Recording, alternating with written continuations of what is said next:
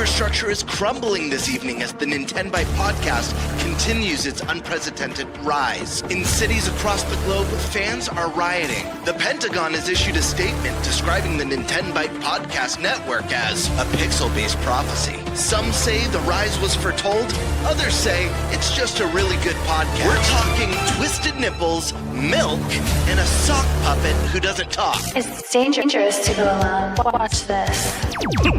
Welcome to the NintenByte Podcast, bitch. That's right, ladies and gentlemen, you're watching the greatest Nintendo podcast ever! Yeah! Is that a Joy-Con in your pants, or are you just happy to see us?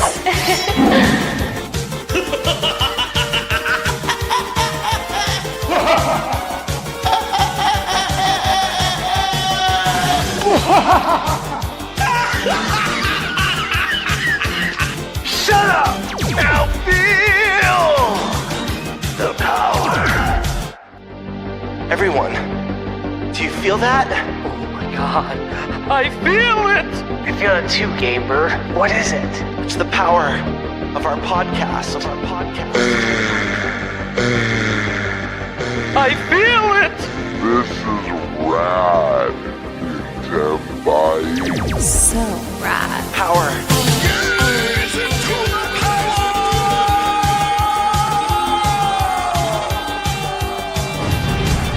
Now bask in their glory. I'm Nintendo Brian. Oh baby.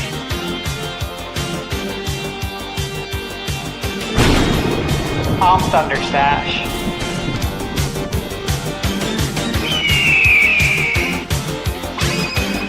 I'm Gamebird Classic.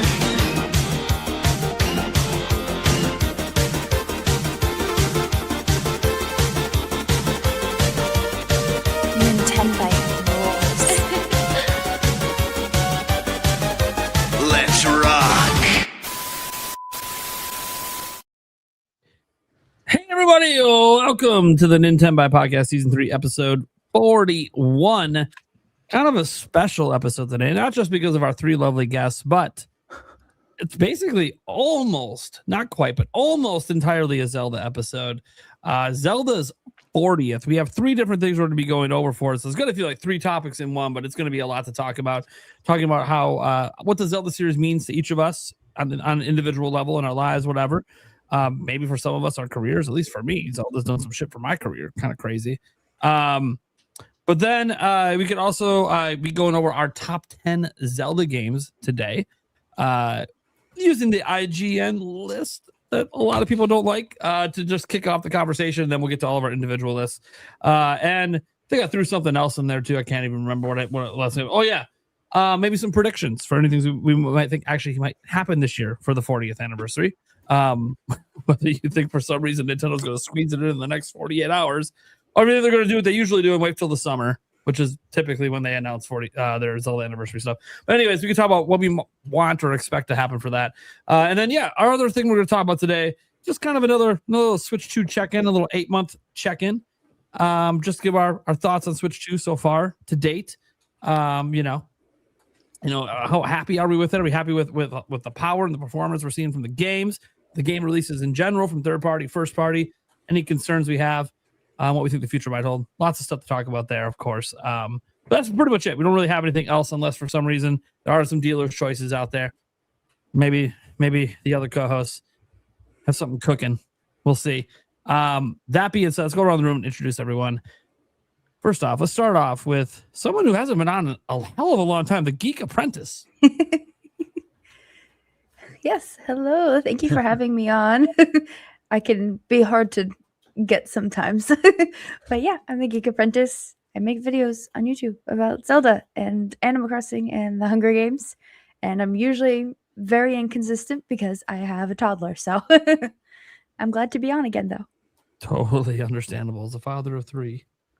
Yeah. I don't know. I kind of want to go back to the toddler days. I don't mean to scare you about the teenage years. I'm just the toddler days. Oh, no, I'm soaking in every second right now because he's only a year and a half. So enjoy. He's not even in the terrible twos or terrible threes yet. That is such a fun age. Enjoy that. Very fun. I love the earrings. Thank you. I know. My fiance saw them in the video someone else had. So she's like, they have Triforce earrings. Why don't I have those? I'm like, all right, well, remember that one down for her birthday. Okay, this is the thing. When you're the significant other, you gotta pay attention and mark things down when they say stuff like that.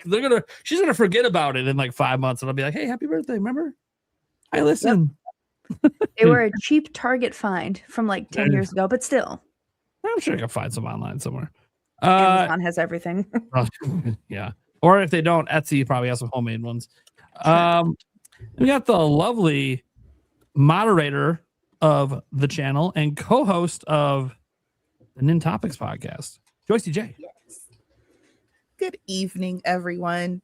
I don't do anything. I just annoy Nate and talk about Zelda. That's what I do. Yeah. Well, pretty much. Yeah. Yeah, pretty much. And I think you've annoyed every person who's ever been banned on my channel. Hopefully. I'm That's hoping a good so. thing, yeah. I mean, there might be some intent behind that. I'm just hopefully they all have negative thoughts about you. Of course, to be fair, I've banned a number of people that I know have negative thoughts about me. So then we got Tiger Time. What is up, guys? Great to be back, as always. Yeah, here I am. Dude, I felt so guilty. You were coming on today, and I was like adding the channel links down below, and I'm like, why am I not subscribed to his channel? You're good. I noticed that. I felt so bad. I was like, what the heck am I doing? I have you on the show multiple times. I clearly like your personality. I never subscribed. Yeah, I saw that notification. Yeah, that was. Yeah, thanks for subbing. I didn't know you weren't before this, so you kind of outed yourself there. But hey, yeah, it is what it is. Appreciate it. Look, I'm a busy guy. You know, things happen. Yeah. That said, let's get up to the Spice Lord, Eric Moore. Hello. I also annoy Nate. So, yeah, got grouchy at him today over a bathroom. You did. Yeah, whatever. This is what it is. Spice Lord. Yeah, he's here. I am mostly clean shaved. Mostly. I just love the baby face look I always have. Yeah, right. Because when you come in with your splotchy beard, I was kind of like, dude, you look like caveman style. Like, yeah, I just don't care. Yeah, I mean that's. I guess that's true. Was it the beard or the loincloth? Yeah. I suppose. Good question. Suppose. Then we got Gamer Classic. How we doing, people? It's good to be back. I feel like I haven't seen you all in forever now, but I'm happy to be here. A very weird last couple of months with all of us missing episodes, which is just very unusual. But life happens. Then we have the Stash Man. Hey guys, how's it going? Happy to be here. I'm a little under the weather today. Michaela's sick. I'm not feeling great. So that's what I'm dealing with right now. We got a sickness in our household. Did you suck down some medicine? Michaela did. I'm not going to, otherwise my head would hit the desk. Oh, well, I mean, if you take the nighttime medicine, especially, that'll knock you the hell out. Yeah. I appreciate the 85 jacket, even though we're celebrating 86. Yeah. I don't have an 86 jacket. I know you don't have an 86 I'm born in 85, you know? It would be me that would have that. Yeah, staying busy, guys. A lot of game reviews. I have a lot of editing right now that are already done. Stuff just nonstop. Okay. Good stuff. Awesome. And then there's me, guys. Nintendo Prime. I post daily news, and you know, I'm the king clickbaiter. Is the intro. We'll probably forever and always say, even when a new intro comes someday and Gamer edits together, I'm sure clickbaiter is going to stick around forever. Because it's the number one thing said about me on the internet. That's not true. There's actually some other things said about me. There's some nastier words said about me. But you know what? None of that matters because we're talking Zelda today. And let's see, we basically have two main topics at the moment. Let's talk about what's a dealer's choice. So let's just toss it around and maybe we give Stash a little break from running topics. He's a little under the weather. Talk a little bit less. Birdman, what would you like to take? Let's see. Let's do 8 months in. How are we feeling about the Switch today? All right, cool. then I'll take the Zelda one, and we'll just leave it alone unless Stash and Eric decide they want to do a dealer's choice later. Or actually, can I take that back? Can I do a dealer's choice? Oh shit! Yeah, you can do dealer's choice. Well, fuck. Is that okay with everyone? Yeah, let's do a dealer's choice. You're not allowed to do dealer's choice ever. I got a fun one. All right. So you're doing a dealer's choice. You don't have to tell that. That's a mystery. You don't have to reveal right now. Eric will take whatever. I'll take Zelda. In fact, let's probably start with the Zelda one because I know some of our guests aren't going to necessarily be here the whole time, which is fine. So let's get the Zelda one going first. Which I don't know if we have banners for it yet. Probably not. I'll make a banner here once I get the topic introduced. So for Zelda's 40th is this week. Let's just get that out of the way. As of the 21st, which is this Saturday, the Legend of Zelda franchise will have turned 40 years old. Fun little fact, I also turned 40 this year. It's almost like this was meant to be from the day I was born. That being said, Zelda has played a huge role in many people's lives growing up, and obviously even today with the youngins, especially with the franchise expanding so much with Breath of the Wild, bringing in so many new players that have never experienced Zelda before, including my fiance. So I thought it would be really fun this week to go over some different things. And the first thing that we want to talk about is just what does the franchise actually mean to us? Because we have our top 10 list. Yeah, we can talk about our predictions, but really it's about what it means to us first, because it's been 40 years of this. And for some of us, we've been here practically the whole time. Maybe some of us have only been here for the last 10 years, 15 years, 20, whatever. But Zelda means different things to different people. And some people don't even like Zelda. And maybe somehow we have people on this show that don't like Zelda. I have no idea. That'd be a little weird today, but it can happen. For all I know, Game Bird's going to say, fuck Zelda. It's the worst franchise ever. You know me. Yeah, I know you. Exactly. He hates Zelda. See that Majora's Mask back there? That's just, he hates that game so much. It's there for dart target practice. Just like Gino for you. Yeah. So I don't have, so do you see a Gino behind me? See, I'm not that obsessed with my hate. See, I do a bunch of Mario soap and stuff from the movie back there. Just, people don't think I keep it clean around here. Well, proof I do buy soap. All right.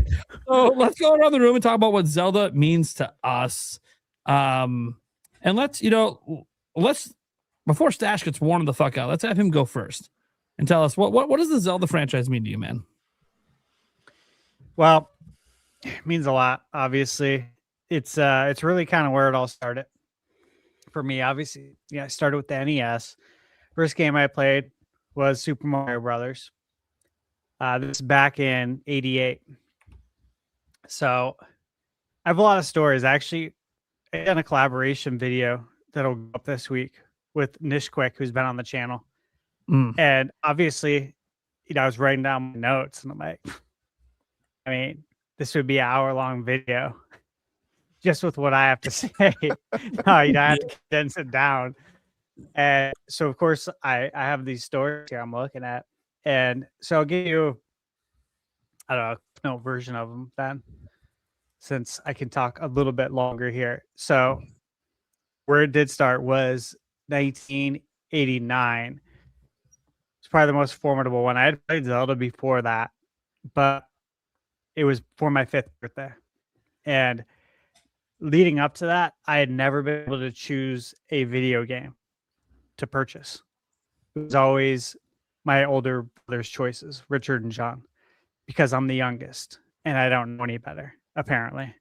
And so I don't get to choose a game. So when we go out, first off, being able to go out to buy a game was a big deal.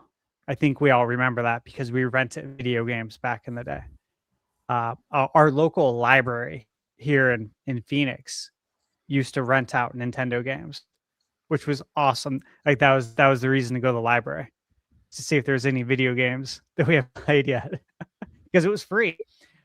But it was finally my turn. So I said, okay, I'm very excited. My mom's like, all right, we're going to go to Target, go pick out the game. Do you have any idea what you want? I'm like, of course I do. I already know what I want, but I'm not going to say. And my oldest brother, Richard, had asked if he could go with us. And it was like, well, for what? It's my birthday. And I already knew why he wanted to go with us. And he's still the same way today. But it was to try and influence the decision and to try and basically take the decision away from me and talk my mom into not letting me get a certain game. And that's what happened. So we get to Target. Obviously, I said, yeah, Mom, of course. I want The Legend of Zelda. You know this. And my brother told my mom, do not let him buy this. He will not like it. You have to do a ton of reading in the game. Okay. We can't even get far. I can't. John can't. My middle brother. He's going to hate it. He's going to be so mad that he bought this game. And then once it's opened, he won't be able to return it. And he's literally saying this to my mom in the aisle, the video game aisle. And I can hear all this. And I'm just like, I'm fuming, dude. I'm so pissed. So my mom literally said, yeah, she literally said that, yeah, Steve, I think it's best that we listen to Richard. And dude, it was my one chance to buy a game. And at this age, you don't have any money. You don't have any buying power. Yeah. Your birthday is your buying power. And so I was told to choose another game, and I was so mad. But I was also like, you got to keep it respectful too, because it was a big deal again to just buy a game. And so I chose Adventure Island, which I'm sure you guys are all familiar with. And it's a fine game. It's obviously not The Legend of Zelda. So we get home, I'm playing it. I've been playing it for like an hour or two. And my mom comes in, she asked, so, how do you like the game? Is it everything you wanted? I'm like, well, no. It's not even the game I wanted. You know that. You already knew this, Mom. So she says, do you really not like it? Like, you really want it? I'm like, no, I don't. I did not want this. I wanted Zelda. I really did. And so she said, okay, grab the game, grab the box. We're going back to Target. I was like, really? But how are they going to let us return it? It's already open. She said, we'll figure it out. So we went back.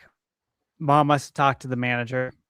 Obviously, there's a really strict, the policy's still strict today. You guys all know that. Once you open a game, that's it.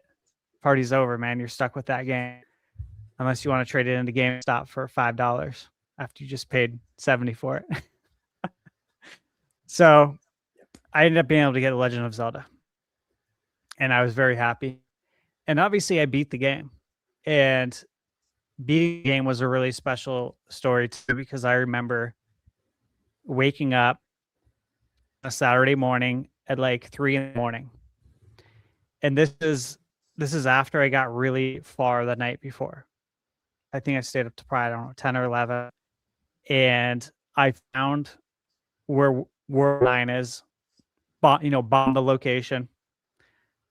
And I went in for a second. I heard the music, because obviously the music changes in the final ninth dungeon. I'm like, oh shit. Like, I can't start this right now. Like, I need to be fresh. I need some sleep.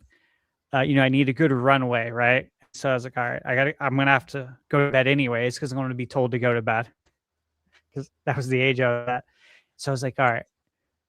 Again, you guys will remember this, kids. You didn't have TVs everywhere. There was a TV in the living room.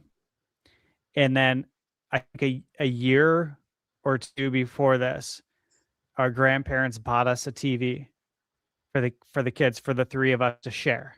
So we all shared this one TV, and it was in my brother's room. So I also had to factor in that, again, I'm the youngest. So if I want to use the TV, I have to hope that they have other plans. Otherwise, I'm not going to be able to use it, right? And so I was like, okay, well, what if I just wake up before them? They'll probably sleep till 6 or 7. That might give me enough time to beat the game. I don't know. So that's what I did. I got up at 3. And if you guys remember this too, I turned the TV on with the remote and pressed mute immediately, because you never know what the volume is. You know what I mean? When you turn it on, and my brother's sleeping in that room. So like I'm sneaking in, and I'm like, I hope that the glow from the CRT TV doesn't wake him up. So I mute it real quick, turn the volume down, and then unmute it so I can still hear it, but the volume's on like level 2. And he wakes up around like 7. And my brother John was like, "Oh shit, like where are you? Are you at the end of the game?" I'm like, "Yeah, dude." I'm like, "I'm at the end." And he was really happy for me. I'm like, "Are you up now?" And he's like, "Yeah." He's like, I'm gonna watch you beat this. Like this is a big moment." And so I was able to, of course, turn it up. We put it on the speakers because we had it hooked up to the receiver. And yeah, that's when I beat The Legend of Zelda. And obviously that was a really special moment. That's growing up, we didn't have guides. Nobody my age knew how to beat the game. Because I think I beat it when I was 5, so in 1990. Nobody my age was playing The Legend of Zelda. That was way too hard for them. And if they were, they didn't get far. My brothers, of course, didn't get far. Nobody knew. There was no internet. You just had to figure it out. Yes. So we just had to figure it out back then. And that's what I've done ever since with all the games. I still don't use guides. I think it takes a lot of the joy out of the video games. That was my first Zelda story, okay? That's the basis. I'm going to give you some very fast hits real quick, and then I'm going to pass it off. The next one that was really cool was middle school. Stayed home sick for an entire week of school to play Ocarina of Time. I faked sick. My mom knows this now, of course. She's watched the podcast. And she's watched it when I told this story. And I remember seeing her, and she's like, "I can't believe you." And like, shoves me, like, "What?" I was like, "What are you doing?" I had no idea what she was even thinking about. She's like, "Your story about Zelda?" She's like, "You really weren't sick?" I'm like, "Oh, Mom." I'm like, "Yeah." That's awesome. The first couple of days, I honestly, I didn't feel great. I mean, I could have went to school. But yeah, for the rest of the week, yeah, no, I wasn't sick. I don't want to play the game. I can't believe you. I can't believe you lied like that. I'm like, "Mom, it was for Zelda. This is first 3D Zelda. You know how long I waited for this?" I said, "You remember when it came out on Super Nintendo? That was an excruciatingly long wait." And it was funny. My mom would take the N64 controller before she'd leave for work, and she'd hide it in her room. I don't know if your parents ever did this. Like, if you're going to be homesick, they'd hide something like your controller. And so she'd hide it. And of course, I looked for it, found it, took that mental snapshot image of exactly how the controller looked, exactly how the wire was wound up. So I could put it back, about 30 minutes before Mom would usually get home, exactly how it was. And I do it 30 minutes before. That way the N64 is also not hot. Because Mom would check the temperature of not just of me, but of the N64 too. That's how she rolled. So that was really fun because, again, we didn't have cell phones. It was a different time. I had a pager. I had a clear blue Motorola pager back then.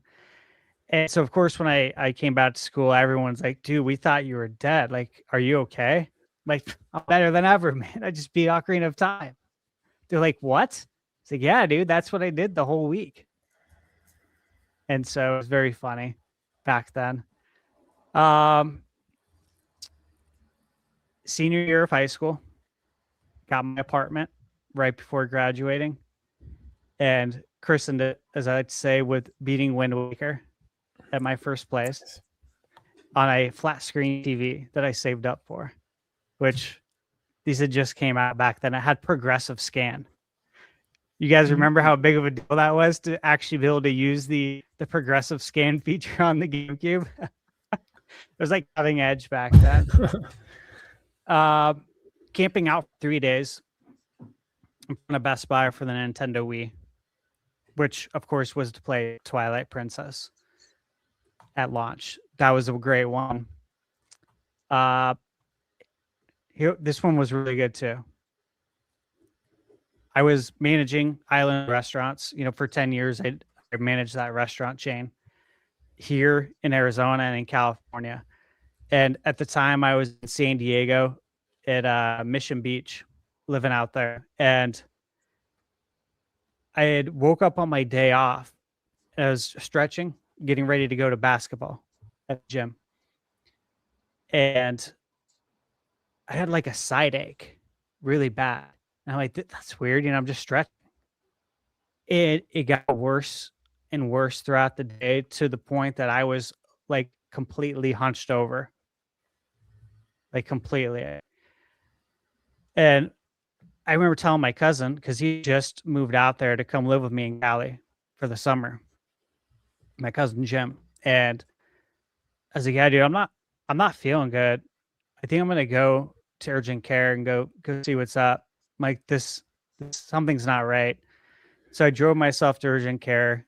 And mind you, I'd only lived in San Diego for a handful of months. And doctor got me on the table. He's using his little hammer. And he's like hammering my stomach, right? And he was like, your appendix is about to burst. Like immediately, I'm going to call the emergency room. I'm going to tell him you're on your way right now. You need to go directly there. Like, who drove you here? It's like, I drove. What do you mean you drove? I'm like, I don't know, dude. I didn't think you were going to tell me I need to go to the emergency room immediately. He's like, oh my God. He's like, do you want an ambulance? I'm like, no, I don't want to pay for that. I'll drive myself. I drove myself here. He's like, I understand. He's like, that's fine. I get it. He's like, just go straight there. And so, of course, working in the restaurant business, there's a lot of heavy lifting involved. And so I had to get an emergency appendectomy. And the moral of this story is that, well, of course, I couldn't go back to work for like 2 weeks. So what do you think that freed up time to do? Play Skyward Sword. Yes. Finally got to play it. And of course, there is motion controls, and I just got, stitched up literally at an appendectomy. So it wasn't always comfortable, but it was a really special moment because once you start like working in the workforce and you're managing, that you're never going to get time off. There's never going to be a perfect window ever to play a game and have, once again, a nice runway to actually just relax and play this straight through. Unless, of course, you have to have an emergency appendectomy and then you can't go to work. And I had my runway. And so I know exactly what I'm going to do. It's time to play Skyward Sword and beat it, play it from beginning to end. And so that was a really special moment. And then my last one, which I think is very funny because, just at the age I'm at, I don't know if anyone else has done this, but I was at Loan Depot. And again, I was with Loan Depot Mortgage for 10 years. And I was interviewing for the director of operations position. And they were asking how I got so good at troubleshooting all of our systems. They're like, you fix stuff that IT has no clue how to do. Like, how do you do it, but also do all the other jobs that you do? And like actually your main job, because that's not my main job to fix things, obviously. And I said, you know what? I was like, I don't know if you guys will understand this. You might think I'm being funny, but I'm not. I said, I think it goes back to childhood, like to being a kid with The Legend of Zelda. I said, honestly, the way I'm able to solve problems and troubleshoot is because, honestly, playing The Legend of Zelda, learning all the trial and error and doing it my whole life. So you got to understand, I started playing this when I was 4. That was when we had first rented it. And it's never stopped.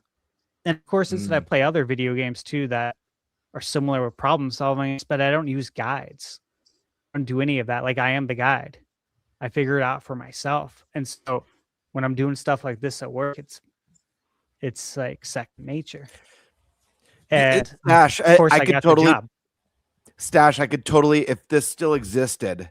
Obviously, it doesn't today. But if you remember the Nintendo hotline where people would call in when they're stuck on a game, I could totally picture you doing that job.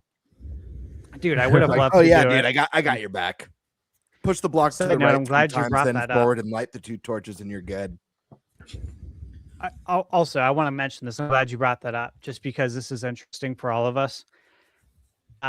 My cousin Jim messaged me like a month ago, and he said, "Hey, you know, a lot of the family like watches the podcast, right?" I'm like, "No, I had no idea." Like, honestly, I had no idea. And he said, "We have a family member that worked at Nintendo." I'm like, "What? What are you talking about?" Yeah. And Was it an uncle? he said his cousin, his cousin Jamie, I think his cousin Jamie or Natalie, her husband worked at Nintendo Power, at the Nintendo Power hotline. He worked it's on the doing tip that line. job. That's I'm like, cool. no way. That's Yeah. Might And, have talked to him. he's- I need some help in the games back in the day. Well, he was saying, he's like, you should have him on the podcast as a guest, and you guys could talk to him. Like, that's a really good idea. That'd be And he so said he'd be cool. down to do it. So yeah, just heads up. That would be really fun. I think that would be an interesting guest to have on. He doesn't do podcast or anything, but he would obviously do that. But at any rate, those are my stories. Did end up getting the job, and my director at the time, Caroline, really cool, big gamer as well. She was maybe a year or two older than me. I'm 40 now, so she's probably like 42. And she grew up on Nintendo. In fact, she was there to like camp out for the Nintendo Switch and the NES Mini and the Super Nintendo Mini.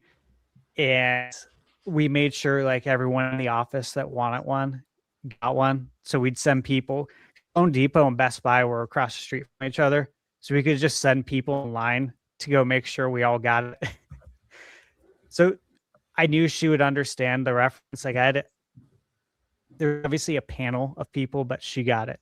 She obviously, I think that helped me get the job because she understood what Zelda is. So those are some of the stories. Thank you guys for listening. Yeah. Okay. There we go. All right. Let's go to one of our guests. How about Geek Apprentice? What does Zelda mean to you?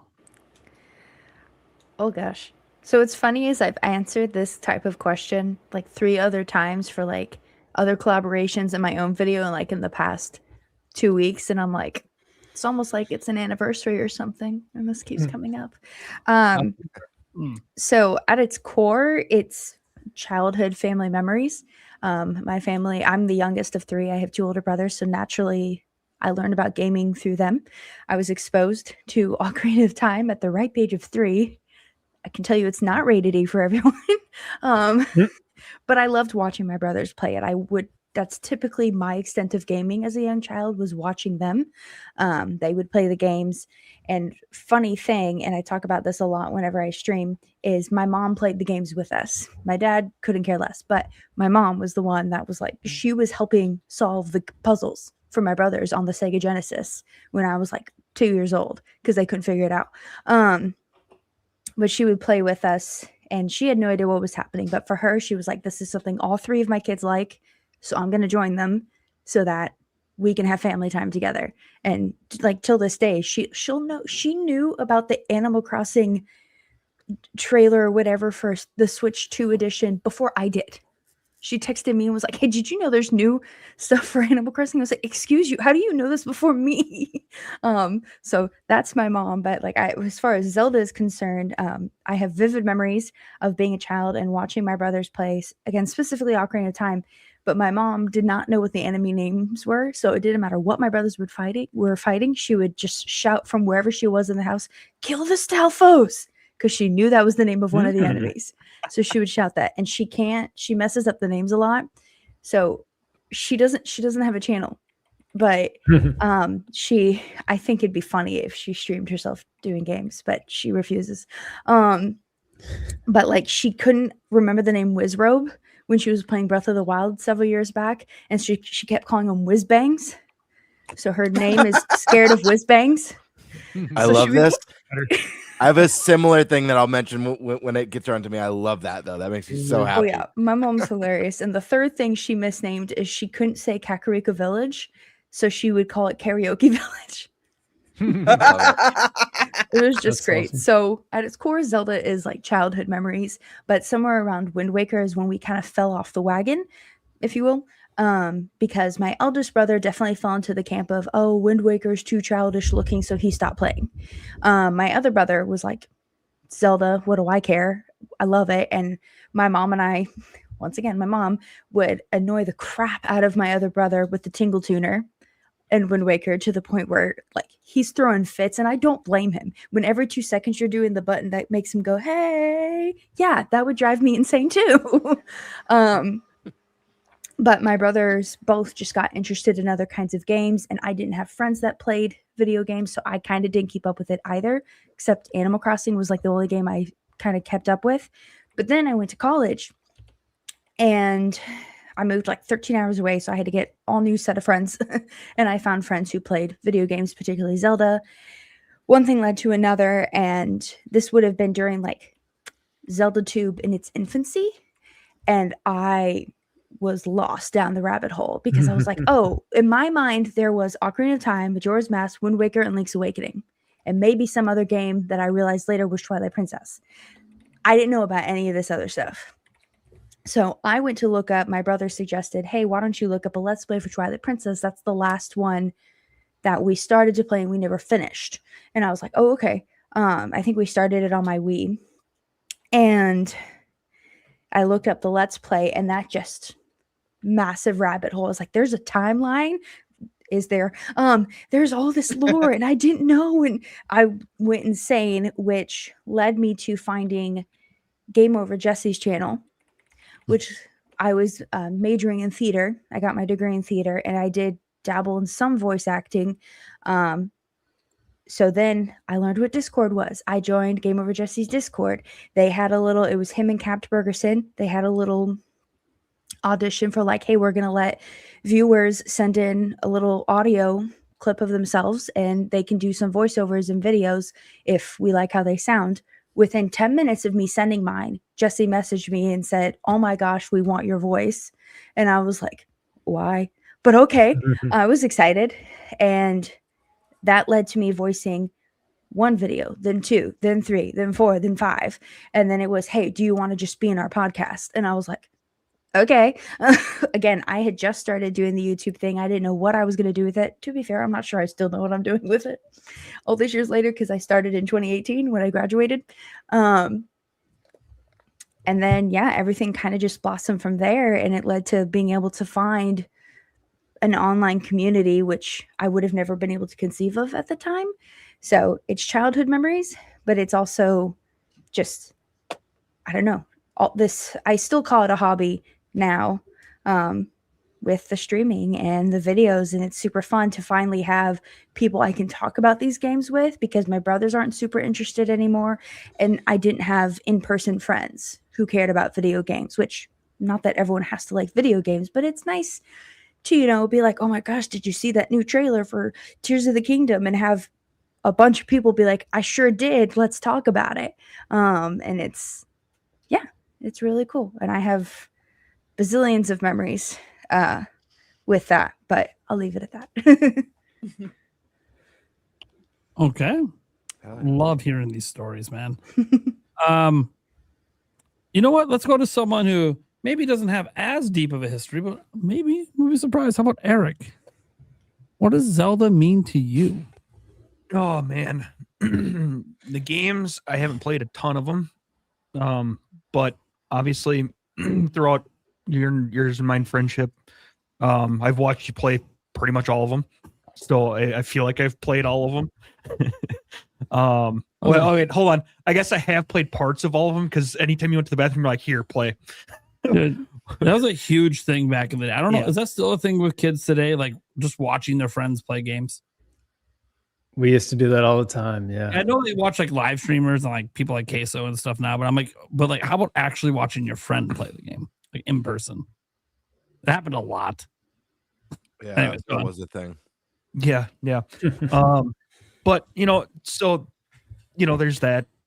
The games, like I said, I haven't played a ton of them, but Zelda in itself, the franchise has opened up a bunch of different things.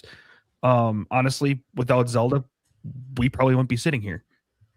The podcast, things like that. I know I never would have went to E3, at least the first time, without Zelda. So it has opened a ton of doors and things that I never thought I'd be able to do.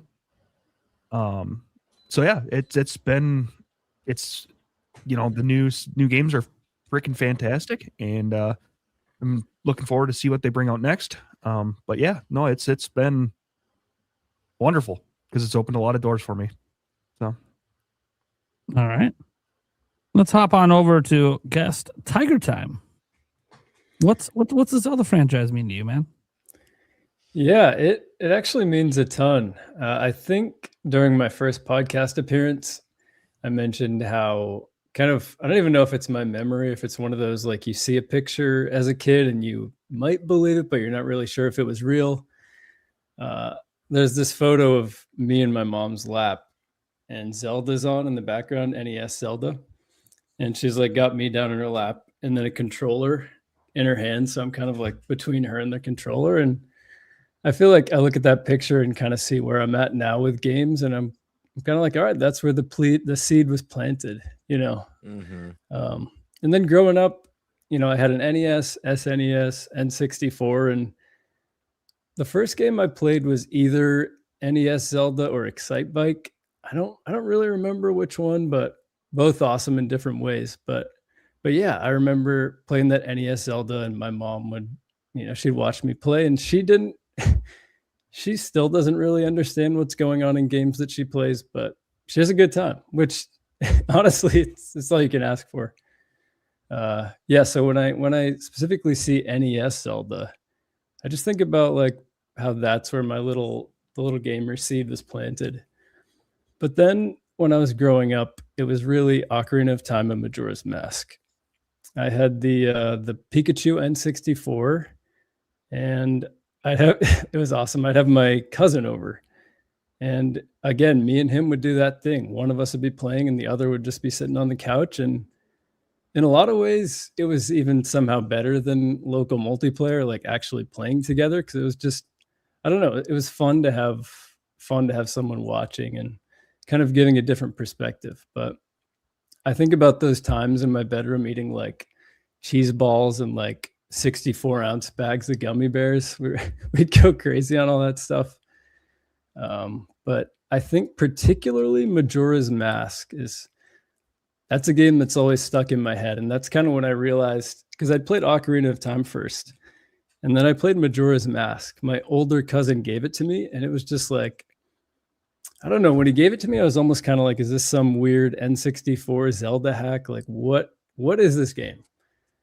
And it kind of made me realize that I like weird games when I didn't before. I was like, this is crazy. There's a smiling moon. I like the danger in this game, but at the same time, when I was a kid, it was kind of freaky. So I think that it showed me, though, I love weird art styles, and it kind of set the foundation for, I have this interesting comparison with Ocarina of Time and Majora's Mask. And I actually kind of like the weirder, crazier, shorter experience than kind of the bright. And Ocarina of Time has those scary moments, of course, but I feel like every Zelda game has kind of taught me a little bit more about my tastes. So then I kind of think back to Link to the Past too. That was a game that I fell in love with, trying to like speed run it, I guess, before I even knew what speed running was, because it was so freaking replayable. And particularly that game, they had the little player's handbook. I don't remember what it was called, but it was, they used to come with every game, basically. Those little booklets. The little manuals, yeah. Yeah, the manuals. Yeah, exactly. The art in that was so good. I don't know if you guys remember, but Yes. it was killer. Totally. The enemy designs. That. I miss that stuff so much. Yeah. Manuals, man. I know that they were the best. Yeah, I'd read through those things like on the bus and stuff. That way I could kind of be playing the game in my mind when I couldn't, so particularly that one. I remember the enemies were so cool looking, and you could kind of read the little lore about them. And it just kind of like brought the game to life in a really cool way. And that's what sticks in my head about Link to the Past. And fun fact about me, I kind of grew up on an island, kind of off the coast. And so obviously growing up there, you can probably see the natural connection. Wind Waker was like the coolest game I'd ever played. It was like, I could connect to it in such a crazy way, especially with the young Link. Because I was I think I was like 8 when I played it. So it was like Toon Link and I were hitting it off. Because I was like, okay, this guy's also a small dude trying to find his way off this island. And it was like the coolest thing. And I thought it was like the most beautiful game I'd ever seen. And it also had kind of a weird mystery of the sea aspect. Like I always felt like I could find something cool out there. And again, just kind of that relating it to my hometown with the Wind Waker was always a really special touch that the Wind Waker will always have for me, for sure. But then interestingly, after that, of course, Twilight Princess. And again, I probably played that, it came out 4 years later. I probably played it when I was like 10 or 11 or 12. And so it was just like a cool progression, because Link's obviously older in that, and he's kind of a young man. So it was like Link and I were aging together. It was this fun little journey. But again, it was cool because Twilight Princess to me was like, oh, Zelda's going weird again. Like Majora's Mask kind of showed me that I liked. And I don't know. I remember specifically again with that game, my cousin and I, we kind of started hanging out again, and that game kind of brought us together again. So Minish Cap, all the Game Boy DS games, they all bring me back to like, I don't know, mostly bus trips. Like I'd try to sneak in as many minutes as I could on the bus trips. We'd go to the YMCA. That was an awesome trip because I got a little extra time. I remember trying to play Link's Awakening, and like if there was any daylight at all, not being able to see and play the game, the struggles there with the Game Boy. There's just like some core memory that's unlocked when I play every game. Minish Cap, I remember my aunt took that away from us as kind of, again, a punishment, kind of like hiding the controller, except she went just full game. Like, nope, no chance of playing this. I'm going to hide it. So she put it on top of the fridge for some reason. And I never saw it again. It just it disappeared into one of those house black holes that I feel like we've all experienced, that sometimes somehow things just disappear. And even when you move out of a space, it's still not there. So it's like, where are these going? So I never beat that as a kid. So luckily I got to revisit that. And kind of the final kind of chronological memory here is I was in college in the 2015 to 2017 era. And I'd kind of just been caught up in life and gotten really busy, kind of like you were saying, the Geek Apprentice. Like it just, I don't know. I still played games, but I wasn't really connected with it. And so, Breath of the Wild, like I feel like it was for so many people, was so interesting. Just like seeing it and trying to think open world Zelda and like, how's this going to work? And then obviously playing it. And, you never forget that moment when you first walk out onto the Great Plateau. And I don't know, it just really, I feel like particularly the Great Plateau is like, oh, this weirdly somehow, actually made a video about this. It kind of feels like home, even though I've never been here before. And that's a really special feeling that not every game can create, but particularly I was like, this is why games are awesome. Like, this is the best form of storytelling out there, in my opinion, because you can't necessarily immerse yourself and feel that way unless you're in a game. And again, it was like, oh yeah, what am I doing? What is this 2-year hiatus? I got to get on this backlog and start playing these games. And I remember Tears of the Kingdom. I almost lost my relationship because I was like, I got to play this 15 hours a day. Like, I couldn't stop. I'd take it off the dock. And she'd think we were going to watch TV together. And I just like still have it handheld, and we survived, luckily. But yeah, these games, the Zelda games are special. They just, Bless you. Oh, was that a sneeze? Yeah, bless you. Yeah. Thank you. But yeah, they just, I don't know. Anytime I play a Zelda game, it unlocks a memory for me. It creates a feeling even beyond just a memory. Like, I feel like not every memory can do that. Like, not every memory, when you have it, you feel how you felt in that moment. With the Zelda games, it's like, I remember myself and my cousin playing, but I also like feel just that nostalgia. Like, it's there whenever I play. So they're good. They're good. All right. Thanks. I love, by the way, I love hearing all these stories. Makes me so happy. Yeah, it's really cool to see. Yeah. Makes you very, It's a very little happy, emotional. I'm not gonna lie. Oh, yeah. I said I'm getting a a little emotional. I'm not gonna lie to you. I'm I getting don't a know if little anyone saw. I emotional. went like this earlier. I had a little tear come to my eye at some of these stories. Zelda's one of the few video games I get actually emotional about. That said, it's not my turn. Let's hear Game Bird Classic. What's it mean to you, buddy? Boy, man, where do I even start with this? And like Thunderstash, Nishquick reached out to me to collab on his new video that's going to be coming soon about, sharing fondest memories. And it was so hard for me just thinking of like every game from the series, all the memories throughout my entire life, since a little boy. What memory meant the most to me. And so definitely check out his video when that drops to hear what I came up with. But like Thunderstash, I started with, I've got it over here. I've got my little show and tell. I started with this gold cartridge. Yeah, man. And this NES, it was a hand-me-down NES that was gifted to me, I think when I was 4 years old. And this, I didn't even have the Mario and Duck Hunt yet. I had NES in this. And this game changed my life. And it, like was kind of mentioned earlier, without this combination, I don't know if there'd be a Game Bird Classic today, because this is really what shaped me as a gamer. Zelda's been my favorite video game series since. Nothing's come close for me. And I learned so much from that game at a young age. I learned, as corny as it might sound to some people, but I learned perseverance. The game was way too hard for a 4-year-old to play, period. Good point. Yeah.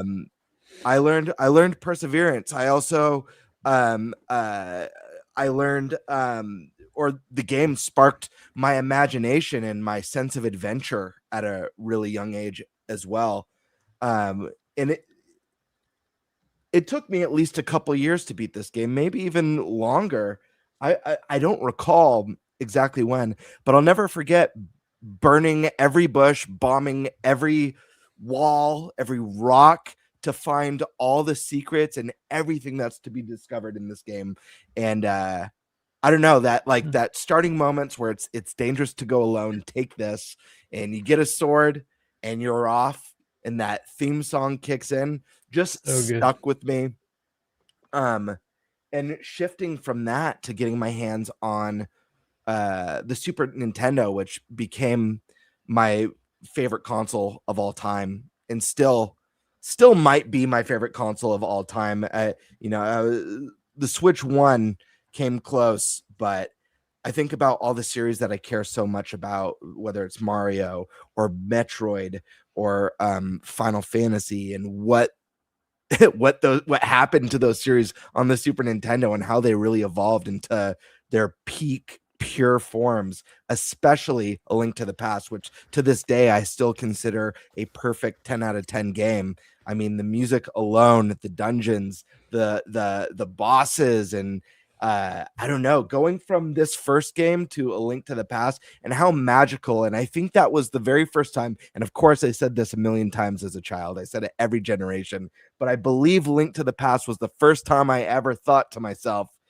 it's never going to get better than this. Like, this is like, this is going to be the best sounding, the best looking, the best gameplay. There's nowhere beyond here. Yeah, I don't know. Ocarina of Time, again, that another one that like made such a massive impact on my childhood, and taking an adventure that I grew up with, starting with The Legend of Zelda at 4 years old, and then entering the realm of 3D and that opening title sequence with the piano and just that, oh my God moment, that goosebumps, like, holy crap, I can't even believe I'm playing this right now moment. And all the deep memories. And, Stash mentioned about how there was no internet. There was no like looking up, what do I do? And the memories with Ocarina of Time, especially, and Majora's Mask as well, but Ocarina of Time, I remember so vividly of being on the schoolyard, and just talking to kids. And, secrets were such a big part of video games, and someone sharing a secret that they found out, and you'd be like, nah, bullshit, dude. Like, there's no way. But then you still go home and you put a bomb next to that one tree or that next wall just in case it was true. And so many memories like that. Majora's Mask, Tiger Time.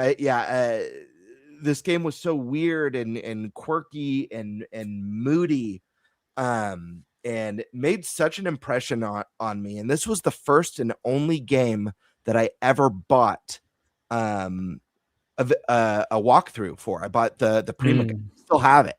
I think I showed it on the show one time. I still have it to this day because I had to have every item, I had to explore every nook and cranny of this fascinating world. In the game, the time system, the 3-day cycle, the kind of Groundhog's Day 3-day cycle where everything you do affects the next day, and certain people are only at certain places at certain times on certain days where you can move along the quest or get a mask, was so unbelievable to me and felt so far ahead of its time. I had never experienced anything like that on a console game before.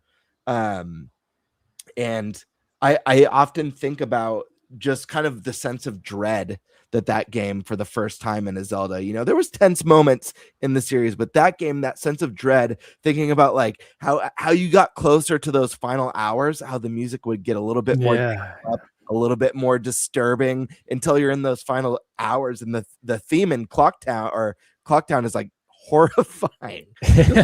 Dread-inducing music. Just such a great memory. To Wind Waker, I mean, this game blew my mind, and I was the odd kid. I'll never forget coming to school.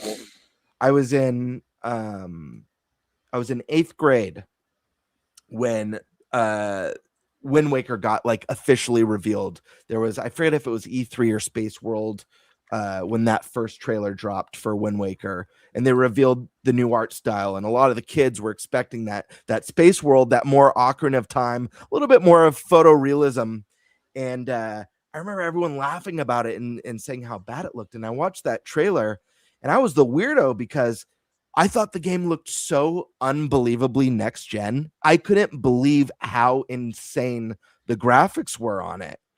The characters weren't all jaggy or polygonal at all, or with like the derpy, like photorealistic faces. It looked like a Saturday morning cartoon with smooth, clean lines. And Link, there's a scene in the trailer I'll never forget where he's like scaling a wall, and you see the pupils moving left and right.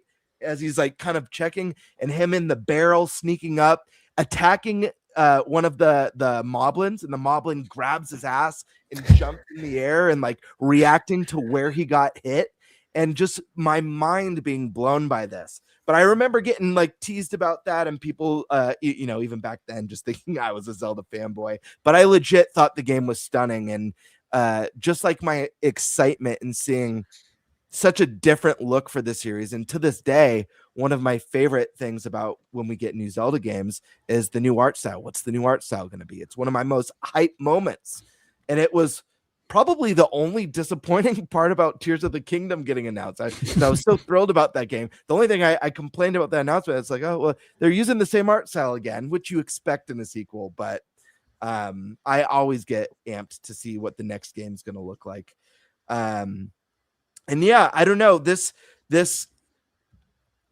Stash even mentioned like, at work, your problem solving skills. And that takes me back. I remember when, one of my good friends invited me to do an escape room because I had never done one before. And like those Zelda skills came in clutch. Like every escape room. You brought your bombs in there. Yeah. Did you have to light two torches? Yep. but light a couple torches, push a couple blocks, But the other thing too is a huge part of this that I haven't really mentioned yet is the music and how important the music is to me. And it's so fascinating that like I could hear almost like any song from the series randomly could pop on YouTube or whatever, or because I do listen to video game music, and like I know the song, I know the game, I know the moment or whatnot, and I don't know, music also has such a profound impact on you. And I can't think of a series that has, maybe Mario and Final Fantasy are up there, but a series that's had as profound of an impact musically on me as The Legend of Zelda. And the vibe, kind of Tiger Time, you mentioned how each game kind of teaches you something new about yourself. There's always a new tonal vibe to each entry.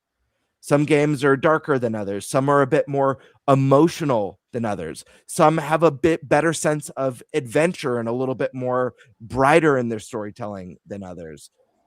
They're each very, very unique, and it have hit me differently each time.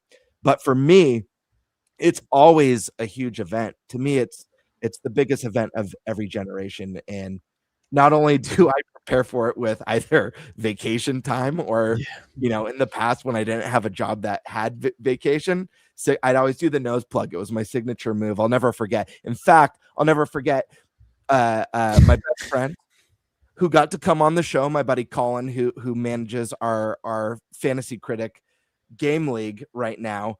When I met him, he had a big party, and I had just met him and stuff through one of my other good friends, and we hit it off over video games. We shared a lot of the same video game history and a love for the same series. And the Wii was coming out the next day, and I was already planning to go show up early in the morning and wait outside. So was he. So he's like, "Hey, dude, you want to stay the night and like can't like show up at the mall outside of EB Games or GameStop, whatever it was, at like 3 a.m?" And I'm like, "Hell yeah, I'm down. I'll just call out of work." So we line up. We're in the mall. It's like 4 a.m, 5 a.m, and I was working at Costco at the time. I called Costco and I plugged my phone. It's me. I'm really and I just met Colin, so he's just like, "What is this guy doing?" I'm like, "I can't come in. I'm so sorry." Awesome. But the point is, it's always I plan for every release, and when I met my wife and stuff, and we got married, she, we were married through and together through Tears of the Kingdom, and I had to let her know in advance, just so you know, like this is like a once in 5 to 7 years event, and this day is like really special to me, and I just want to prepare because I'm probably gonna like tapped out, and it's emotional for me too. It's not emotional in the sense that when a game comes out I cry, but like there's a physical reaction, there's an emotional reaction, and yeah, I don't know.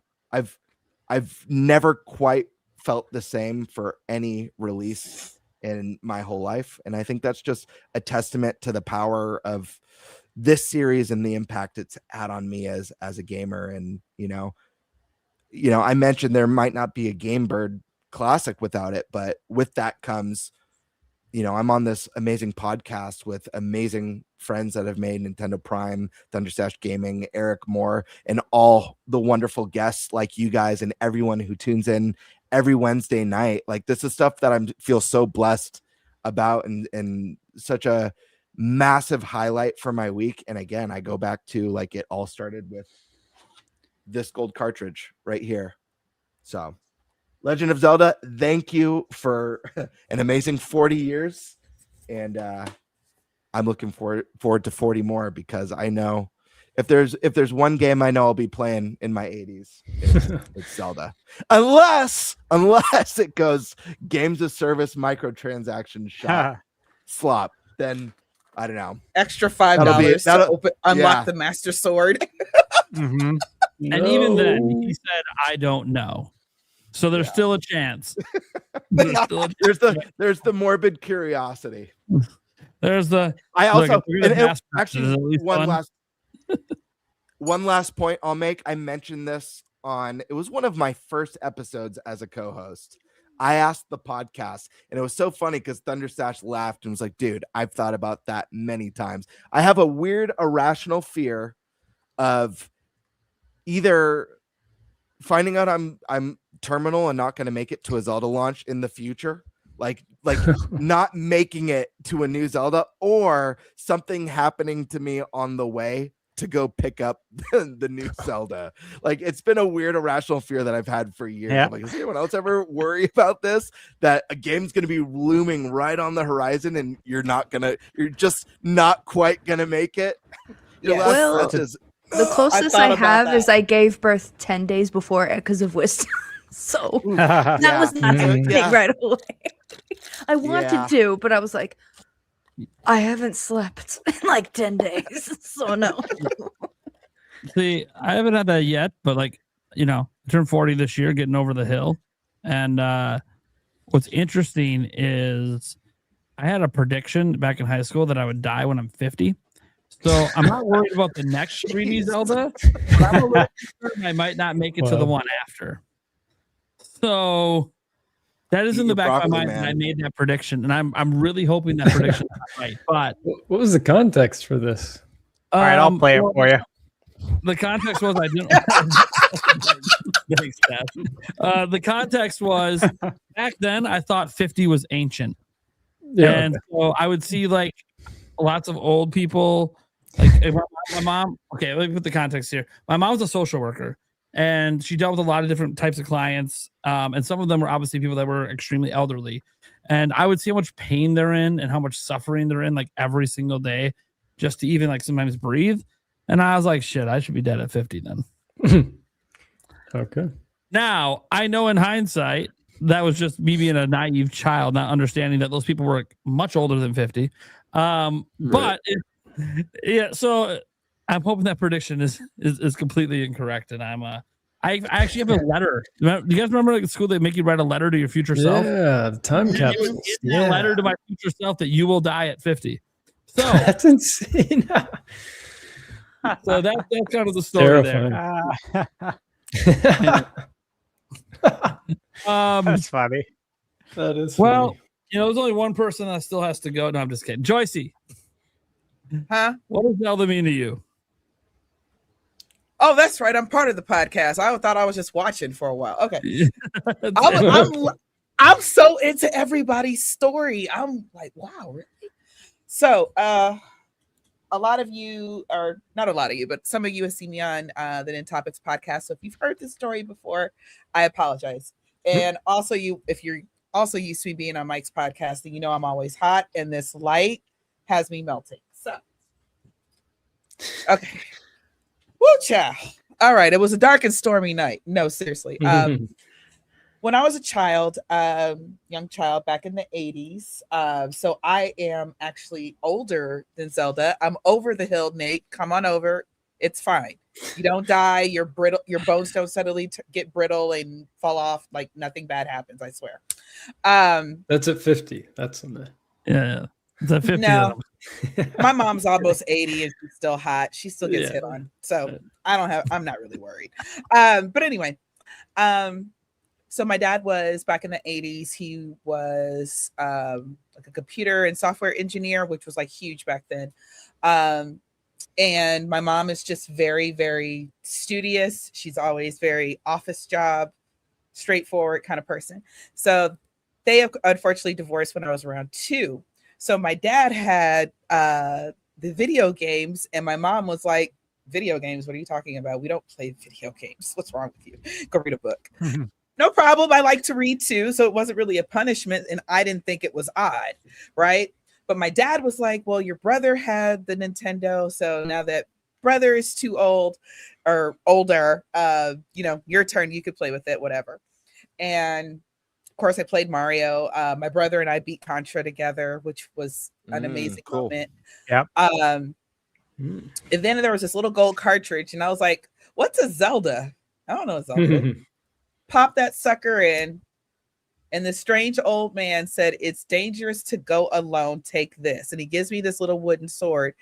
And that was the day. I don't even remember what day it was. I don't remember exactly how old I was, but I didn't know you could bomb walls. I didn't know what this game was about. I'm just roaming around, hitting enemies, going into different caves and finding, oh, wow, you could bomb walls in dungeons. And y'all know the Dark Nut room, the blue ones that take like 5 hits, and it slows down the screen to 1 frame per second. And I loved every second of that joint. You couldn't tell me nothing. And again, like the guys have already said, we did not have guides. If you're lucky, you have friends that are playing the same game. You had to go to school and talk to them or whatever and try to figure it out. And nobody played Zelda, so I was kind of on my own. Imagine my surprise when I got grown and I was like, this is only a 5-hour game. What are you talking about? What? I spent hours in Zelda, in the first Zelda. I spent hours in that game, days, full weekends, like, cause I saw my while I lived mainly with my mom, I saw my dad all the time. He lived right around the corner from us. I saw my dad all the time. And he's like, well, baby girl, do you want to go get in the car and listen to some music and let's go get White Castle? Mind you, I love White Castle. And I'm like, what's wrong with you? Bring me back some White Castle. I'm playing Zelda. Weirdo, So that was my thing. When I was around 10 or 11, A Link to the Past comes out. And because I played so much Zelda and everything like that my worldview was very, very small of video games. So whatever my dad just kind of had there is what I played. So that's how I also got introduced to Castlevania and some other games as well. But Zelda was my jam. So a few years later, again, SNES comes out. Due to people, my dad got remarried and other family things, I kind of end up being like the forgotten one. And it was okay. I understood, new family, we got to make room. I get it. But for that Christmas, they had totally forgotten about me on Christmas, and it was fine.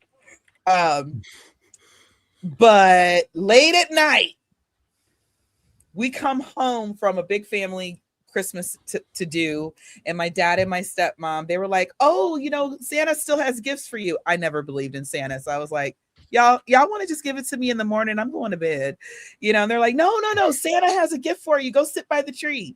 And I'm like, okay. I'm falling asleep at the tree, okay? And I hear them coming down the stairs, and by the way, I could hear all the tissue paper and wrapping and cutting upstairs. I mean, come on.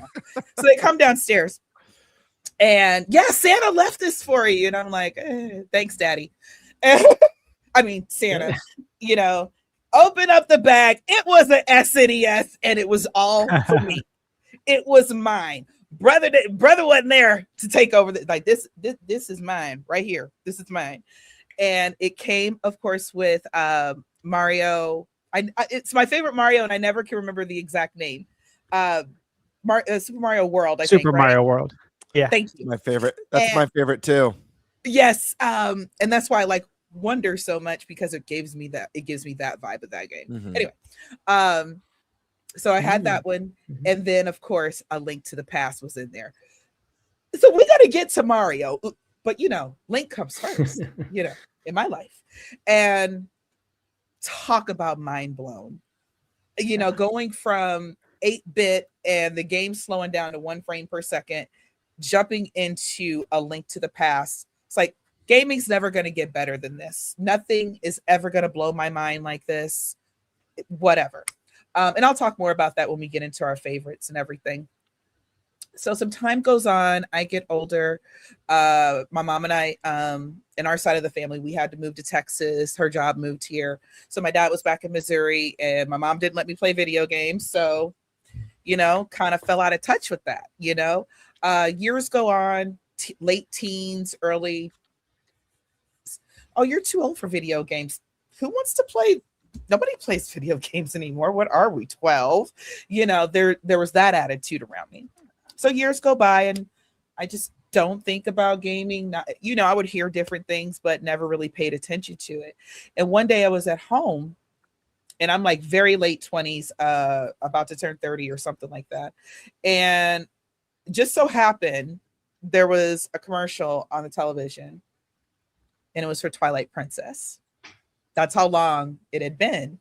And Joycey, you're saying after A Link to the Past, it had been till Twilight Princess? Okay.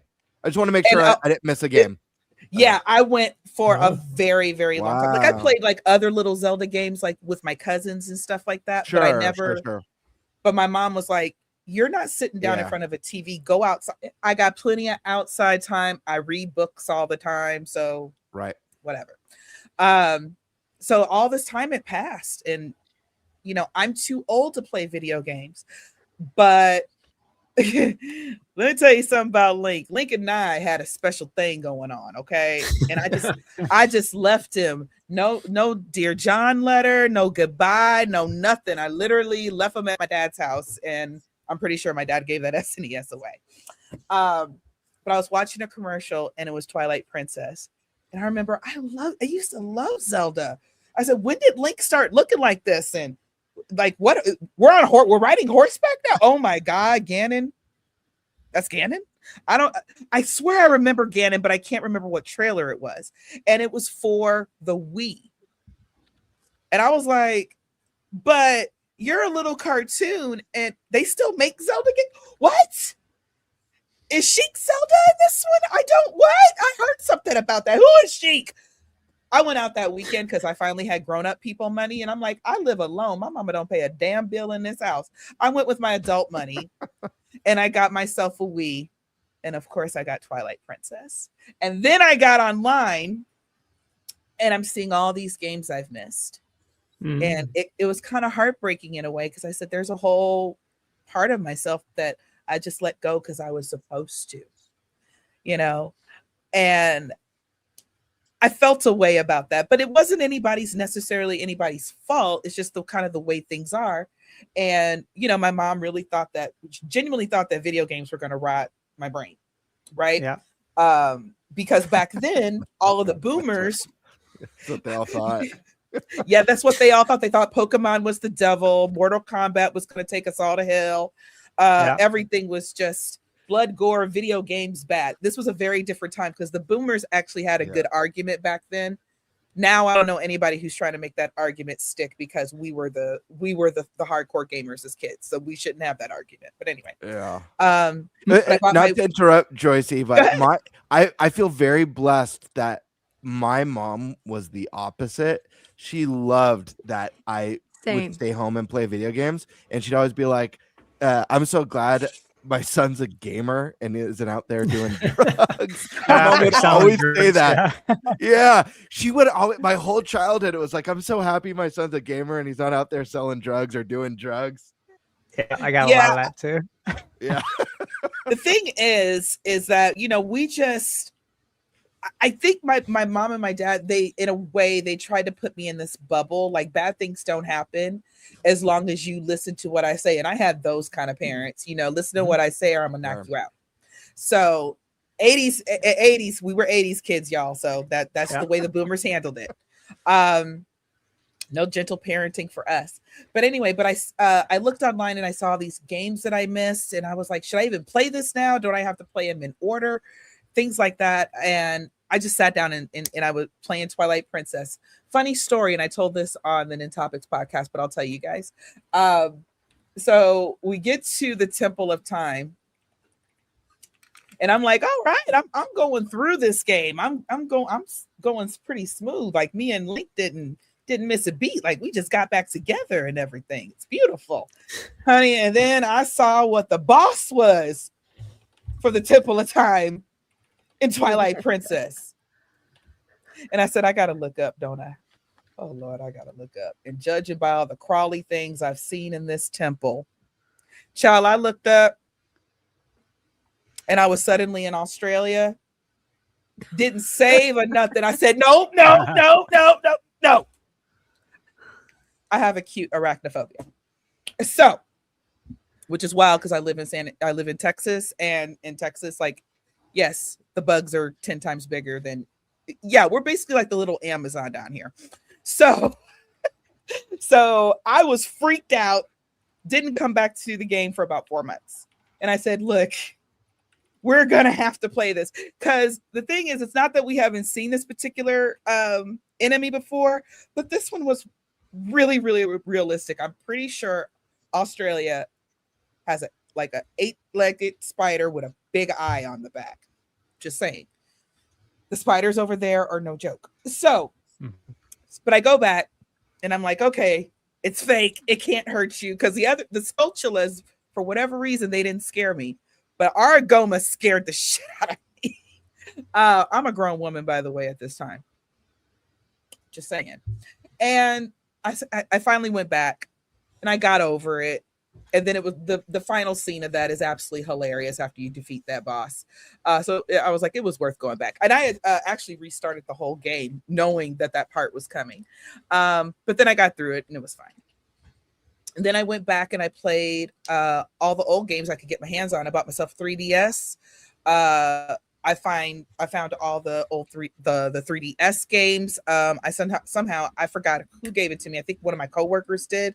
From way back when. They're 2DS, so I could play, I think it was Phantom Hourglass and Spirit Tracks. So basically, all this time, me and Link were separated by forces not out of our own, and I don't usually take men back. But Link's different. I basically just went through a divorce, the equivalent of a divorce last year. So I was like, I don't take you back if you act a fool. But Link acted right. So he's like, come on, girl. We used to go on adventures together. What are you doing? Just sitting there being an adult, paying bills and shit? Yeah, I deserve a video game. And it's because of Zelda, though. To bring it back a little bit more serious, it is because of The Legend of Zelda, though. I got to catch up. And then also being older, it's like, okay, let's spread out a little bit. So I was able to get on the hype train for the OG Switch, right? And when Breath of the Wild was coming down the pipeline, and I think I had finished, I forgot which game it was, but I finished one of the other Zelda games like a few years before the Switch came out. So that's when it was Zelda Wii U. We called it Zelda Wii U. And then we got Breath of the Wild, and then we found out it was coming out on the Switch and everything. And I remember that time period, just, and I had just gotten back into playing games, and I found so many gamers online on YouTube. And I was like, people play games online? Should have started a channel then, but I didn't think. And so I was back in the gaming community. It was fun. And all this energy and excitement for Zelda. It's like, I have found my people. I said, this is my village. I should live here because these are the same people who are the same age as me, who are just as psyched as I am. So this is obviously not just a hobby for kids. So, and like Tiger Time was saying, I I did everything I could possibly do when I first got Breath of the Wild. And, you know, you're in the little cave and and Zelda's telling you to wake up. I did everything I could possibly do in that cave because I said, once I go out there, I said, I know it's going to be a big deal. And I had noticed, I was like, we don't have a title screen anymore. That's interesting. Go out into the Great Plateau, and that's when the cutscene hits. So good. Tears. Okay. Tears. I said, I'm finally getting my moment. It felt like, in a way, I'm getting my moment. Y'all got to party together when Ocarina of Time came out. And I said, I'm witnessing the next gen's Ocarina of Time moment. And I'm still glad that I'm here, a part of this. And all I could think was, started from the bottom. Now we here, started from 8 bits. And now we're here at Breath of the Wild, you know? So we'll talk more as the show keeps going, but that's my gaming story. But like I said, I Twilight Princess is what brought me back. Twilight Princess on the Wii is what brought me back. I love that it was both Zelda that brought you in and Zelda that brought you back. I think that's really cool. Yeah, thank you. Link's my boy Blue. Oh, sorry. I keep forgetting this isn't a regular live stream where I just shout random shit in the chat and Nate just laughs. You know, or he cries. It depends on what I'm saying. It's your first time on the podcast. Everybody shouts random shit on this podcast. So, Jesus, dum diddy. Y'all don't know what that one's from. Anyway. Oh, and speaking of which, I am wearing my Zelda. Hey, Minish Cap. Yep. Nice. Yeah. All right. Yeah. I love the shirt. All right. Thank you. I guess it means it is my turn. Sorry, I was gone for a moment, guys. Those not watching the video version. All right, so we can all take a break then, since Nate's back. I was trying to get ice water, and it was just a bigger struggle than it needed to be. Let me tell you. All right, so what does Zelda mean to me? Look, guys, I could literally talk everyone's ears off for hours on this. I've done it before on live streams and on former podcasts, like the Nintendo Prime podcast. Talked about it many a time. So I'm going to try to condense a lot of it. For starters, I wouldn't be here if it wasn't for Zelda. I don't mean like alive, but I wouldn't. The Nintendo Prime YouTube channel wouldn't exist, because this Nintendo Prime YouTube channel used to be the Zelda Informer YouTube channel, which is a website I was editor-in-chief of for a decade. That website I would have never been editor-in-chief of if I didn't run other fan websites, including my own, such as Zelda Domain, made on geocities.com back in 1998. Inspired to do that after playing Ocarina of Time. So I literally, this whole career, the reason you even know who I am is due to The Legend of Zelda. Now, that's interesting. That's neat. You guys know I love Zelda, and if you don't know, you just haven't been around long enough to see it, because we haven't really had, I didn't go like crazy with Echoes of Wisdom back in 2024. So like the last time I went crazy about Zelda was in 2023.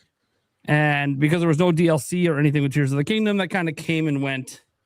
But by the time we got past the summer, haven't really talked a ton of Zelda since then, beyond just like predicting things about future of the franchise. And then there was Age of Imprisonment, which I did call my game of the year last year because of how much I love Zelda. Now, Zelda's importance to me isn't really about what I do here on YouTube or any of that.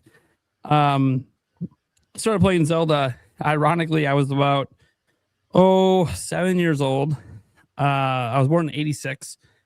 And I've heard of Zelda. My dad was kind of the gamer in the house. He had the NES and everything, but he would pretty much never let me play it. And he didn't have The Legend of Zelda in his collection. He had a lot of other really good games, but he didn't have Zelda because the NES was kind of from his childhood. My parents had me very young, so they were like 18. So like a lot of his stuff that he got was from his parents. And I didn't have a Game Boy until I was 8, and I was riding the bus and I saw someone playing in front of me this really cool looking game on a Game Boy, and I knew what a Game Boy was. And I asked him if I could play it. He said no. I said, "You're going to let me play it." He said, "No." So I punched him on the shoulder and took it. Nice. In that Game Boy was Link's Awakening. I took the Game Boy home that night. I did. Of course, I got busted. Wow. It's at like 3 a.m. playing it because I was sneaking batteries because I didn't have the power cable because it wasn't my Game Boy. Well, I think we need to go back to the fact that you stole a Game Boy. Yeah, this is a story I've told before. Legitimately told. This is how my Zelda journey began. That's a fun story. His Zelda origin story is a tale of crime. It is. It is. So it's easier for me to like smile about it now after everything that happened, but obviously it was a pretty big asshole move. I got in so much trouble. Oh my god, I didn't get to play video games for like 6 months. It was bad. Anyways, so obviously the next day my mom marches me to school, makes me find the person, give the Game Boy back, all that. But I couldn't help after being grounded, and I did apologize. I felt a little bad, especially after I realized how badass this game was. I'm like, sucks for this kid. He can't play it right now. Really, jeez. You're illegally enjoying his Game Boy. Yep. That's so predatory. Oh, by the way, I deleted his save file too. So, anyways, I was just an asshole. You didn't tell us that part before. Good Lord. I got an in-school suspension, and that no reason for that. That kind of woke me the fuck up. Yeah, there's literally 3 files. Just rude. I hated it when people did that when you rent a game and well, at least I understood with the the save rentals. files. I understand with the game rentals because, like, yeah. No, because if there's 3 slots and you rent it, you return it, and then the next weekend you rent it, and they're all clear now except for one, there's no reason for that. We both of our files could have coexisted, and another one could have, but you just wanted to delete all of them because you're an asshole. Not you, but this is what people would do when you rent games. I'm an asshole. No, game rentals for me back then, the save files were always all taken up, so you always had to delete if you wanted to play it for yourself. I always felt bad because I always wondered if it was like someone is actually going to re-rent this. So I would look at the save files and look at the play time on them and be like, I did that. Yeah, or the oldest one. Only played for like 40 minutes. Too. That's the one I'm going to delete. If I see one on here that's got like 20 hours, dude, they might be renting this shit again. So yeah, I'm not touching that. Yeah, I'm like, I'll delete the 40-minute one because I don't think they had a good time. And they only lost 40 minutes. They can get that back if they really want it. That wasn't always the case. There was one game I rented. I can't remember what it was, but it had 3 save files filled up, and all of them were over 30 hours. And I'm like, oh fuck. So then I tried to play one of them, and I didn't know what the fuck was going on. So I'm like, someone's gonna be mad at me. I'm deleting. It is what it is. Because I definitely rented that game multiple times. Several people. It might have been one person and their friends doing it. I don't fucking know. Anyways. So I used to judge the names on the save files. I used to just judge by the name. Like if I saw a name like Kimothy, I'd be like, this kid sucks. That's yeah. Fuck that kid. Okay, so Game Boy, I had to return it obviously the next day, apologize and all that. I didn't actually get in like any trouble with the school or even that kid's parents, because apparently that kid's parents were pissed that he even brought it to school because he wasn't supposed to. So he was already in trouble that he even brought it to school. So we both were in trouble basically. We kind of became friends after that for a while, but kind of weird that that's how we became friends. We both did things we weren't supposed to be doing. But I got grounded, obviously, and wasn't allowed to touch the NES or anything. I could go to school. I could come home and do chores, eat, go to bed, read a book if I want. I was always allowed to read books, not comic books. Oh, no. They had to take it with the fun stuff. So no book, no pictures in the books. You're reading chapter. So I started getting into Harry Potter and stuff. So you know what? And it ended up working out for me. But the whole time in school, me and this kid, because he was grounded too, because he broke the rules and took shit to school he wasn't supposed to. This whole time, him and I were in class drawing pictures from Link's Awakening dreaming of when we could play that game again. It was awesome. Intended. Well, I didn't was know just it. about to say Ooh, pun that's intended. All that at the time, right? Had no idea, hadn't beat the game yet. So obviously, you know, my biggest want, you know, for that upcoming Christmas was I want a Game Boy, I want Link's Awakening, I want a Game Boy, I want Link's Awakening. And then my grandma ended up surprising me and getting that for me. So that was really nice of her, much to my parents' chagrin. You gave him what he stole. I can't steal it now. I have. Grandma's thinking. She's thinking. My grandma was the one who always had my back with video games. My parents, even though my dad liked the game, it really wasn't a lot of. They were trying to get me to do other things, which I did plenty. I was playing sports around and everything else, but I feel like you were the type of kid that, like, if you had to return it, you broke it. That way, it was like, well, none of us did Game Boy. No, I wasn't that mean. I actually felt pretty guilty that I did that because I'd never done anything like that before. But also we had like this little kid gang at the school, and I was the leader of it. So normally I didn't have to do anything. I would just say, "Give it to me," and they would.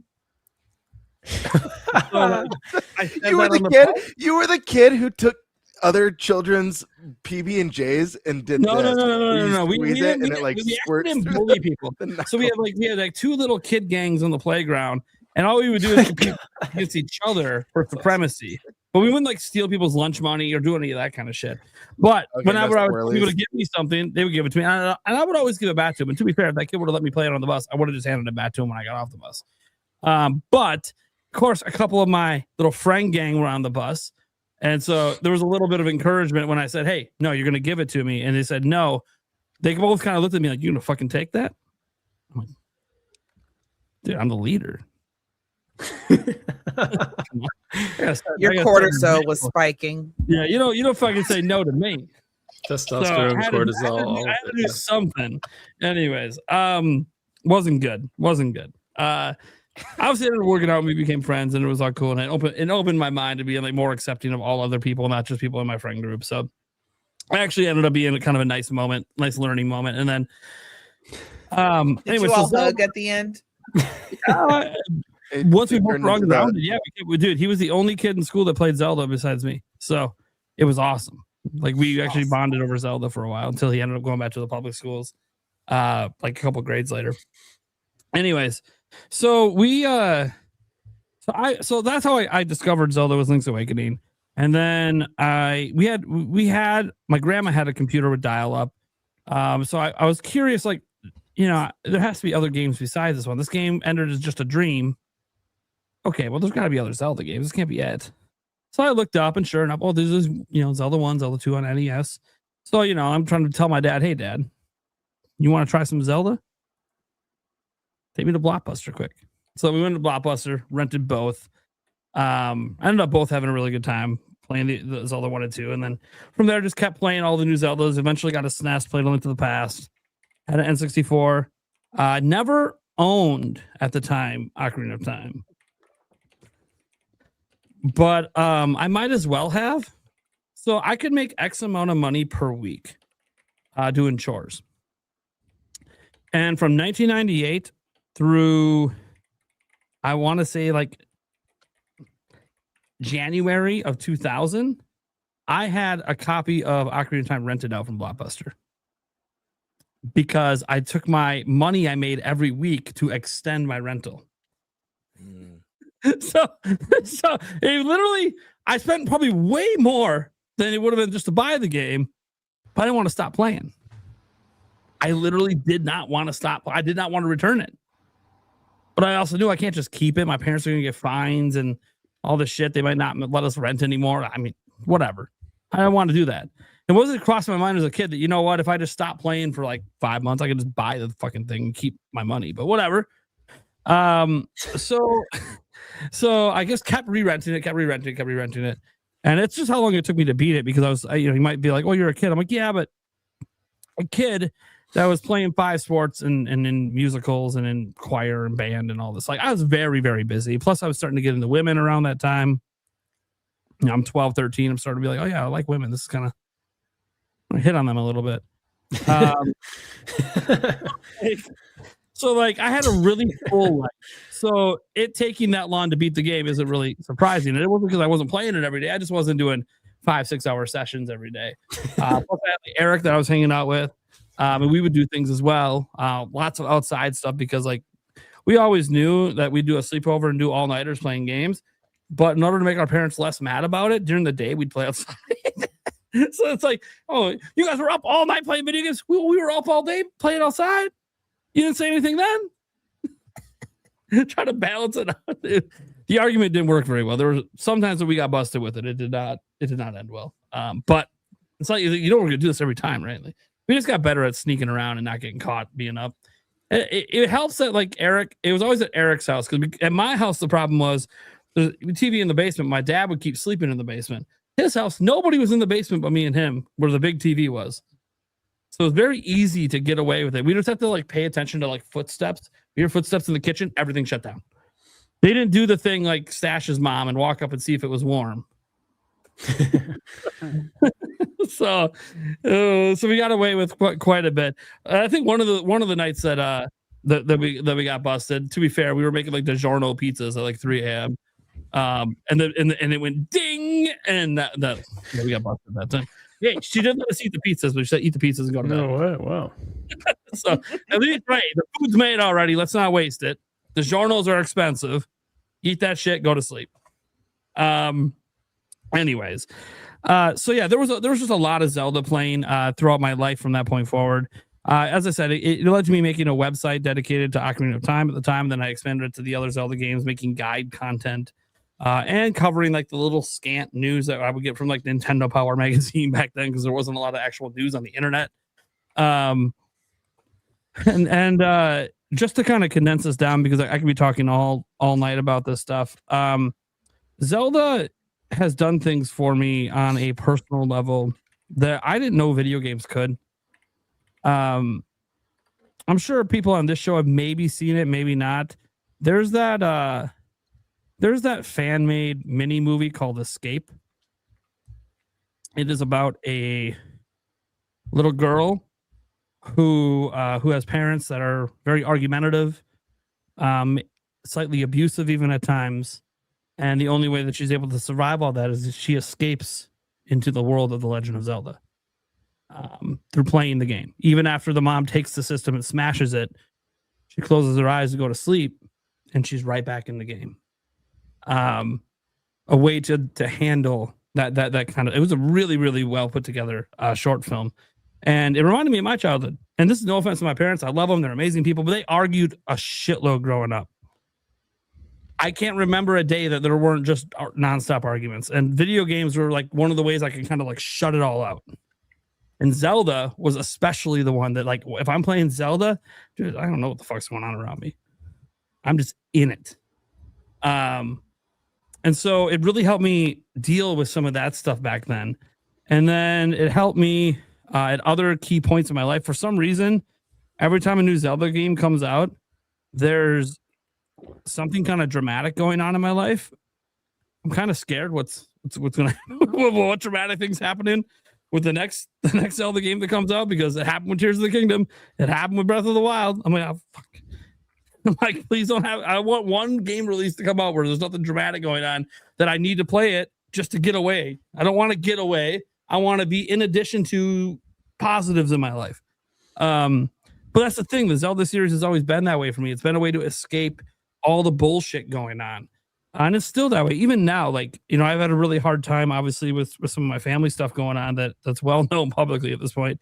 And I got through some of that playing Zelda, booting Tears of the Kingdom back up and getting lost in the world again, just to get my mind off of things. And your mind, with what I was going through with my son, it's never really completely away from it.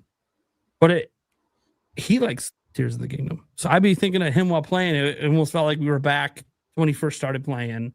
I'd start a new file and just be helping him get through some early stuff in the game. And it was a way to help me process things. And Zelda has just always kind of been that series to me. It is my favorite video game series of all time.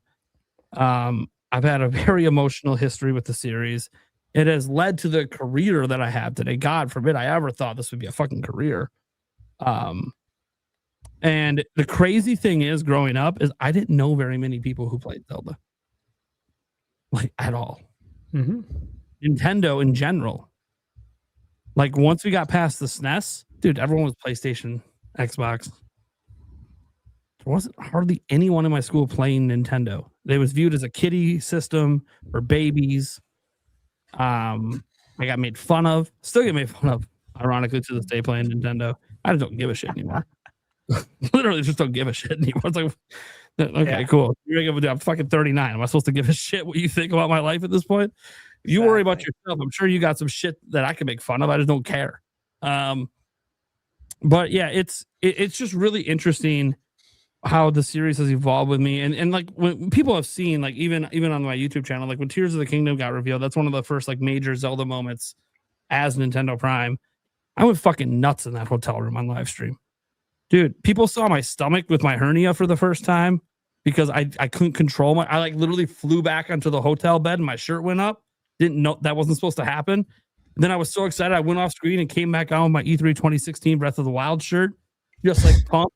Literally told Doug Bowser to shut the fuck up. Shut up, Doug Bowser. Nobody wants to hear you because I needed time to process what just happened. And like that was a raw moment. That was not like an exaggerated moment for the live stream. That was literally raw emotions that would have happened even if I wasn't live. And Eric has seen that sometimes in the past, not live, seen some of those reactions, not just to Zelda, but Zelda's the one that usually, especially 3D ones, that get like the biggest reaction.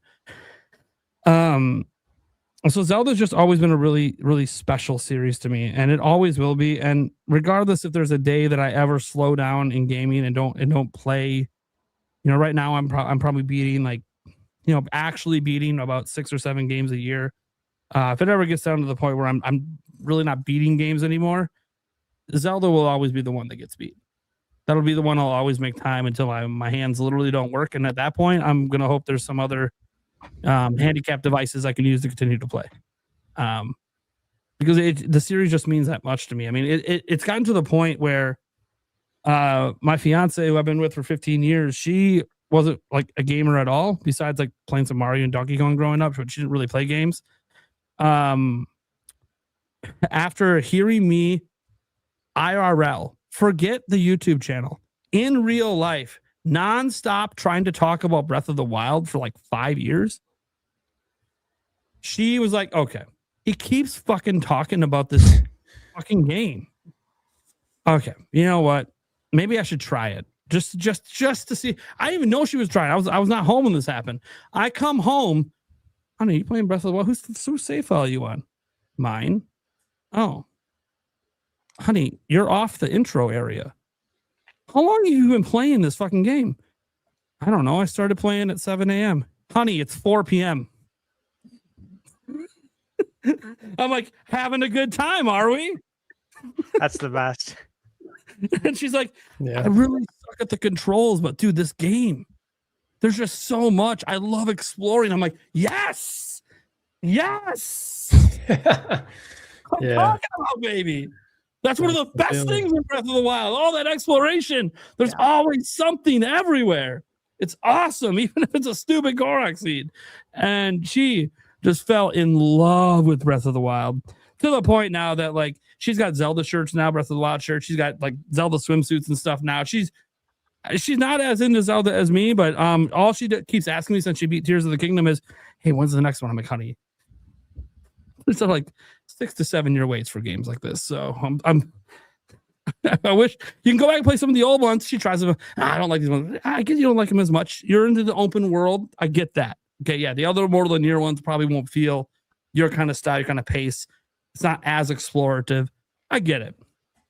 And even Tears of the Kingdom, when she played it, she initially was like, I don't think I really like this, because like the intro area in Tears of the Kingdom was just not as good.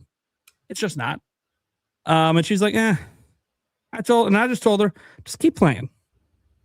Give it a little while. Okay, just get out off the top island and get like another 10 hours in. And if you're not feeling it, it's fine. 10 hours later, she's like, honey, I might like this more than Breath of the Wild. I'm like, yes, that's my woman. Oh, this is awesome, dude. She was duplication glitching to get money in the game. What the fuck? She's never done a glitch in her whole life. And here she is, jumping, parasail, pause, grab the items, drop them all, unpause. Woo! Double everything. I'm like, what the fuck is going on? You can still do that, by the way, in the game, guys. You just got to delete all the data off your thing, put the physical cartridge back in, don't update the game. You can still duplication glitch. But it was insane. There's other ways to duplication glitch. It was way more complicated. When the game updated on its own, she was mad that the duplication glitch went away because one of the things that happens, like in the first half, I don't know what you had, the first half of me playing Tears of the Kingdom, you're broke as fuck. Yep. And almost all your money is going to like buying arrows. Yep. And she's like, fuck this. I could just like duplication glitch a bunch of fucking diamonds and sell them. Yes, you can. So she literally did like 6 straight hours of just farming diamonds like that just so she could max out her rupees. It was insane. Anyways, and then when they got fixed, like, this game isn't as good without the duplication glitch. I'm like, no, it's just as good. But honey, you got like 900,000 rupees. I think you're good. I don't think you need a duplication glitch anymore.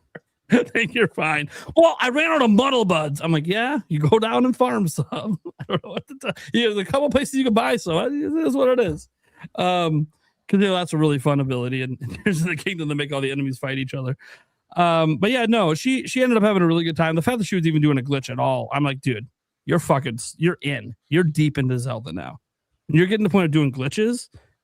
Shit, man. I wish I would have got you in back in the Ocarina of Time days, dude. You could have learned how to do the fucking side steps and glitch through the walls. Like, oh my God, dude. Like, you could end up doing a dungeon out of order. Like, man, I didn't know you back then. Couldn't get you into it back then. But, like, that's just a special moment to me because I never thought in my wildest dreams that my fiance, who I've been with for 15 years, would ever be into Zelda like I was. And I didn't care that she wasn't. That's not why I'm with her. But then as I'm already in love with her, this happens. Got my perfect woman, man. So, yeah, Zelda's amazing. And it's going to be amazing probably the rest of my life, even if they end up being that microtransaction trash Gamebird's trying to bring up. I can always go back and replay the oldies. They can do that part after we're dead. Zelda's one of the few franchises that I will occasionally replay here and there. And I know like this is one I have to bring this up. And Eric saw a lot of me playing Wind Waker back in the day. That was one because like, he had a sale forever. That was one of the ones that you just handed me the controller and went, here. Go this way. I just said, just make sure I'm still pointed this direction. Yep. I'll be back in like 20 minutes. Whole time I'm on the phone talking to my girlfriend. I'm like, look, this is kind of a boring part of the game. I've done this enough. I don't need to keep sailing for 20 minutes before I get to where I need to be.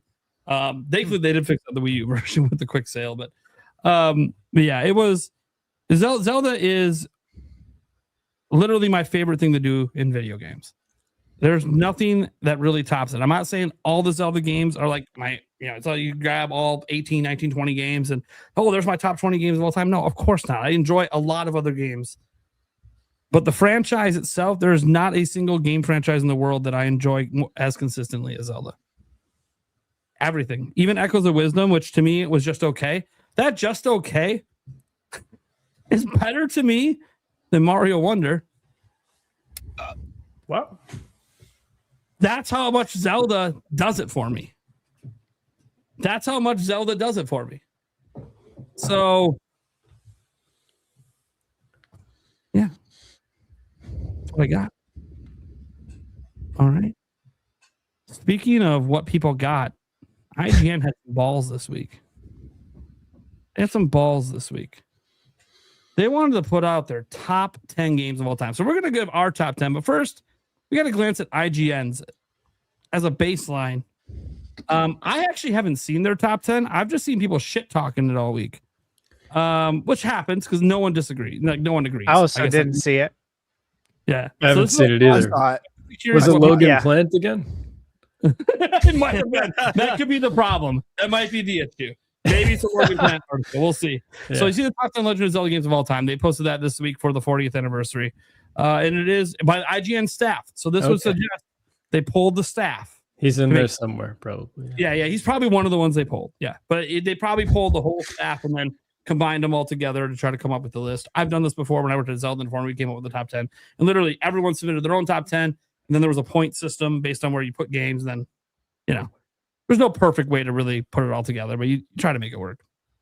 So this is a collab effort from the whole team, or whatever team bothered to answer. So Pierre Snyder probably put his input in. Logan Plant definitely put his in, and others. So number 10, they got Twilight Princess. Made the top 10. So, That's gonna draw flies. Yeah, that might have drawn some of the ire. We'll see. And they do at least give some reasons. So I got to give them credit. We're not going to spend the time to go over all their context because we have our own list to get through. But they do at least give some reasons for it. And it looks like Kat Bailey wrote the reason for Twilight Princess, so she might be one of the main reasons it made the top 10. Then you got the original Zelda at 9. Ballsy right there. Yeah, this one I think might have pissed some people off too, because I think a lot of people think a huge chunk of the series is better than the original game. But there is something to be said for the game that started it all. Without it, up in a way, yeah, it's still without it, none of the rest are there. And Brendan Graber wrote the section for that one. Then you see A Link Between Worlds coming in at 8. And the section for this one was written by, again, Kat Bailey. She was the one who compiled everything too. Link's Awakening coming in at number 7. Remember, this game has been remade, guys, on Switch, and had a remastering of sorts on Game Boy Color, where they had the color dungeon in DX back then. Yeah. DX. And that one's written by Jada Griffin, the section for that one. They have Wind Waker at 6. All right. Now we get to the top 5. This is usually where the controversy always happens, is in the top 5. Where people always get pissed. So Jonathan Dornbush wrote that part. We got Majora's Mask at 5. Nice. All right. I'm not upset with that. Yep. You got Jada Griffin wrote that section. Ocarina of Time at 4. That might have pissed some people off. Definitely. A lot of people have Ocarina of Time at number 1. Personally, it's higher for me. Yeah. And seeing it not in the top 3 might hurt some people. So you don't want to see my list later. That one's written by Pierre Snyder, of course. No surprise there. Good old Pierre, of course, is going to write the Ocarina of Time section. Yeah. Anyone who enjoyed IGN back in the day, you know how much he loves this game. So, of course. I love Pierre. He wanted to write that. I have a lot of respect for Pierre. Yeah. All right, Link to the Past. This is a travesty. At number 3. I'm insulted. It's getting so bad. Written by Brendan Graber. You got that instruction manual art right there. Beautiful. Yeah. True. We were talking about earlier. Yeah. Yeah, I love wish it. they did this stuff though. At least really an instruction manual. Just have it be art. Just put like 4 pages of art. Hey, not only that, really but cool smelling it. Right. Really cool to see the crossover with Batman as well, getting Clayface. Right. And Zelda was really classic. Of course. And I like that recommended article to me is Crimson Desert, because I am really excited for that game. Moving on. And by the way, a lot of people are starting to get excited for this game because they're starting to realize that like they're doing all the things that people claim they want video games to do. Yeah, I see that too. I've seen a lot of people talk about, what do you mean they're not doing this? They're not doing that. Wait, what? They're just making an old school video game? Yeah. Yeah. And so many people have questioned the reality of this game. Yeah, they have. Yeah. Like if it's even real. I'm like, yeah, I played it. What are you talking I literally about? played it. Yeah. Yeah. I'm like, if they wouldn't have cut us off, we could have kept going. That world's fucking massive. Yes. It is huge. Yes. It is a game that's going to take thousands of hours for anyone who gets into it. It is a massive game. I don't know if you just want to power through the story, if it takes a while. That I have no idea, because we didn't get to do a lot of the quests, so I'm not really sure how that's structured outside of the few that we got to do in the demo. But all right, Breath of the Wild at 2. Okay. All right, and that was with my Tom Marks. And you see Tears of the Kingdom at 1. Again, that one was, I guess, written by everyone. There's no author on that section. So, wait, no, maybe it comes on here. No, there's nothing else. So that was their list. And look, personally, I don't actually think it's that bad of a list. I just, it's their opinion. It's a cumulative list of a bunch of people. Yeah. So I don't really get too angry usually about people's top 10s because it's all personal. And who am I to tell them what to enjoy over others? Exactly. Absolutely. That's fair. Yeah. Yeah. I care less. I highly disagree. A Link to the Past should be everybody's number 1. If it's not, I understand, but you're wrong. I can't finish You're that really game. gonna hate my list as well, Joycey. All right. You know what, Nate? You hush. Greek Apprentice. Now, girl, I thought we was vibing like low key as the only girl, and you telling me you didn't finish A Link to the Past. When I get to my top 10, there's 3 major games that I have to like kind of explain why they're not on the list. Yeah, I'm gonna need an explanation for A Link to the Past. So the question I have for you guys is, because I know my list is gonna piss people off the most. So do I go first or do I go last? Go first. Well, wait. Let's all go around the room first, though, and say kind of our thoughts on their list, on the IGN one. I'm cool with it. You're cool with it? Yeah. Look, again, it's each their own, right? Yeah. This is what you guys like the best. Who am I to say any different?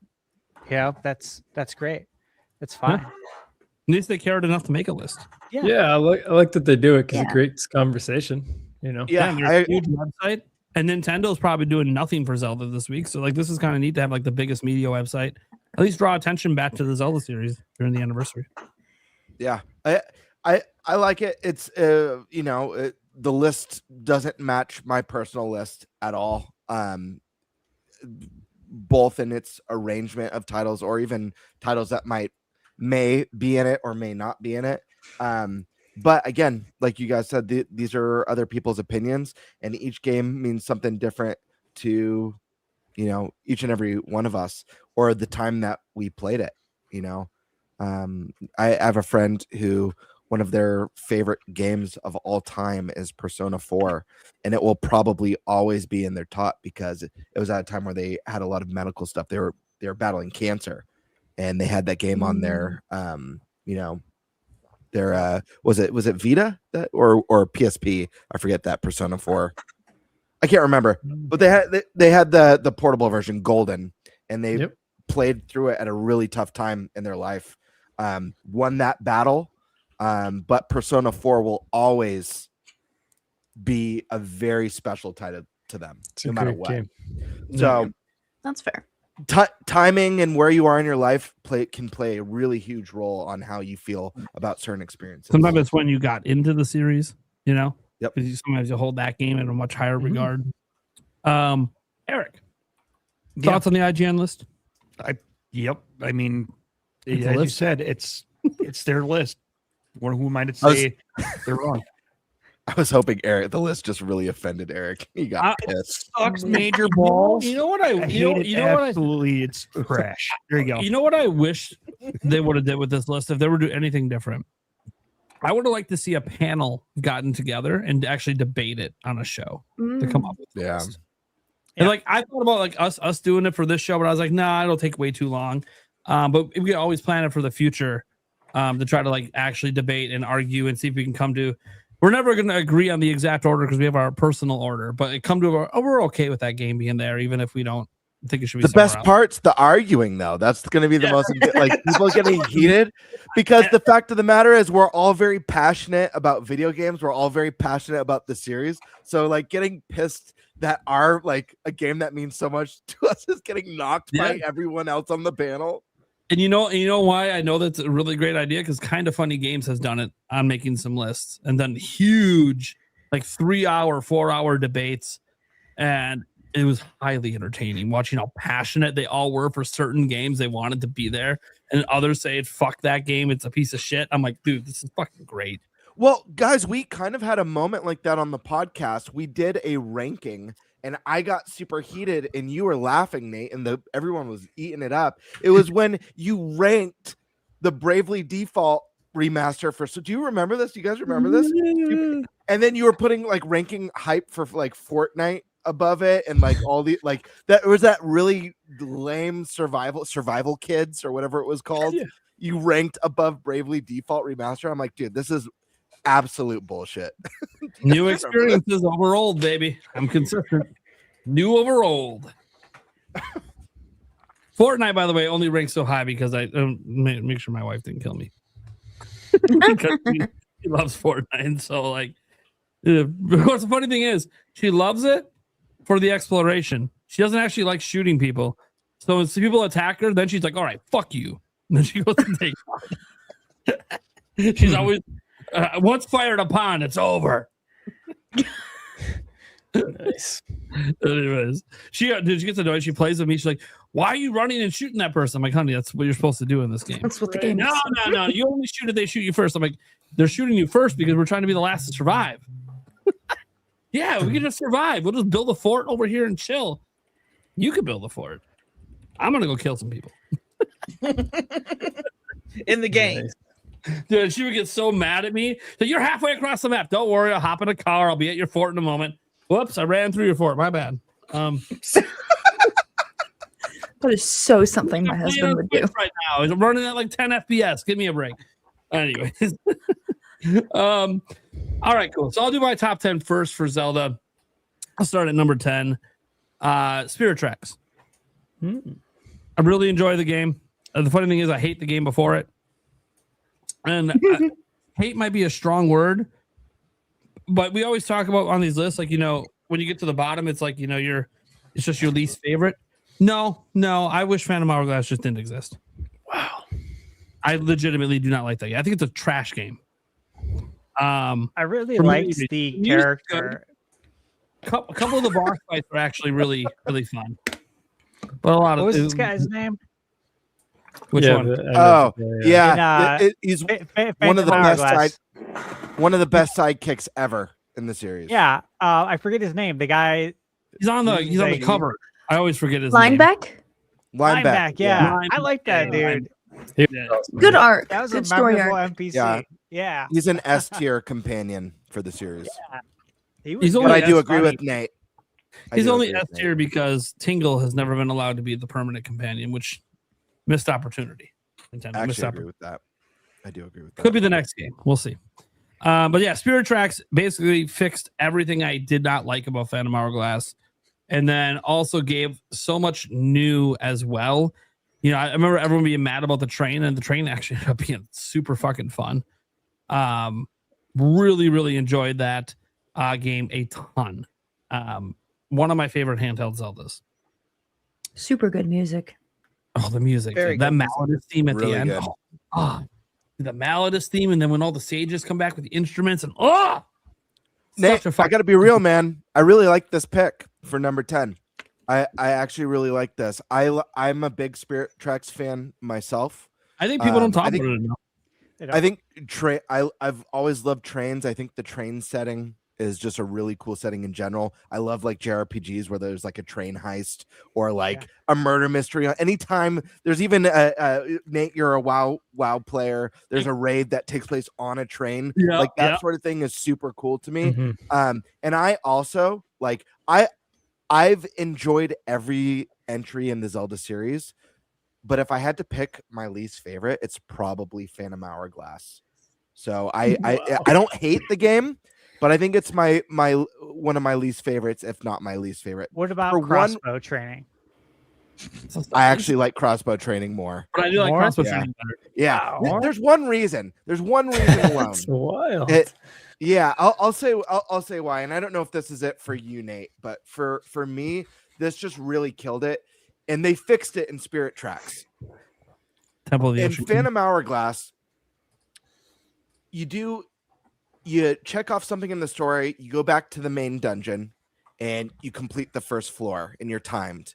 And then when you complete that first floor, you leave, you go do the next story bit, you come back. Well, you have to redo the first floor that you already beat and do the second floor in a time limit. And then you leave, and then you come back. Oh, you got to start the first floor again. You got to redo all those puzzles, all those fights, and you got to redo all the second floor again. And you do the third floor for the first time. Then you leave. Oh, you're back at the first.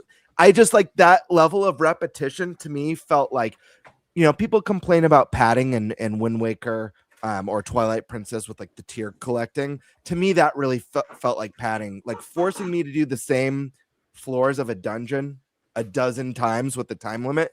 To me, I personally didn't care for. I love the dual screen, like the boss fights I thought were fantastic. The music is great, but that one thing just really moved that game down horrible for me. Absolutely horrible. But I still like it. I don't dislike it. It's just I dislike Temple Hourglass. Literally, Temple of the Ocean King alone makes me never want to touch that game again. And then like it's funny, people are like, really, it's your worst? What about Triforce Heroes? Yeah, I actually like Triforce Heroes. Four Swords Adventures. Yeah, Four Swords Adventures. I like that game. Oh, Link's Cross Country. Yeah, I like Link's Cross. Oh, Cadence of Hyrule. Yeah. CDI games. Okay. Well, CDI games are below. We don't talk about the CDI games. Wouldn't it be funny Even if the I creators don't acknowledge them. Yeah. Wouldn't it be funny if I had one on my list? Speaking of number 9, Zelda's Adventure. No, I don't have one.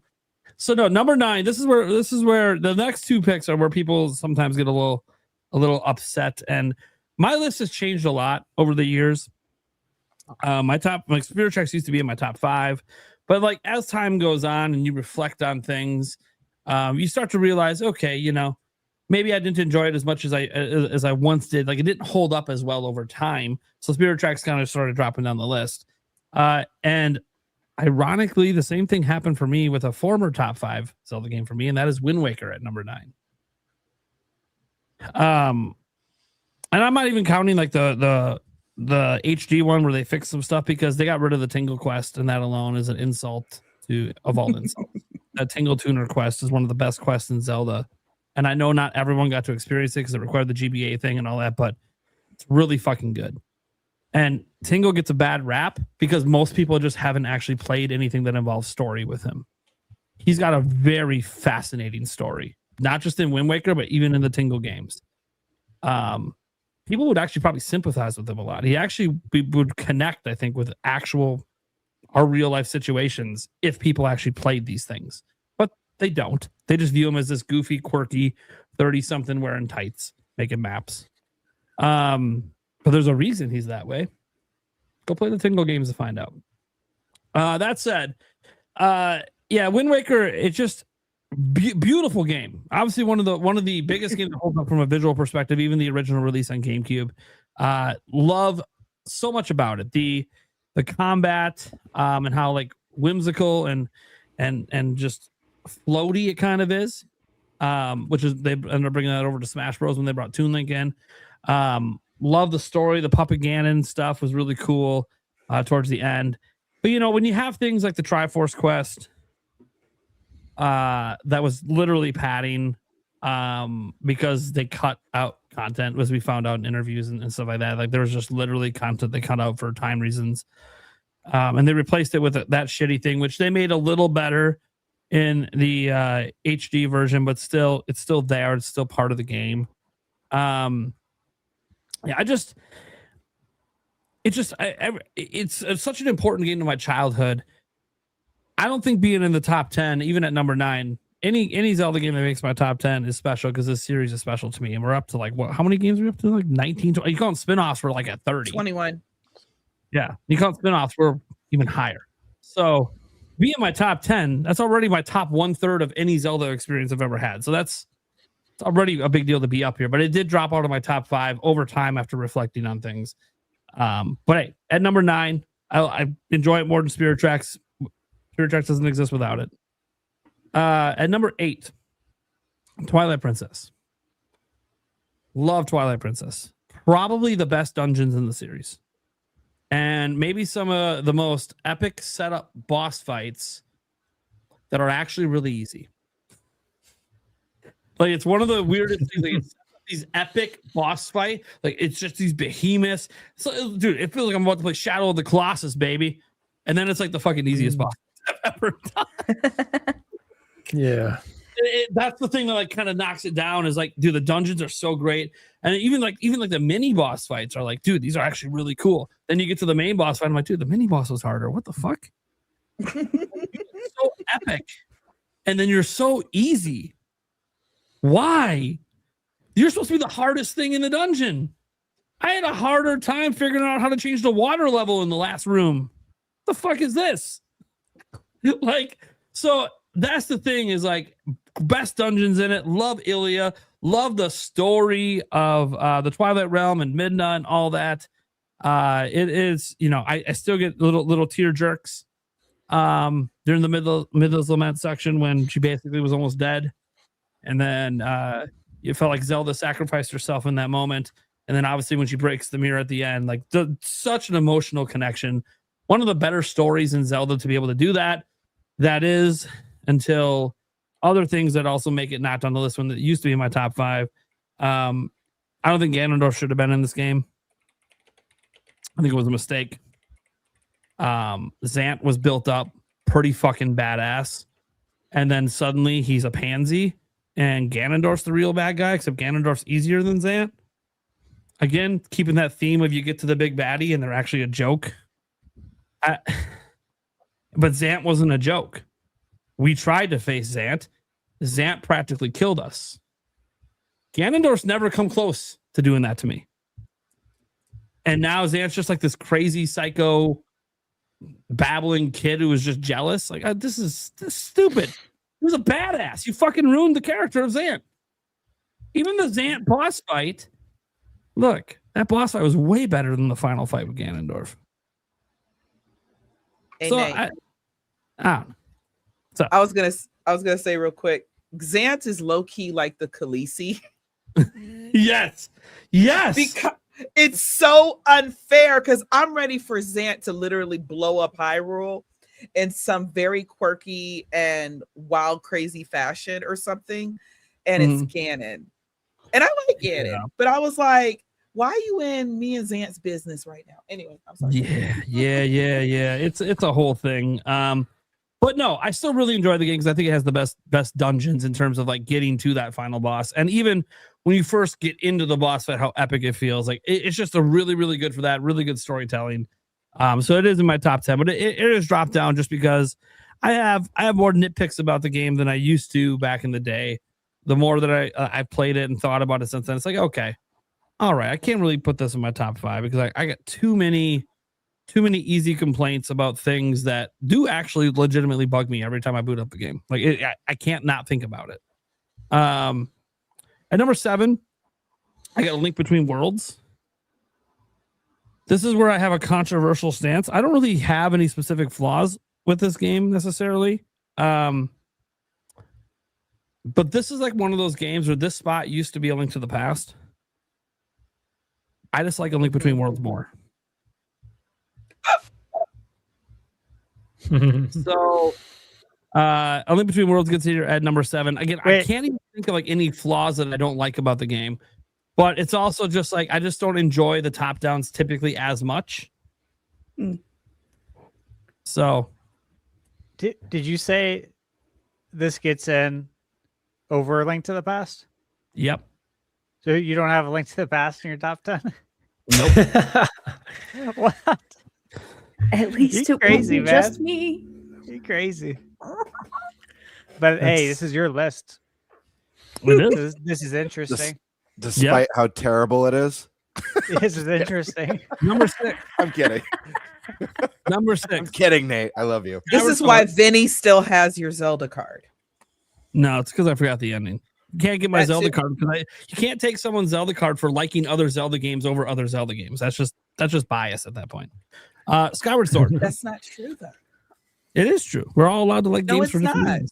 Yes, it is. Link to the Past is number 1. That's just, I don't make the rules. That's just the way it is. Well, there's no rules for what I like. So Skyward Sword at number 6. That's a good one. Skyward Sword I actually love. I love this game a lot. It's always kind of, ever since I played it on Wii, it's always been kind of up here, bouncing between my top 5 and just out of my top 5. If you like dungeons, that's all the game is. It's nothing but dungeons all the time. Yeah, there's flaws, of course. Like all the stuff up in the sky is kind of half-baked. You can kind of see where they had this idea, and they talked about in interviews like it was supposed to be an open world game, and you could see some remnants where they probably meant for it to be, but what they wanted to do, we just didn't really have the power to do what their full vision was. So they kind of settled on making all the sections like just really, really long dungeons before the dungeon. So there was like some missed opportunity there. This list is so whack, dude. However, I'm getting offended. Skyward Sword I'm getting has offended. number 1, fun fact, it had the first orchestrated soundtrack ever in Zelda. Number 2, it has the best story, even still today, in any Zelda game. There is not a story better than it. It might have the most, you know how like a not Phantom Hourglass for Temple of the Ocean King, Well, one thing I don't like about this game is how many times you got to fight that big fucking foot piece of shit. Demise. The avocado with Demise. toes. Like the Demise fight was fun. Just before you got to that point, how many times you had to repeat that fight? And it's like, oh, it's a little harder every time. I'm like, no, dude, this is just as easy as the fucking first time I did it. Anyways, that part More I didn't annoying like. each That part time. wasn't like that part didn't take very long. The Temple of the Ocean King legitimately ate fucking time for me. Like that little, it was just a kind of a minor annoyance that I had to redo that fight. I'm so annoyed by this. Sorry, I actually really like Skyward Sword, but let's be real.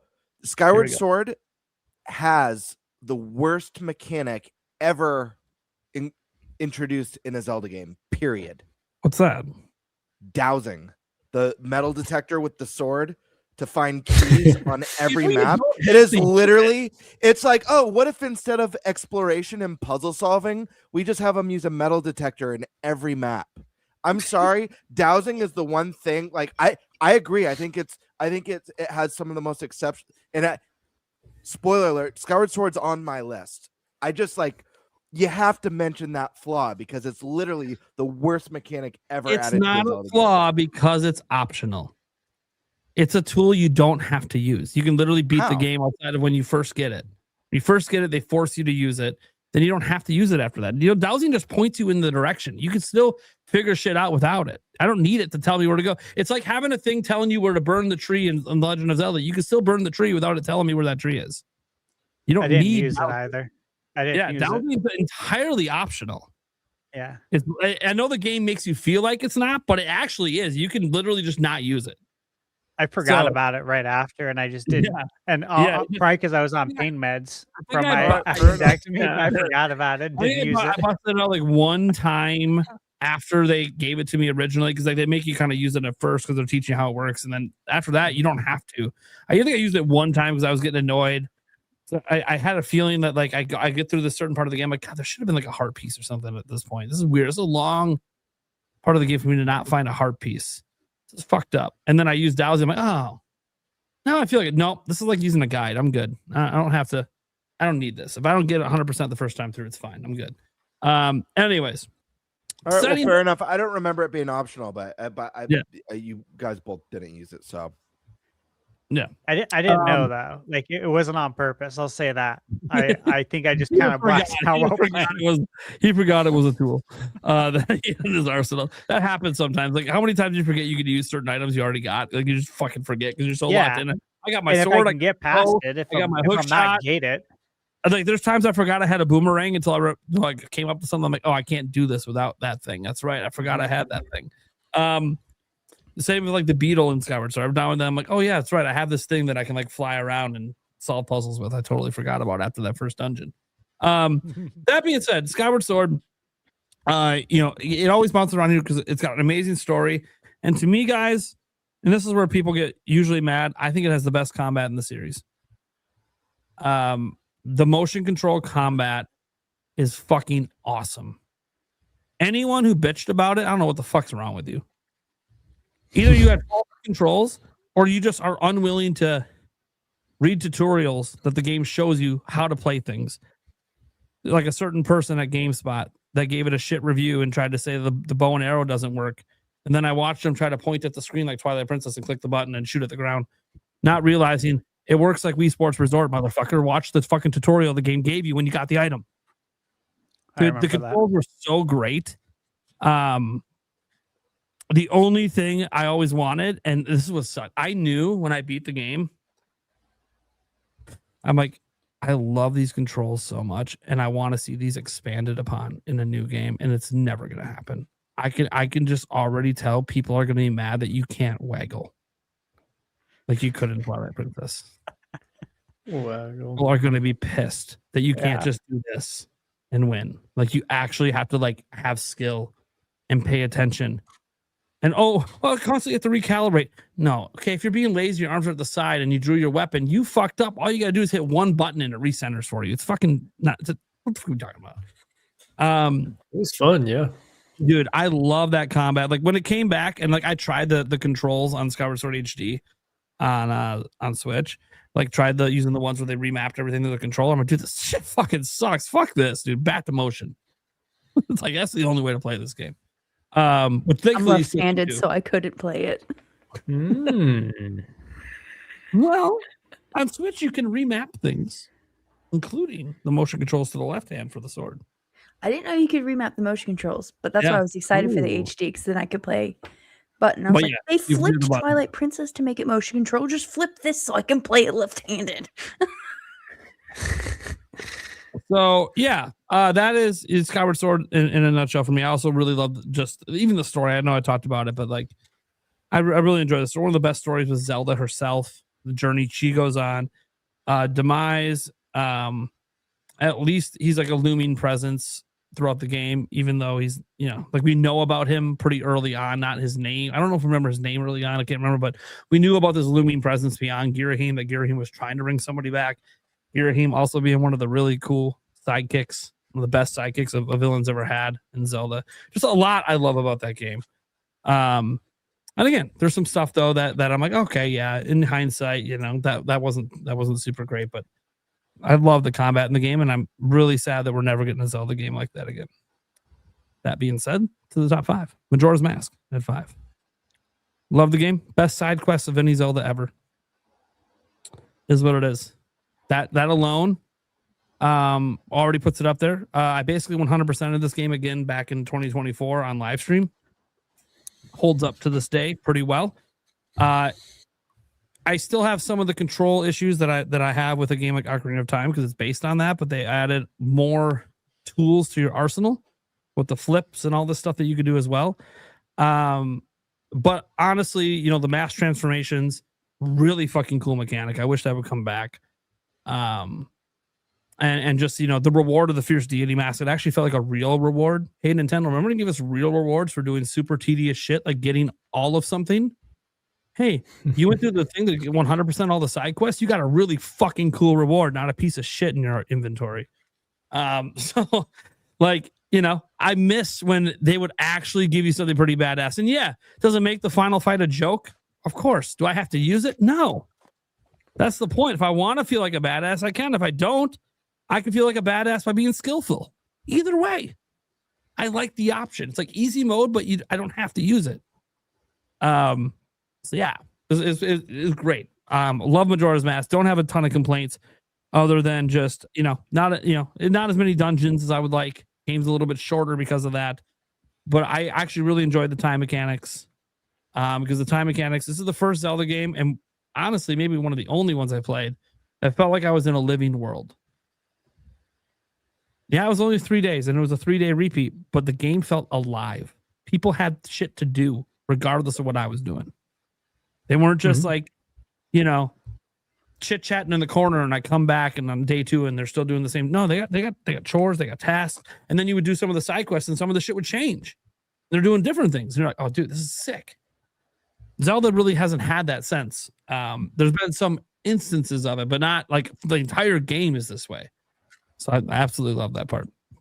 All right, get to number 4. Admittedly, this is a nostalgia pick. Link's Awakening. It was my first Zelda game.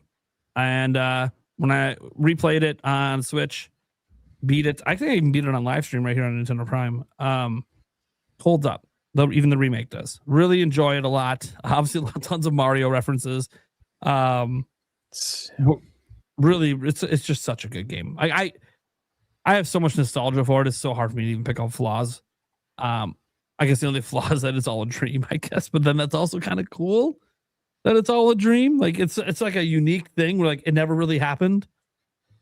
But yeah, and this is the game that caused a lot of debate with timeline theories back in the day as well. It was a huge point of controversy because like, well, he's still in the ocean at the end. So what game does that lead to? Yeah, there's a huge debate over that. All right. Now we get to the pick that used to be the most controversial of all time because it was number 1 before 2017. That's number 3, The Adventure of Link. Extremely underrated game. Probably the game that requires the most skill. Like this is your get good game. Like if you're frustrated playing this game, you just got to get good. This is your From Software style Zelda. This is first appearance of Dark Link. Yeah, first appearance of Dark Link, and it's pretty badass. And yeah, we all cheesed in the corner. We know. But how many people went and tried to beat him legit without cheesing? Did you? Yeah. I beat him without cheesing. I've only done it once. Because it's so easy to just, you get frustrated. It's so easy to go to the corner and just default win. Kind of sucks that that's a thing. Stash, I think you're muted, or your mic died or something happened. Sorry. Yeah, I turned it off. I didn't even know you could do that. Yeah, you go to the right corner, you crouch down, and then you just swing your sword. You can never get hit, and you'll hit him. How would I have known that as a kid? You know what I mean? I found it out by accident. I was crouching, like he knocked me down. I fell into the corner. I crouched. I started swinging, and then I noticed something. He just swung and couldn't hit me. Wait a second. Skip to shit. He can't hit me. So the first time I beat him was that, and then after that, I was like, okay, there's no way they intended that to be how you win this fight. That does not feel like it. So I went back and then did it again. And then I beat him one time ever, legit. Very hard fight. It is a very hard fight. One of the hardest end fights in all of Zelda, maybe the hardest. But you know, it's a very unique game, obviously, because like it combined. At that time, I was already into a little bit of top-down RPGs. I played like Mystic Quest.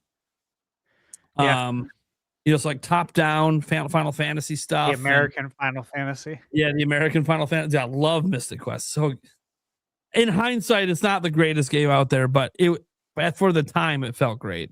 An intentionally easy Final Fantasy for the Americans. Yeah. It wasn't hard. And it wasn't very long. But you know what? In today's world, I don't mind that. Having some games that aren't a bad deal. Nice. But yeah, no, the top-down RPG kind of world where you're walking around and running the enemies and start fights, like that was really cool. But then the fights go into this like side-scrolling thing was awesome. It's legitimately the only Zelda game we could say is an RPG. It has a full-on leveling system and experience system. It has a full-on magic system. It brought magic into the series, which we've never really seen magic fully explored since this game. We've had some magic, Ocarina of Time and all of that. We've had some magic abilities, but like this was a fully fleshed out magic system. You heal yourself with it. You had to use it.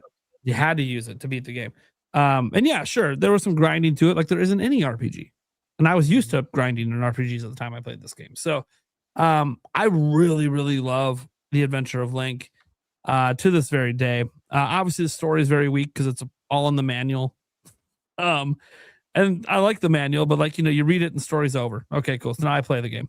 It's not really over. You finish it in the game and you do get to kiss, at least they heavily imply you are kissing Princess Zelda at the end of the game. Technically but they don't show it, but every time you turn that game on, you knew what the task was.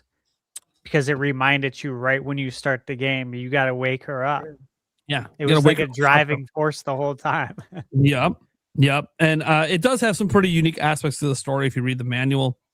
Zelda's got family, as you'll find out. They aren't just the king if you read the manual. So really, really cool. And at the time, before Skyward Sword, if you read the manual, it explained what the Legend of Zelda actually is, like the meaning of the actual legend. But that's all been retconned at this point. But at the time, that was the legend if you read the manual. Anyways, so really, really good game, really difficult game, hardest game in the series. Get good game. This is the kind of shit that it has all this bad rap, and then I watch everyone praise From Software games, and I'm like, where the fuck were you people back in the day? That's what this game was. This is 2D From Software. You guys would love this shit. People it was the black sheep for so long, but it never should have been. It never should have been. Simon's Quest, Castlevania 2, everyone, like the same people that hated Zelda 2, hated Simon's Quest, vice versa. Hard. Thing. Yeah. It was just very hard. It's a hard game. Like it's too cryptic. It's like, no, dude, that's the design. I don't know if I'm the only person that has it on my list, but I'm probably the only person with it in my top 3. All right. Get to the top 2. This shouldn't really shock anyone if you follow my channel. Number 2 is Breath of the Wild. I don't think much needs to really be said at this point that hasn't been said. Yeah, not a perfect Zelda game. There is no perfect Zelda game, but there is something to be said about the game that brought true exploration back that had been missing from Zelda for a while. And honestly, it's infinitely replayable to me. Other Zelda games really aren't because they're linear. And frankly, when it's linear, I know everything that's going to happen. I know the order it's going to happen in. In Zelda Breath of the Wild, every time I boot it up, I can go in a different direction every time. And I love that. That's awesome. Yeah, you might end up at the same endpoint, of course. Or maybe not. Maybe I want to go straight to Ganondorf. Make it as hard as possible. You can do that. It's fun. That doesn't change how easy the final form is. But it's the victory lap. The victory lap, as they say. I like the victory lap to have a bit more challenge. And that's why Tears of the Kingdom is number one. Because the victory lap did have more challenge and was more fun. Still wasn't hard, but it was more fun. It was a more fitting end because the beast scan in Breath of the Wild didn't really feel like a desperation move. That's just who Ganon is. He was a pig beast. That's who he's always been. That is his true form. The move in Tears of the Kingdom was desperation. It was a desperation move, and we all knew, because Zelda did it prior in the game, that you don't really know what's going to happen when you make that move. And that move he thought would make him a badass. It didn't really work out because there was another flying dragon around that has already been doing this for thousands of years. So it felt like a more appropriate victory lap just because, while not being super difficult, it was harder, but also felt appropriate because it was a desperation move. It was not, I'm just powering up to my true form. No, your true form is not a fucking dragon. So I like that victory lap more. But more than that, Tears of the Kingdom, I just like better than Breath of the Wild. It's just, as people say, for the reasons that people don't like the game, it's just more Breath of the Wild. Yeah. Well, one, Breath of the Wild is fucking amazing. Two, it's more Breath of the Wild, but better. More to do, more stuff, more towns, more side quests, actual NPCs that interact with you and do shit throughout the game. The abilities are fucking amazing. The next open world Zelda game, it's got caves and stuff in it, which I assume it will. I don't know how I'm gonna play a game like that without the ability to just phase through the fucking floor to get out. That ability is so fucking awesome. Like, I understand that they just had it exist in the dev environment, and they're like, hey, this is actually kind of neat. We should probably just put this in the game. I'm like, yeah, it's a really fucking cool ability, but you can't bring it back because you literally said the abilities in this game are not coming back. They were for this game. And it's like, but that ability, that should become standard, like the jump button. It should just be a standard ability. Get the fuck out of some of these places because it's such a time saver to not have to have all that backtracking to get out of stuff. But it's whatever. A lot of games don't have that ability. You got to backtrack to get out. So it's not like it's be all end all. But some of those caves are quite long and complicated. It's nice to just fucking zoom the fuck out. You know what it was a replacement for? The rope. Remember the old rope? The old school games, get the fuck out of the dungeon, rope back to the entrance. Yeah. Yeah, that's what it was a replacement for. Escape rope. Yeah. Just get the fuck out quick. I like that. It should just be a standard ability, an item, whatever. An item use. Maybe you had to buy it instead of it just being like something you have all the time. Yeah. That'd be cool. But we'll see what they do with the next game with that. But no, I love the build mechanics. Everything about the game. They did all the dungeons were better than the ones, in my opinion. Better than the ones in Breath of the Wild, although some of the puzzles in some of the dungeons in Breath of the Wild were better.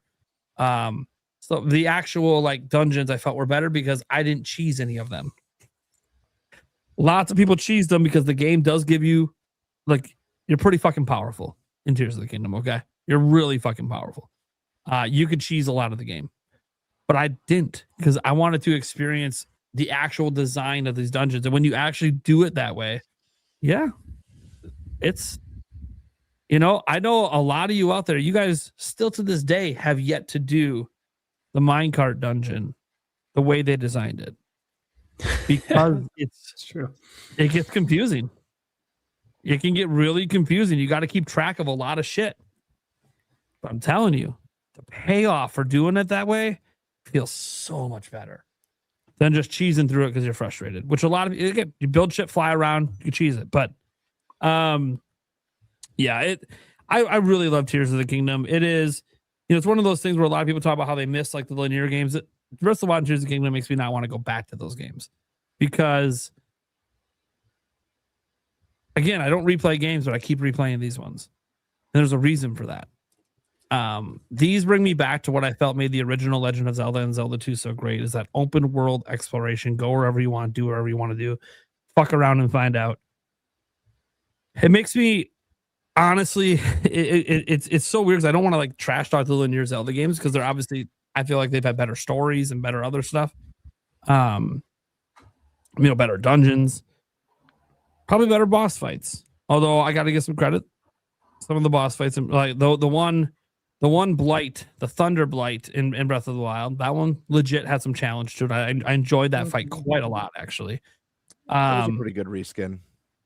Yeah, I mean, that's the thing that sucks is like people don't like it because the bosses look similar, but the actual battle mechanics in that fight, oh my god, it's really great.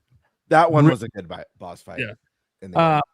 And then the boss fights in Tears of the Kingdom, I loved all of them. And they weren't always super hard. Like I always felt the one in the minecart dungeon kind of feels like the one you're supposed to do first. Always felt that way to me. I know some people go to the sky one first and do the Colgera fight. And the Colgera fight, it's everything I wanted that one dragon fight in Twilight Princess to be. It's literally what I wanted that fight to be, but it wasn't. I wanted to fight that fucking dragon midair. I get to do this with Colgera. And then I find out I get to do it multiple times if I feel like it, which is awesome. So yeah, not the hardest fight. I had a little difficulty the first time trying to figure out the exact mechanics. And then once I got it, I was like, oh, okay. But man, it was fun. It was really, really fun. Like it's just fun. Sometimes the boss fights don't have to be hard if they're just really fun actually doing the fight. The whole encounter is just really fun. Nate, keep talking about Tears because I got to use the restroom, but I really don't want to miss people's list stuff because it will bother me if I miss it.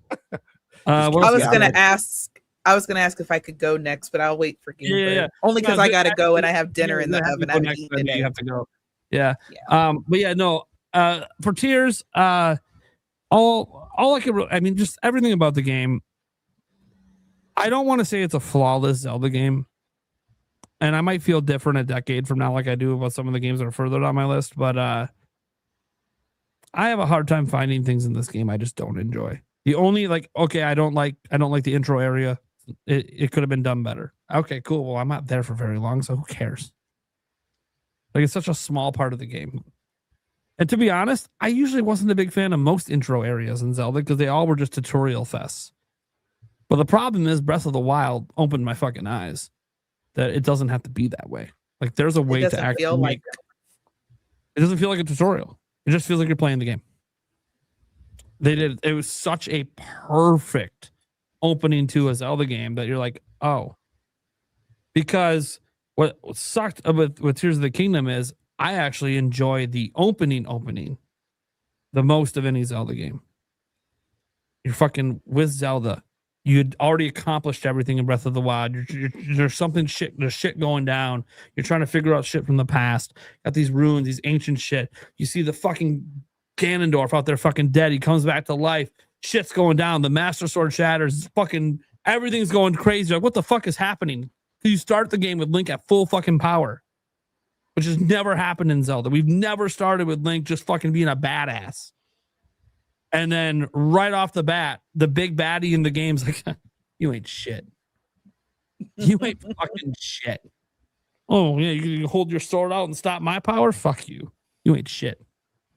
And then it's like, dude, shit just got real. And honestly, even the final fight with him, look, the bottom line is I'm just more powerful than I was the last time I fought you. It is what it is. Like, I'm in all my badassery from Breath of the Wild. Ain't good enough. You ain't shit. Then by the time you get to him in the final part of the game, you're like, oh, well, why is this a little bit easier than then? Oh, well, that was badass Breath of the Wild version. Dude, look at my fucking arm. Look at this magic I can do. I'm a huge badass now. Dude, I can fuse arrows and do crazy. I couldn't do that. Breath of the Wild Link couldn't do that. Dude, the badassery's up a notch. And that fight is still really fun. Even though people, when I did it on live stream, got mad at me because the one phase that everyone thinks is so difficult. Yeah, you can just shoot arrows, right? Like, you don't have to get into this phase. Like, I literally, during the fight, I remember pausing because the chat was screaming at me that I'm doing the fight wrong. And I'm like, how am I doing the fight wrong? You're supposed to get up in his face. I'm like, well, I get up in his face and he's doing all this badass crazy shit. It kind of feels like the game's telling me maybe don't get in his face. I feel like the game's telling me don't get in this guy's face. I have other attacks and abilities. Well, that's not how the fight. How do you know that's not how the fight's supposed to be done? I feel like they're trying to tell me don't do this. So I didn't do it that way. Have I done it since that way? Sure. Do I understand why people think it's more fulfilling? Sure. It is harder.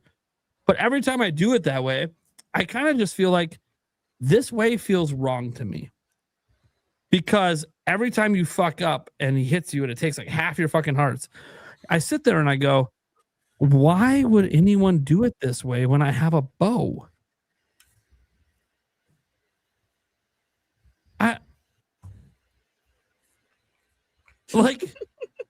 It's like you're intentionally choosing. Like it's like you're in a fist fight with like a bully, right? And they're like a southpaw, and you're just intentionally choosing to let them get their southpaw uppercuts smashed on you, when you could use your speed to your advantage and take them out in a different way. But you're just choosing to allow the southpaw to do what the southpaw does best. It just felt wrong to me. Like that just doesn't.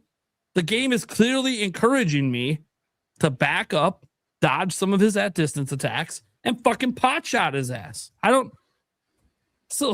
And people disagree with me on it all the time, but I'm like, look, you fight it how you want to fight. That's the beauty of the game. You can do what you want. I feel like the game was telling me, don't get in this guy's fucking face. Why would I get in his face and let him do his most powerful shit? Fuck that. Anyways, it was a fun fight though. I love Tears of the Kingdom. All right, Joycey, your turn. Okay, so I know I gave you a hard time about your list, but it's really not bad, except for the Link to the Past part.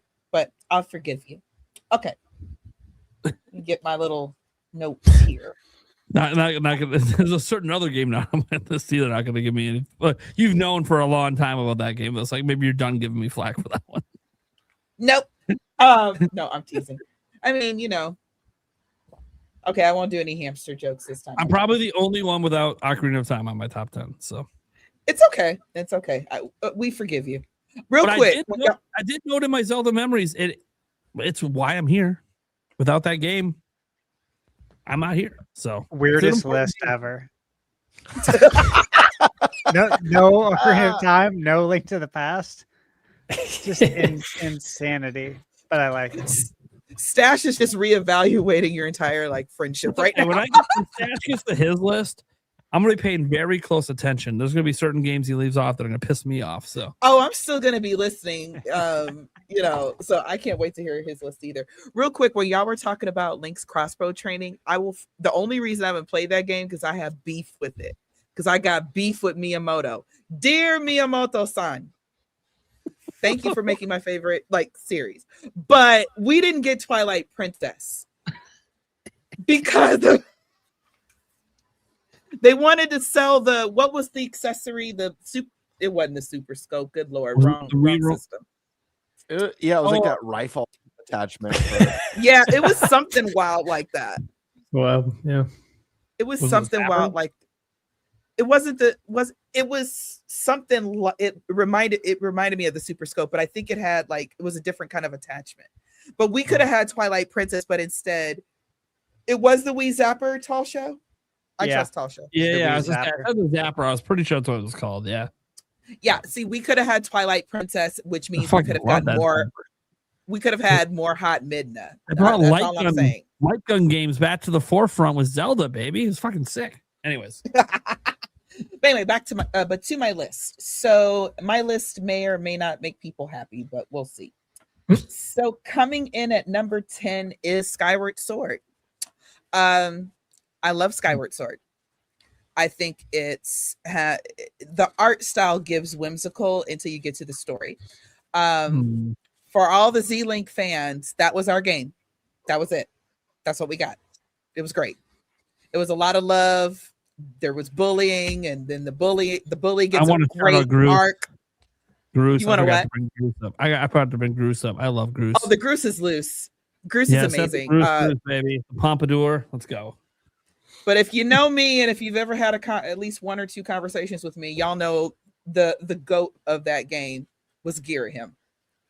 Girahim is everything 100%. Zant should have been. I feel like I don't know the entire behind the scenes, of course, but I almost wonder if they're like, let's make Zant and turn him into Prince, but he's evil. And Girahim reminds me of Prince.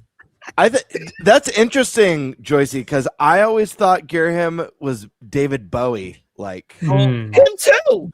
David Bowie and Prince kind of in a similar category as far as their style is concerned. But I agree. I think Girahim is possibly one of, if not the best villains we've ever had in the series. And how he antagonizes you the whole game. Yes, so good. Yes.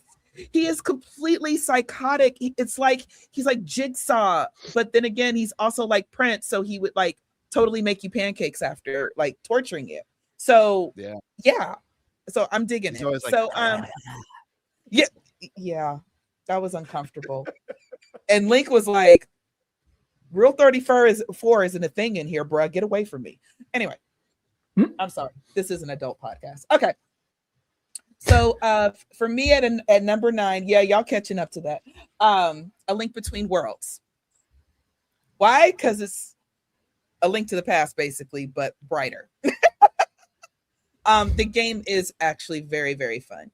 Very, very, very fun. And I love the painting gimmick in that one. That's actually one I kind of wish would come back a little bit, or even come back in maybe certain scenarios.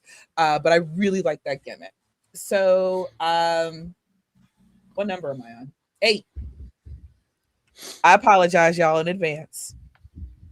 Breath of the Wild is number 8. I know I'm a crazy woman. That's a good spot. But I love Breath of the Wild, and I talked to you guys earlier. The lead up to it, the hype train was great. The intro, playing that game for the first time, after so many years of, catching up and everything, was amazing. That same day, I remember I got off work early, of course, and I waited for the Amazon. This is when Amazon would actually before they got their own delivery, and they would just bring stuff and actually knock on your door. And I got my Switch, my controller, my Breath of the Wild, and everything. I took a nap, and then I woke up super late so I could stay up all night playing.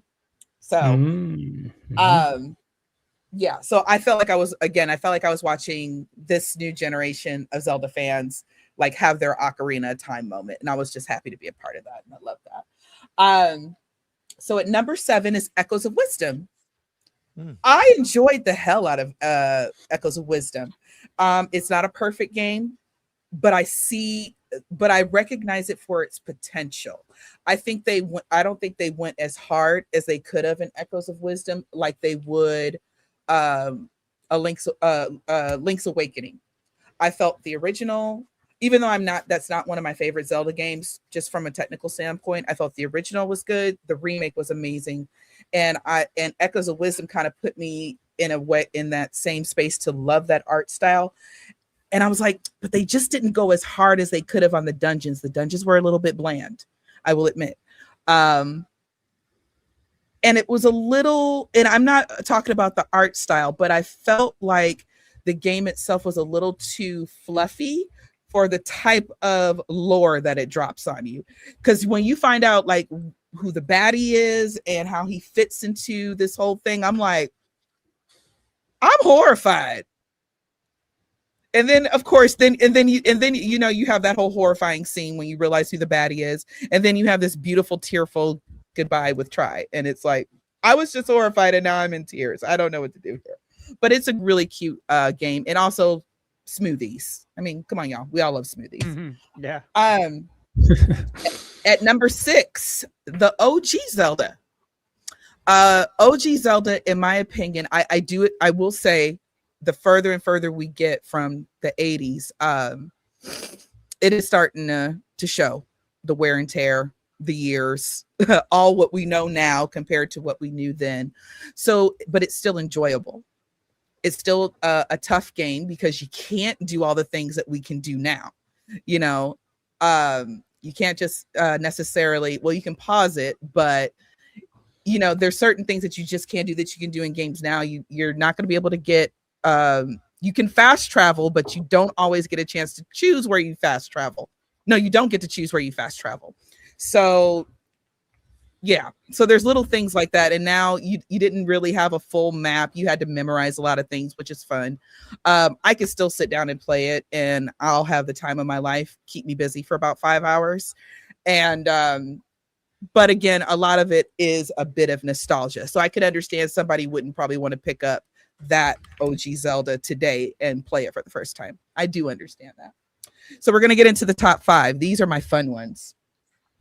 At number 5, which pushed the OG Zelda out of my top 5, is Tears of the Kingdom, aka Breath of the Wild randomizer. So I love Tears of the Kingdom because, and I'm gonna probably repeat a lot of things that Nick said. Nate, you're not Nick, you're Nate. Nate said already.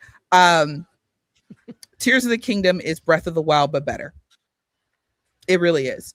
The exploration is still there. The wonder is still there. My favorite scene in the whole game, because in my personal opinion, well, I'm not going to say all that, but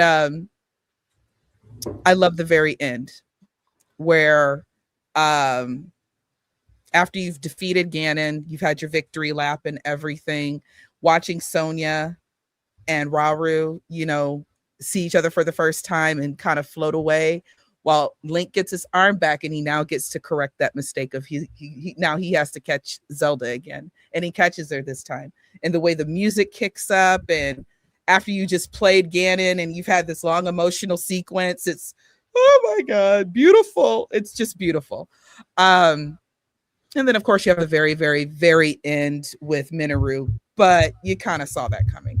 My only, I guess, things that bug me about Tears of the Kingdom, well, there's a few things that bug me. One of them is the story, in my opinion, was too easy.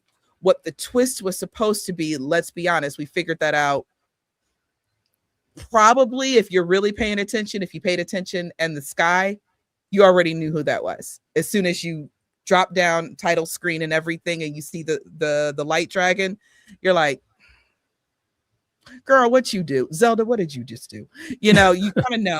And then after like the second cut scene, it's like, okay, so that is her. And then if you didn't even see the cut scenes, or you weren't paying attention on the island, you just noticed there's a new dragon. If you fly up to it and sit on it and, you know, pull all their parts off and everything to cook with, you just look at it. It's like, girl, I know that's you. Zelda, talk to me. Are you okay? Why are you a dragon? So you kind of already can figure out what the big twist is. Versus number 4 on my list, Ocarina of Time. Now, because I played Ocarina of Time after it had already been out for several years and everything, I wasn't necessarily surprised. I knew. Spoilers for Ocarina of Time. If you have not played Ocarina of Time, it's a big one. Turn it down. Just turn it down. Sheik is Zelda, and I knew that, but watching that unfold through the game, that's what was exciting for me. And so that's why. And so Link falls asleep and the 7 years go by, and now the world's all gone to hell, blah, blah, blah, blah, blah. I know that Ocarina of Time is technically a Link to the Past all over again, repackaged in a way. Link to the Past didn't have Sheik. So for me, that whole game was fun because I did not understand why Sheik was Zelda. And I understood like the impact that must have had for first time players before we got the internet and the guides and everybody knew. I said, I bet people enjoyed that. And I got to another quick story. I like all my Let's Players. And one of my favorite Let's Players, he is getting into Zelda for the first time. Played Ocarina of Time for the first time. No clue, didn't know what was going to happen. And when that big twist was revealed, he's like, no way. I mean, he had a genuine, beautiful freak out. It was beautiful to watch. And I said, okay, I feel like I have that moment now. And I mean, he's like staring at the camera, just like, why didn't anybody tell me? It's like, because you say on every single live stream and every single video, no spoilers. That's why nobody told you. So basically, number 3, one of my favorite Zelda games, period, is going to be Majora's Mask. This is also first evidence, well, not first, but some evidence already that Nintendo does not know how to make a proper sequel. Because what Majora's Mask and Ocarina of Time have to do with each other than Link, I really don't know. I don't know why that's a sequel.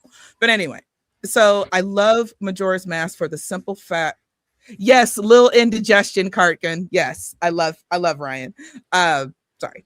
But Majora's Mask, what I love about it is from the get-go, from the time you press start, the tension is building.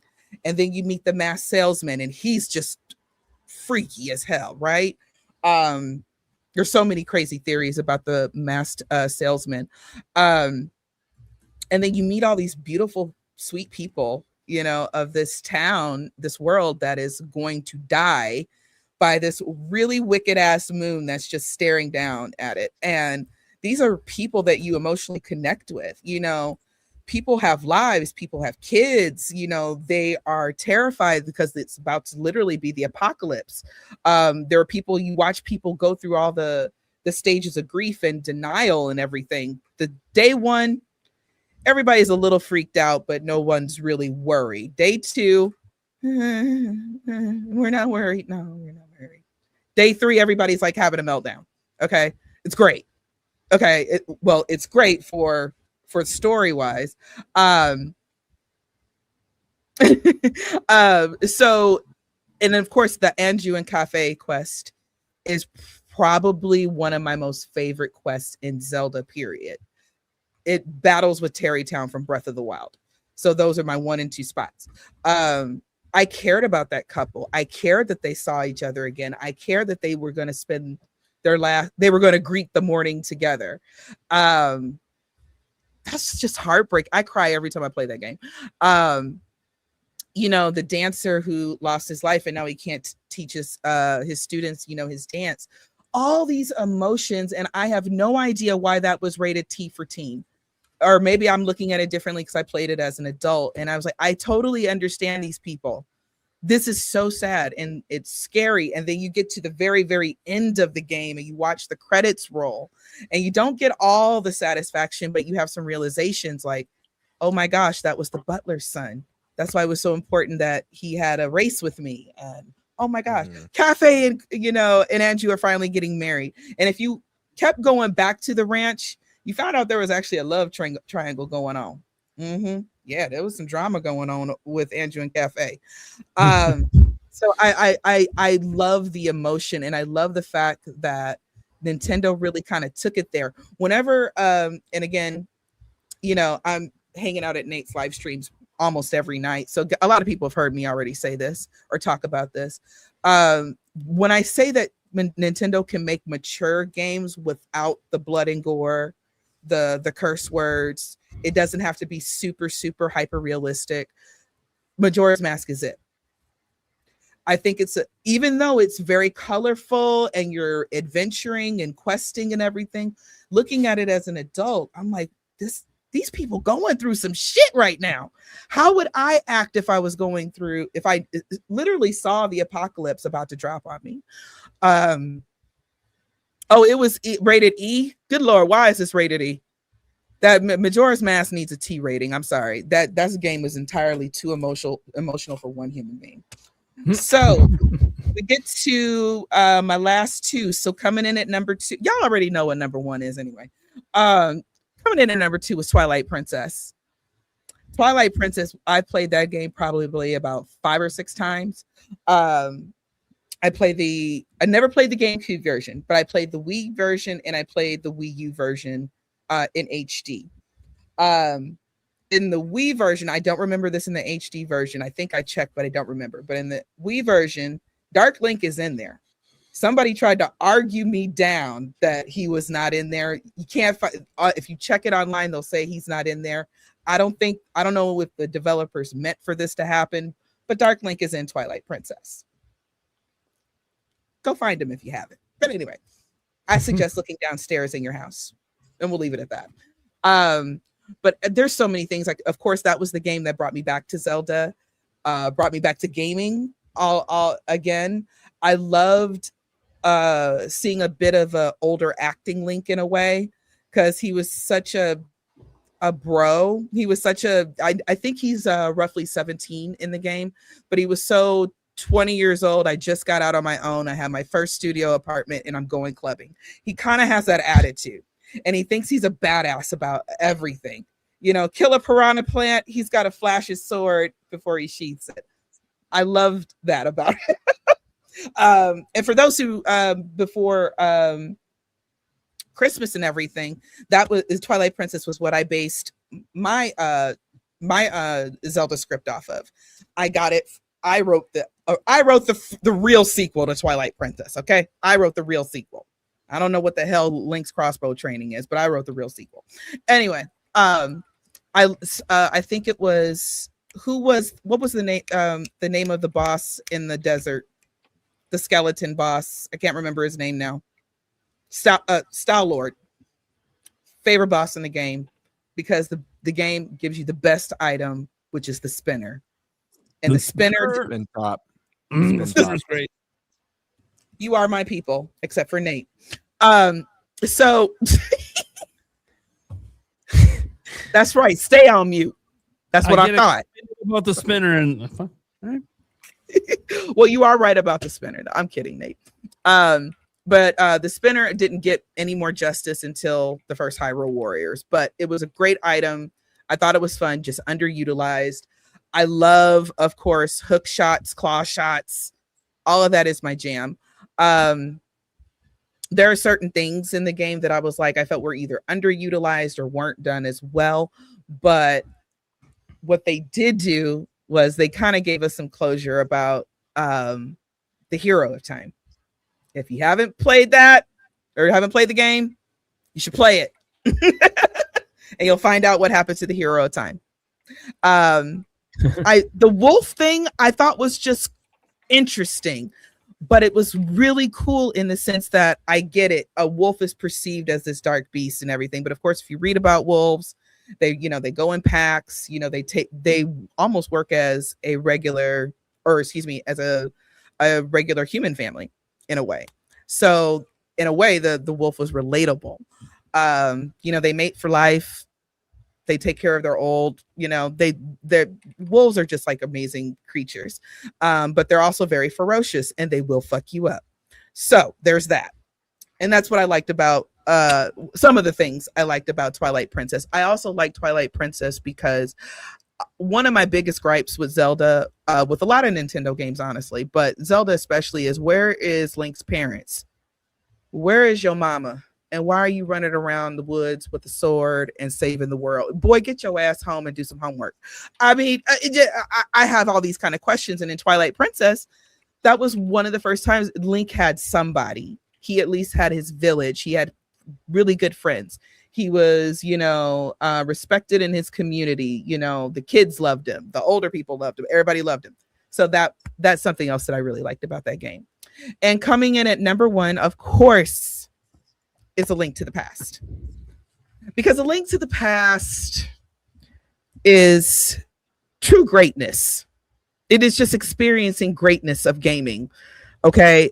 Around every single corner is a secret. There's always something to find. There's always a new dungeon. There's always a new enemy, a new item. There is no wasted space in that game. I don't feel like what I'm doing is busy work. Sometimes in certain games, certain quests make you just, like you guys were talking about padding. That's nothing in that game feels like padding. Everything feels completely intentional. Yes, the devs meant to put that bush right there. Right. Even if the bush doesn't do anything, they meant to put it right there. So they meant to do every single thing that you do in that game.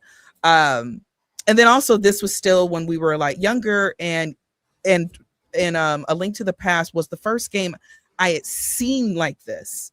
So imagine for some of y'all, if you went from N64 and then you went to like a Switch.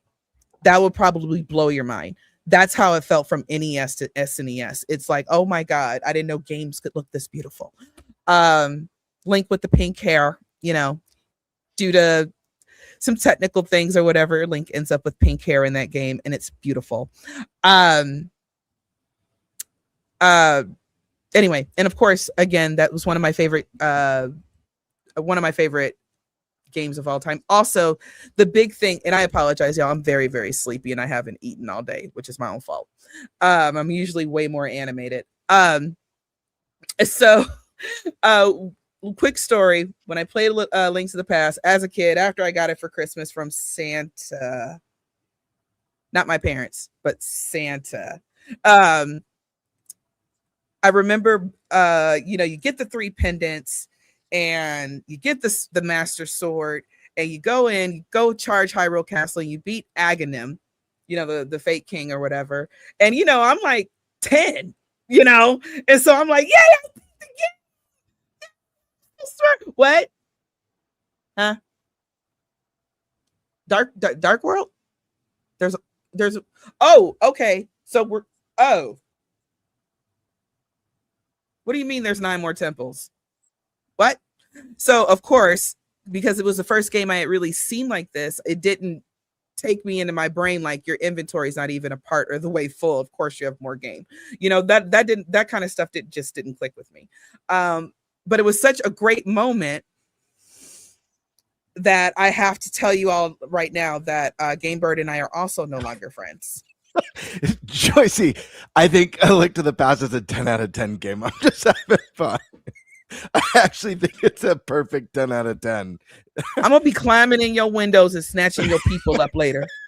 I'm sorry. I had to. I'm sorry. Hide your kids, hide your wife. Okay. Yeah. Joycey is really sleepy. Okay. I'm singing memes now, and I'm holding a mic that could stand on its own. But in all seriousness, it's like I said, just the I love you, Gaber. I love all of you for the record. I do. I love you all for the record. So anyway, but yeah, so it was just like kind of mind blowing. It was such a beautiful moment for me as a child. And I distinctly remember this because yay, I accomplished something, but also what? I'm totally confused, but yay, more game, you know? So also one of the best dungeons in that game. First of all of them are good. All of the dungeons in A Link to the Past, I can honestly say are all top tier. And that's saying something. And then I think the game, y'all are making me laugh. She's what losing part her was shit. it? She's losing her shit. Yeah, because I'm tired as fuck. It's my own fault. You just gotta get through this, and you're done. I should have ate dinner. Damn it. Anyway. Oh, the best dungeon in the game, I'm sorry, is Temple. I think it's like number 3 in the Dark World, or 4. It's in the Lost Woods, and this has several different entrances, and part of it's underground, and you have to go through all these different entrances, and then you got to fall through a hole, and there's all these, and there's all these different, like, it's almost like a mystery dungeon in a way that you got to piece together until you find, you know, the main entrance. And I've always thought that was so creative, and it kind of bugs me that we haven't had that on a bigger scale. I would love to see a dungeon like that, half underground, half above ground, have all kind of different things. In fact, I honestly thought they were going to do that in Tears of the Kingdom.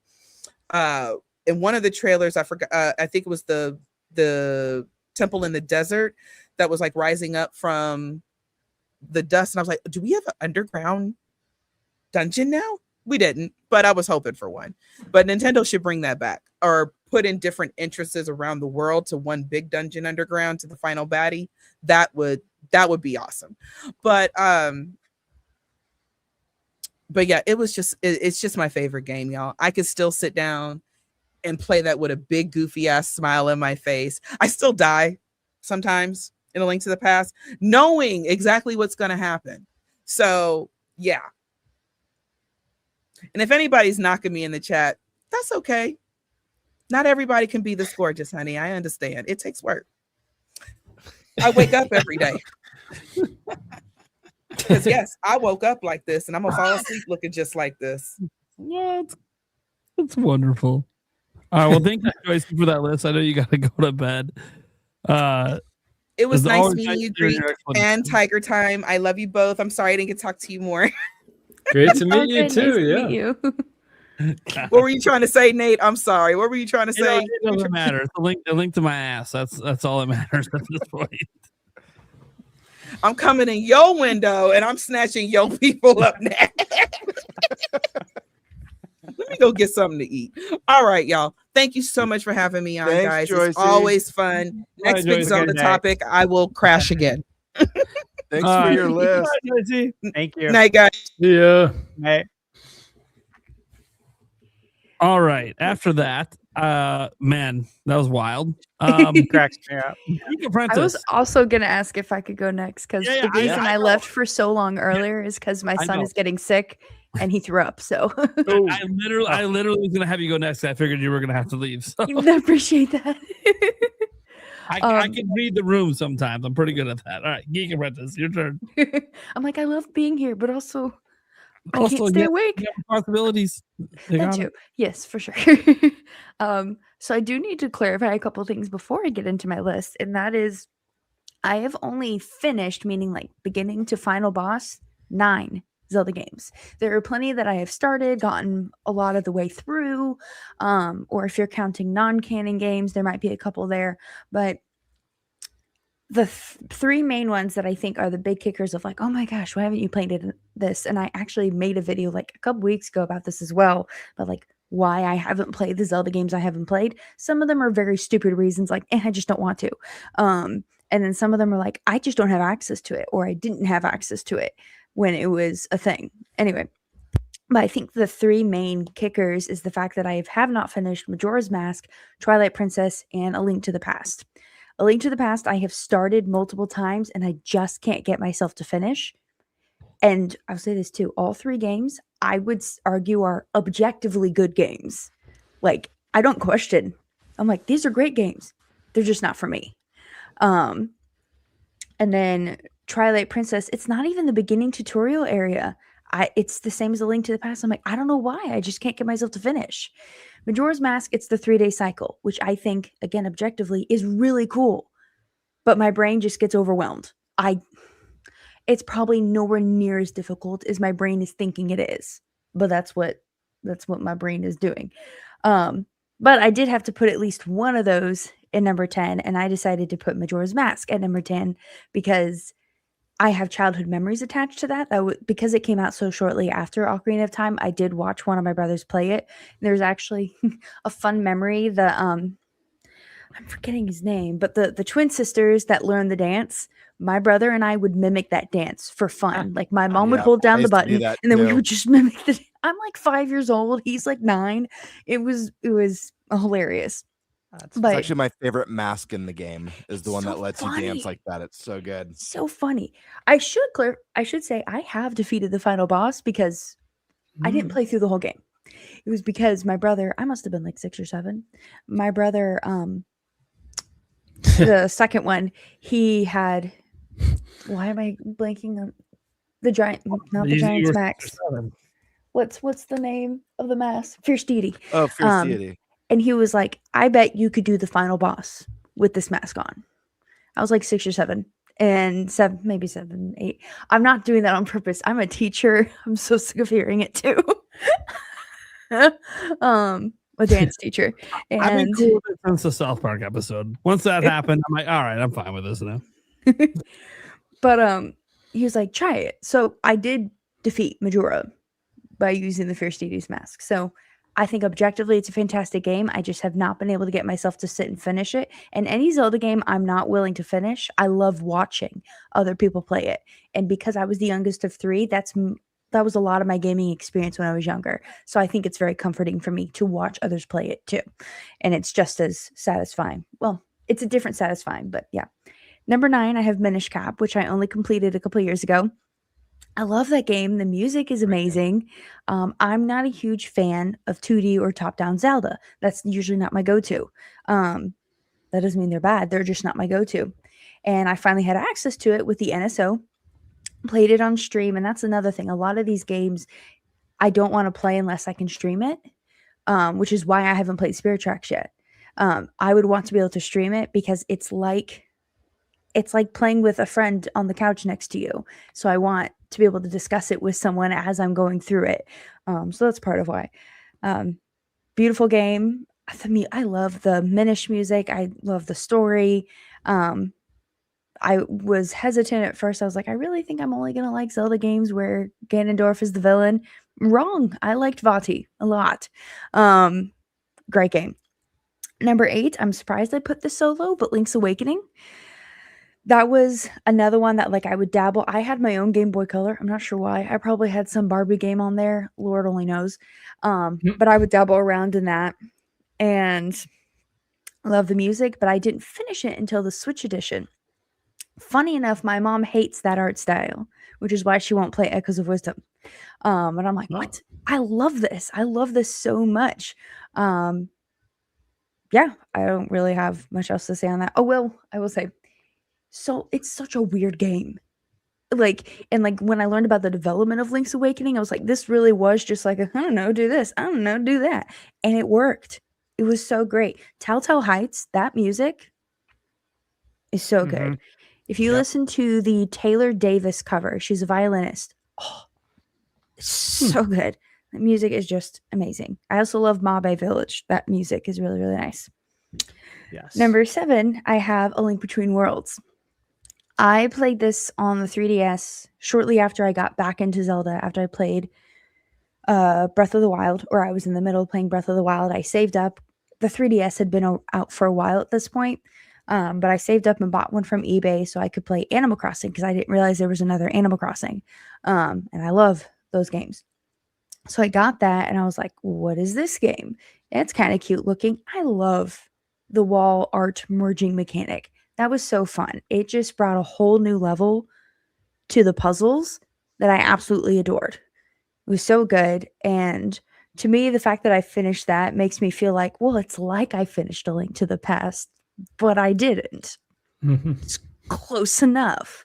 It's not. Obviously, it's not the same thing. The music, oh my gosh. Most of my main things with Zelda games is just, oh my gosh, I love the music. Oh my gosh, I love the music. Especially like as a dancer, like being able to hear music and like visualize so fully, not even necessarily a dance, but I am going to get to that with a different one though. Ugh, I could go on forever about music. I won't. Number 6 is Echoes of Wisdom. So I've come to realize that, and I'm sure most people understand this, I don't know why it took me so long, is that a lot of our favorites tend to be directly tied to what we were going through when we played it. That is definitely a huge part of it. Like I mentioned before, Echoes of Wisdom came out 10 days after I gave birth to my son. And I could have played it on my own. My mom stayed with us for a little bit, which was such a huge help. So like I could have gotten the game and played it. And especially looking back now, I did not understand fully how simple the newborn phase is compared to toddler. He sleeps. That's what he does. He just sleeps. He wasn't colicky, so it was much easier than what most people have had to deal with. But that was one of like my first, well, it was my first new Zelda game after having a kid. And every time I played it, I kept thinking, you know, one day my son could be playing this. I wonder what his first Zelda game is going to be. And like my husband and I have talked about that a lot. We play very different video games, but the one we both love is Zelda games for sure.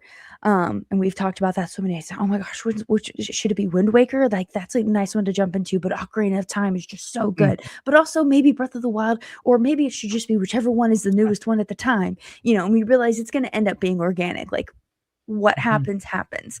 We're not going to force Ocarina of Time on him. We might force Wind Waker. Because I don't think I could bear it if my son grows up and goes, Ocarina of Time's janky and I don't like it. I'll be like, you're disowned now. I can't. Or worse is if he says, I like it, but only the 3DS version. That's even worse. You can't. I hate the 3DS version. That's a different controversy. Wow. But I loved Echoes of Wisdom. I was hesitant because I was like, look, I am a stubborn old school girl. You play as Link and no one else. That is who you play as.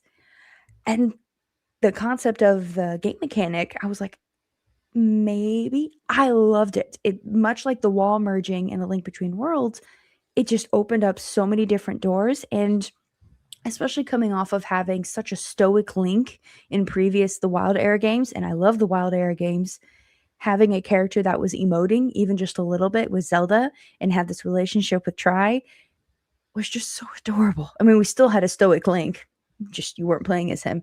And I thought it was handled really well, and I'm trying so hard to get my mom to play it, 'cause I think for someone who doesn't do combat very well, she would really, really like this game.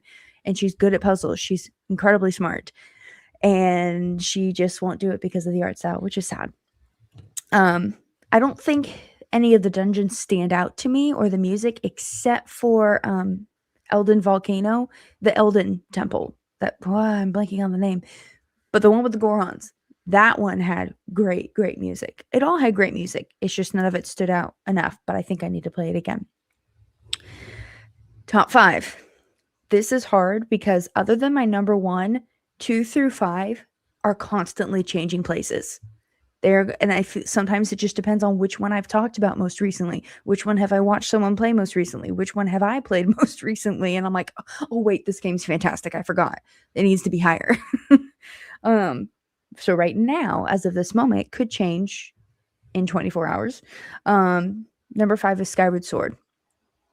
I didn't play it until the HD version. Like I said, I was left-handed, and so I didn't have a desire to play it because I was like, well, I struggle with and I've met plenty of people who are like, I'm left-handed, and I had 0 issues with the motion controls. I'm like, sorry, I couldn't.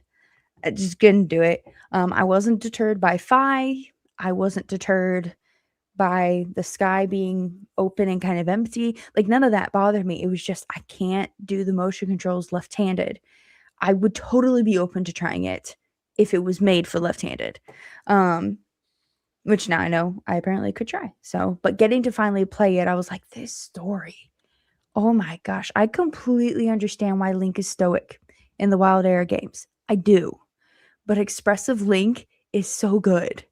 And I made a video recently about, like, it was kind of a joke video, but like, who could Link's Valentine's be in each Zelda game? And I was like, this is the only game where I'm like, oh yeah, the game is full on telling you that they like each other. And I mean, there's a song that's literally called the romance song for them. So I'm like, but it's so cute. The story is so riveting. As mentioned before, the fully orchestrated music is just, oh, it's so good. And I do like the gameplay. The only thing I struggle with, and this is a me problem, it's just me.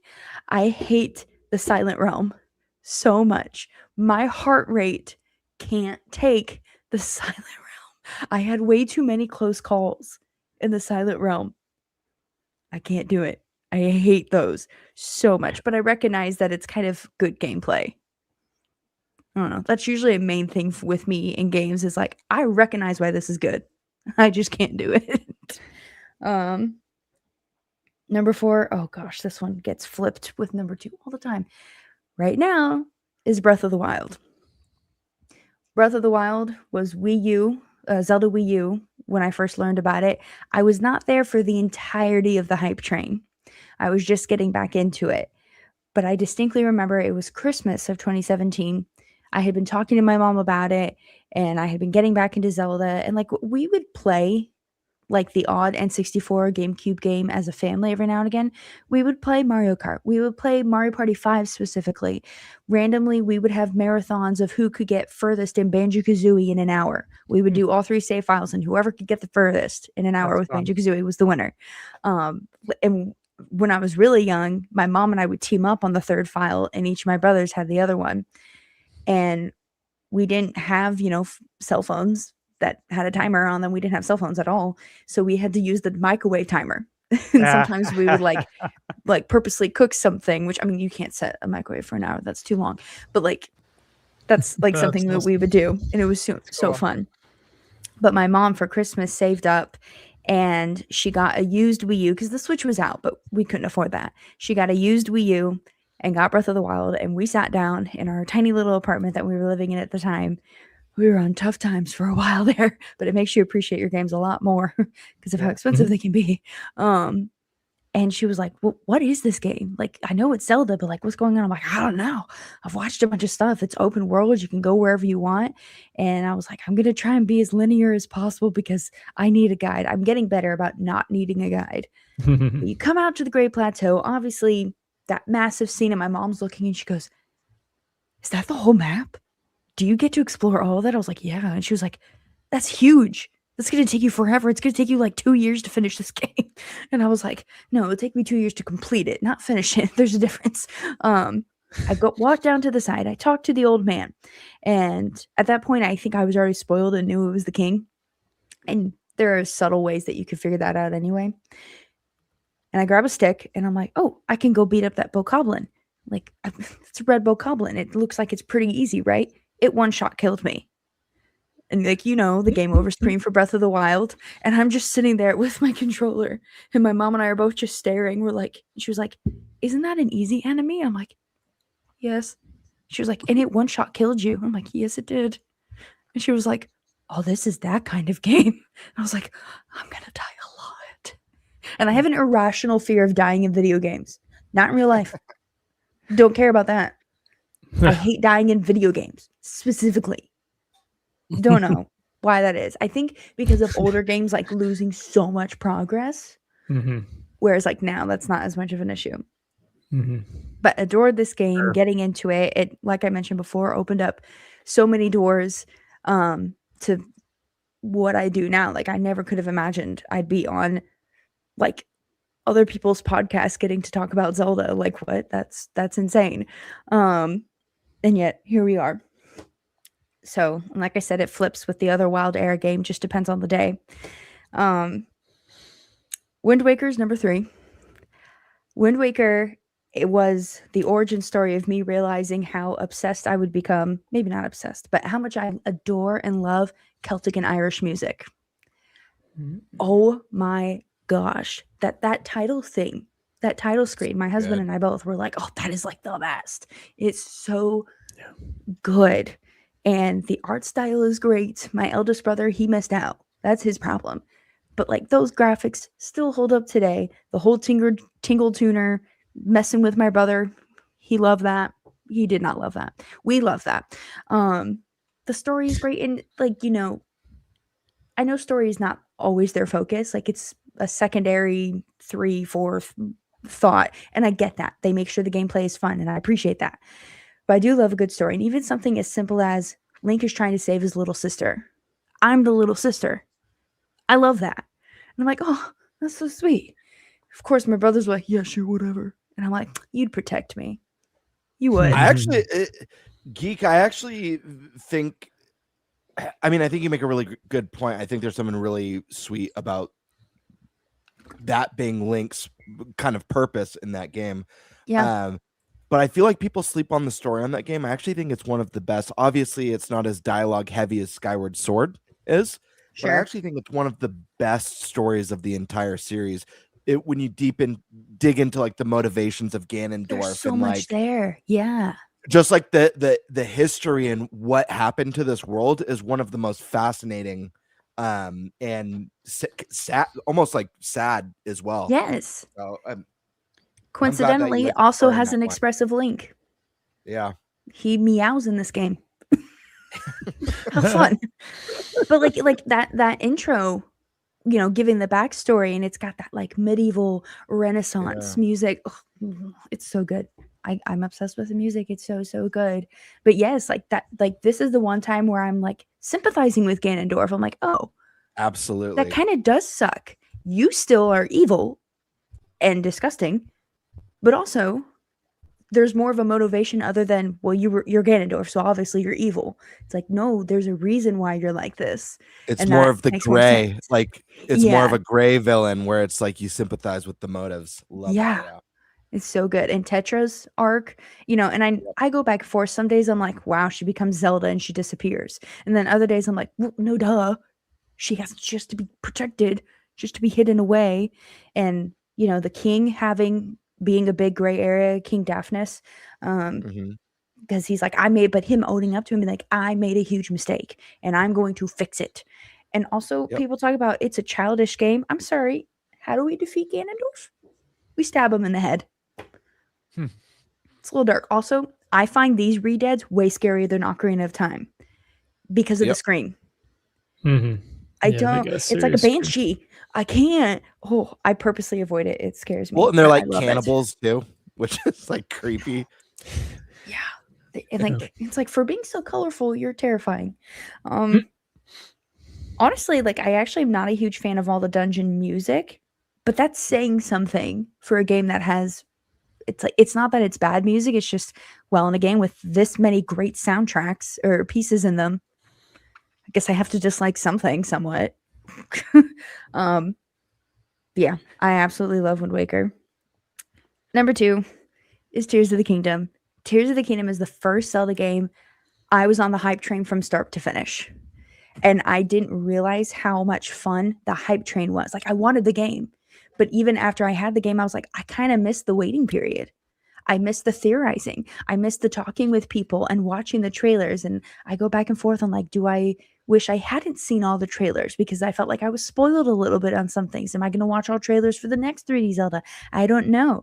And I remember that my reaction to the E3 2019 announcement trailer for sequel to Breath of the Wild was my first video that took off.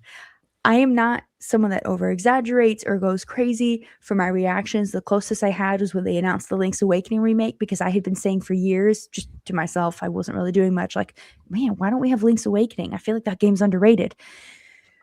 But that one, I was a part of that podcast, the Highland Games cast, and the 3 of them had gone to E3, and I didn't feel comfortable because it takes me a long time to get comfortable with other people. I didn't feel comfortable yet just flying out to California from Florida on my own. I was like, I'm not there yet, but it was okay. And actually, funny enough, in their video right at the end, someone's like, someone needs to check on Geek and see if she's okay. Because they had just announced Banjo-Kazooie in Smash. I don't play Smash, but to me, that immediately said, I'm going to get to play Banjo on the Switch someday. And I won't have to do the N64 because we didn't have the Xbox that played it. I think one of my brothers did though.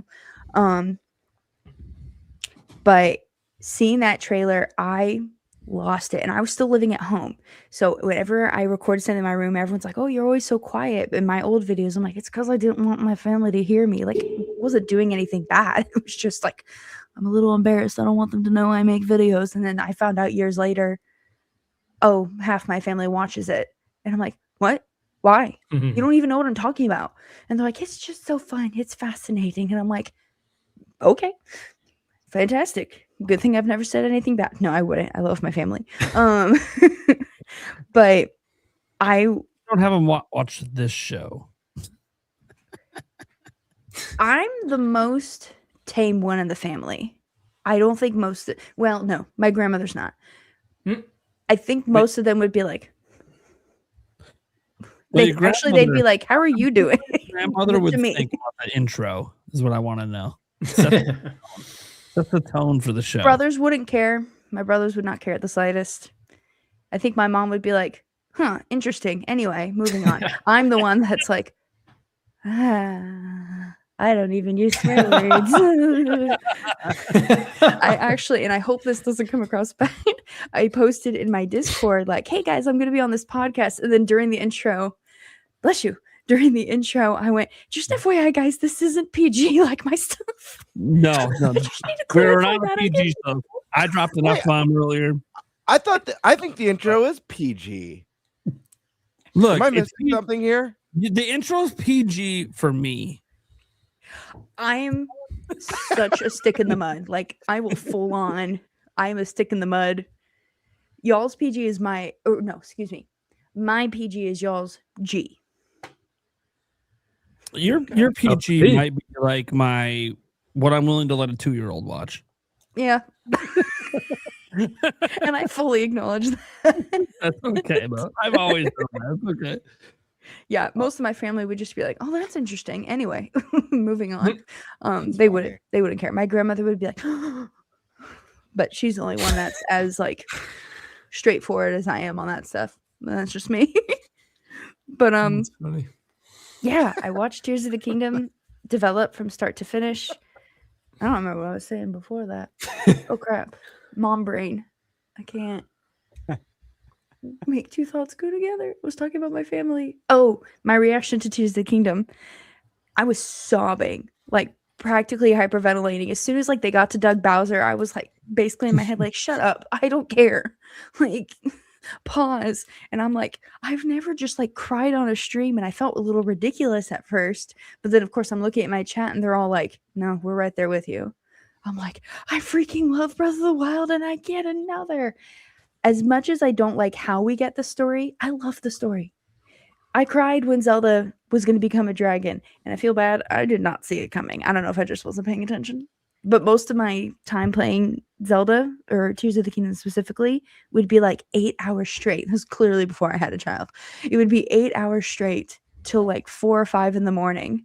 So I think I just wasn't functioning. I would just be like, I've opened up like 7 areas of the depths now. I've been in darkness for hours. Oh my gosh. And freaking out about like every little thing. But I love the story. Freaked out when Ganon swallowed the tear. But like it was mentioning earlier, yeah, the last part of Breath of the Wild, it's like, you're so easy. That was fun. Anyway, whereas this one, that last phase, even if it's easy, felt earned. It felt justified. When you drive your master sword into his skull, into the tear, it's so satisfying. You're like, yes, finally, you're gone. I'm so done with you. And I was lucky enough to have followed the geoglyphs in order. I followed Impa because my mom saw them out of order. I know so many people who saw them out of order, and I'm like, that's probably confusing, or at least takes some of the fun out of like the hype going up and down, I suppose. But thankfully I followed through to that cave, and I had the wherewithal to take a picture and look at the geoglyphs in order. So just overall, like, I have such fond memories of being able to watch Tears of the Kingdom develop from start to finish. And again, that's when my channel grew a lot more, and I was like, this is crazy. So this is what people have been doing for years, you know, but they had like friend groups that they talked to, and I'm just now getting back into it, which was really crazy. Shocker of shockers, my number one for anyone that knows me is Ocarina of Time. Is there nostalgia bias? Yeah, obviously. And I have no shame in that whatsoever. I was not privileged to be born in time to understand the jump from A Link to the Past to Ocarina of Time. I can appreciate it. But part of me wishes, like, man, I wish I really understood how massive of a jump this was. Again, I can appreciate it. And personal opinion, I think Zelda's jump to 3D was better than Mario's jump to 3D. Still a good game. Can't stand the camera at all. Mostly Ocarina of Time. The story's great. The music's great. The dungeons are great. The progression is great. The nostalgia is great. Are there flaws? Yes. The only thing I will give the 3DS version is being able to equip the iron boots. That was very helpful. But I just have such fond memories of watching this game. Such fond memories of, like, this is so stupid, but I can laugh about it now. I think I was in early high school, and I was at my church's youth group, which honestly kind of sucked. It was pretty cliquey, so a bunch of us left and did our own thing. We were like, we're not even learning anything, and I hate this. It was like youth group. Yeah, pretty much. And they're like, why'd you leave? I was made fun of for actually knowing things, and I was really annoyed. Anyway, I was like, then why are we here? But whatever. But there was a guy there I had a major crush on. Major crush on. Super nice dude. And he and his best friend, and the best friend was nice to me too. They were like some of the only people. There was like maybe 5 or 6 people that I felt like I got along with. And I'm like, I get it. I'm weird. I'm different. That's fine. That's why I'm leaving. But they were talking about Zelda, and I don't know which Zelda game they were talking about because I had been out of it for so long. But I knew Ocarina of Time. And I was like, oh, which Zelda game? And they're talking. I was like, I don't know that one, but I love Wind Waker and Ocarina of Time. And the best friend, not in a mean way, was kind of like, no, you don't. And I'm like, yes, I do, actually. I love those games. And they're like, no, you don't. I'm like, I don't know why I would lie about this. And I was like, fine, test me. And so the guy I had a crush on, he was like, could you like name the music? And I was like, yeah, if anything, I would probably be better than that than actually playing the game. But so they got out their phones and they just like started playing random songs from Ocarina of Time. And I would name all of them within 2 seconds. Oh, Kokiri Forest. Oh, the Forest Temple, Fire Temple, Deku. Anyway, I would name one of those. And they'd be like, who's Sheik? I'm like, Zelda. You know, I'm putting all this information out there. And they're like, dude, you're a girl and you actually know things. And I'm like, yeah. That's okay. It was never reciprocated, but that's okay because my husband's better. But Heck yeah. 14-year-old me being like, oh, I'm going to win over my crush with my Zelda knowledge. And at the most, he was like, oh, cool. And then moved on. I was like, dang it. I really thought I had it in the bag with that. So, yeah, that's my list. You can tell I'm getting tired. And so I'm like, music is everything great. But yeah, Ocarina of Time will always be my favorite, if for no other reason than nostalgia. Thank you. Awesome. I'm guessing you got to head out now then? Yeah. No. It's almost 1 where I am, and I have work tomorrow, and I have a feeling my baby is going to be waking up a lot. So, and my husband works at like 5 a.m., so I don't want to put that on him. No, you're good. Thank you for being here. Do you want to go ahead and, preview anything that's coming up that you got going on? Sure. Yes. So again, thank you so much for having me. My schedule's always weird, so I'm glad I was able to come on. Like I mentioned previously, I have a bunch of old videos that from like 2021 that I tweaked a little bit, each of them for the 40th anniversary of Zelda.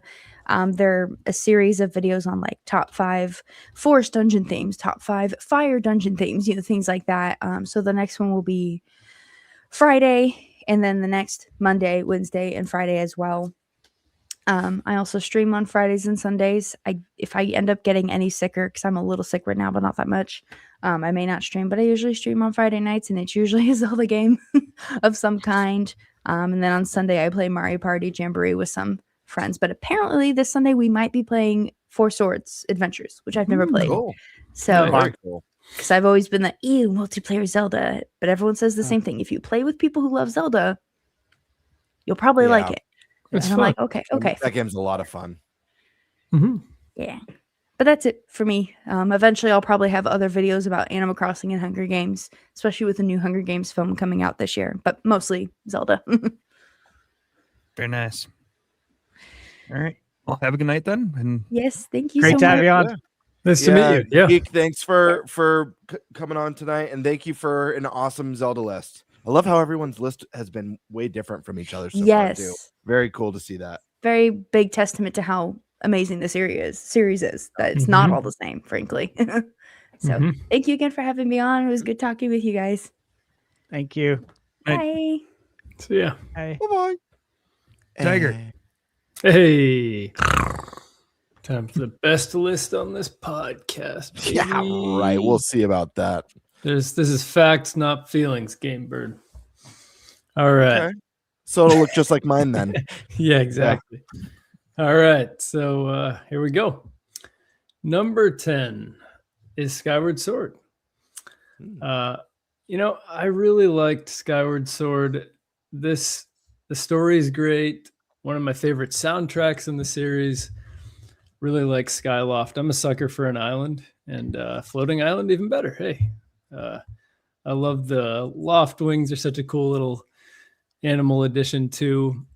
I feel like I was a huge fan of the Wii motion controls too. I was one of the defenders of that. Thought that was a really cool system.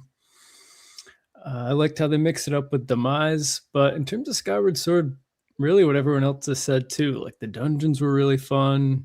The world building was great. The Zelda and Link connection was cool. It was cool to see them interact like that in a way they never had before. So, yeah, that's really my shtick on Skyward Sword. Now, number 9, I don't think this game has been said yet. So this here is The Legend of Zelda: Oracle of Seasons. Good. Heck yeah. Specifically seasons, you know, it was one of those things where when my cousin and I found out these games existed, I was like, oh my gosh, Zelda's doing the Pokemon thing. Like, this is so cool. We each can buy our own and then kind of play off of each other and see what the differences are. And it turns out this was, to me, even cooler because, you know, in Pokemon, usually it's like, there's like three different types of Pokemon. It's really the only difference. But these were like completely different games. And I just remember specifically this game was so hard. Like it's kind of fetch quest mania, I feel like, is the critique of the game. Same thing with Link's Awakening, like a lot of fetch quest, but I really loved it in this game because I loved the wacky, weird characters you meet. Yeah. The time travel aspect. It just was so fun and weird. And like the final boss in Seasons was, I can't remember his name, but it was like a huge knight of some sort. And you end up going to a tower and fighting him. I can't remember the name. But yeah, it was just, honestly, there was somewhat of an interesting story too. Cause like the beginning of these games start out and everything's kind of peaceful. Like there's a little bit of a prologue. Like I think it was Seasons where you start out, everybody's dancing, there's music everywhere.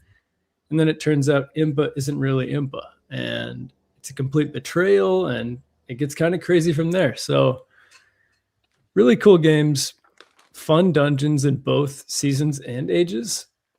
I do like in Ages how they take you to that island and take away everything. And you meet the crazy little blue guys. I can't remember what they're called. You kind of explore that civilization. That was cool. But for me, I was always the one with Seasons. So that's the one I'm going to pick here. But I want to shout those games out there. So good. Number 8 is Breath of the Wild. Joycey had hers at 8 as well, and kind of said, you know, don't attack me, but you know, I feel pretty good about Breath of the Wild being here. It's, I mean, it was higher before Tears of the Kingdom came out for sure, and I do want to separate them in terms of comparing them. Like when I'm evaluating them like this, they should exist on their own, but in terms of, for me, a lot of this list was like, if I were to play these games today, what would I get the most out of, and what would I connect with the most? And if we're talking like the first hour to 3 hours of the game, Breath of the Wild would probably be number 1 on my list.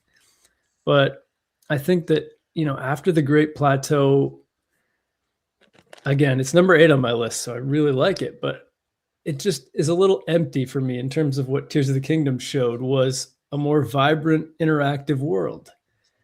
And I agree. Yeah, at the end of the day, I can't forget that about Breath of the Wild. But again, such an amazing game. If I ever kind of like Prime was saying, with all the tough stuff that's been going on in his life, like going on the Great Plateau and walking around and just like seeing the old man just kind of doing different things. Like maybe he'll be lighting a fire in the forest there. Maybe he'll be cutting down a tree by his lodge. And I just think that what the Great Plateau does is so special that even though the rest of the game to me doesn't hold up as much as it did when I first played it, I think that it just sets a really beautiful foundation. And like just listening to the birds on the Great Plateau, the way it just kind of empowers you from the start it's so good. So that's number 8 for me. And then number 7, I had Link's Awakening.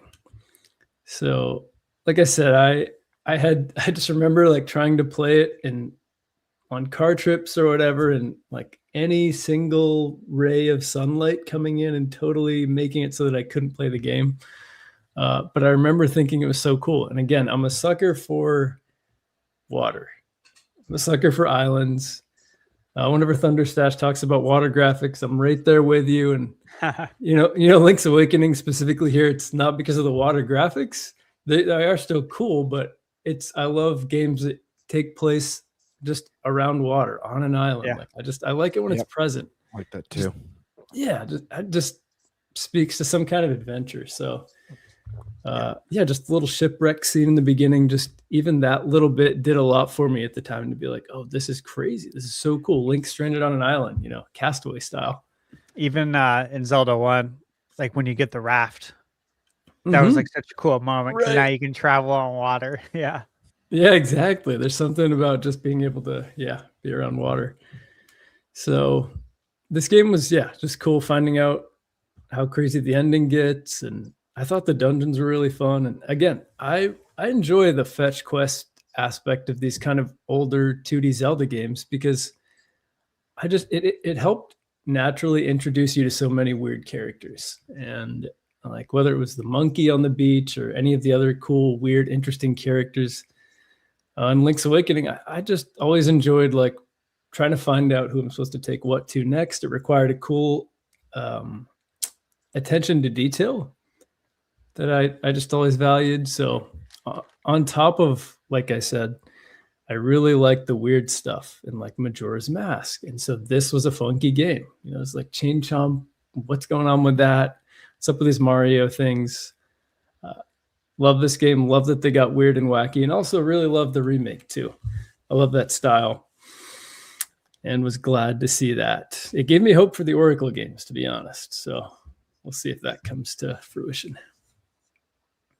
So number 6 is Twilight Princess. So this was a list that, again, is ever evolving. I think this could easily be like number 3 on my list if you ask me like in a week. Because, again, different Zelda games, different emotions. Today, for whatever reason, Twilight Princess, when I made this list, wasn't at number 3. But tonight's number 6. So really love the game, though. I loved the contrast from Wind Waker to Twilight Princess. And like you said, Gamebird, too, I always loved seeing the different art styles as they evolved, too. And this was such a cool jump from Toon Link to this more kind of mature coming-of-age Link who, I don't know, kind of, like Joyce was saying, too, I love how he kind of was a figurehead in the village and kind of made Link feel more real and more like a little like hometown hero that's leaving his village and setting off on this quest. And on top of the wolf stuff, really fun. I love the final boss fight. Snow Peak Ruins is one of my favorite Zelda dungeons ever. Again, everyone mentioned the spin top too. The wolf was awesome. The Twilight stuff was really weirdly dark and depressing with the dead Hyrulean soldiers and just kind of how they're floating around. I don't know. This game's a cool one. Midna was awesome. And that's what I got for that. And at number 5, this is Ocarina of Time. So, I actually recently replayed this game.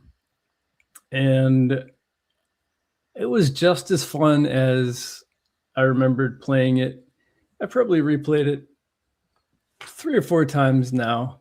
Probably the last time I did it was high school or college.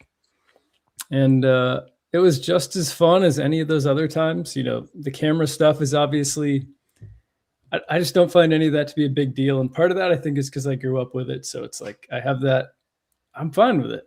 That's just a part of the process. It's a part of the charm. But I don't know, everything about this game is just really special. And the second you hit Hyrule Field, and I'm forgetting the name of the owl right now, but once he talks to you and it's a special kind of adventurous feeling that kind of hits you as a player there.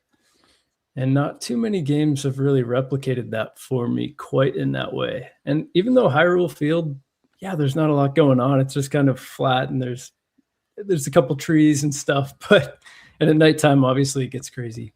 It's Kapora Gabora. Love that name. Kapora Gabora, yeah. That's right. Yeah, that's a great one, yeah. Yeah. Hyrule Field, just walking around that, you can feel the amount of to me at the time, and I still think even now, the depth of options of where you can go. And even though you can't access all these places, you can just see it all though. And you can see the mountain in the background, Death Mountain. You can see that in the background. And there's little cool aspects of what they do to kind of make you feel like there's always another adventure just kind of waiting ahead of you. And I don't know. Ocarina of Time is obviously a special game. Although the first time I played it, I remember getting stuck on the final boss fight because I didn't have enough magic or something. I can't remember how I got stuck, but somehow I didn't actually beat it the first time I played it. I'm not holding that against it here, but yeah, great game. Also, this game had some fun little mask quests too, even though it wasn't Majora's Mask. Like, it did have some fun little mask quests where again, you were meeting cool characters through the fetch quest system. So, heck yeah. Number 4, not number 1. Sorry, Joycey. A Link to the Past. Still a great game. Obviously, number 4 is pretty darn good. And I love this game. Again, me and my cousin would do the little speed running challenges between him and I. Like, we'd play it at the same time. Whether we were on the phone or like next to each other, we'd play it at the same time and just try to see who could beat it fastest. And yeah, we had this game down to a T. Like, it was so fun to go through it. And obviously, I think one of the greatest Zelda openings of all time. It's just so beautiful. And you meet your uncle. It's kind of like, oh wow, this is interesting. Like, Link has a family member finally, and then he's gone immediately. And just, it is kind of tragic. And I don't know. I love the adventure. Just even that beginning rainy adventure to the castle is such an iconic journey you go on as Link. But yeah, obviously great gameplay. The graphics still hold up. Like, this is such a beautiful looking game. And even to this day, it's so killer. So that's number 4 for me. And number 3 is Majora's Mask. This is a game that, again, I think depending on my particular mood or what's been happening, maybe how much tragedy I've experienced in any given week, this could easily swap with Ocarina of Time.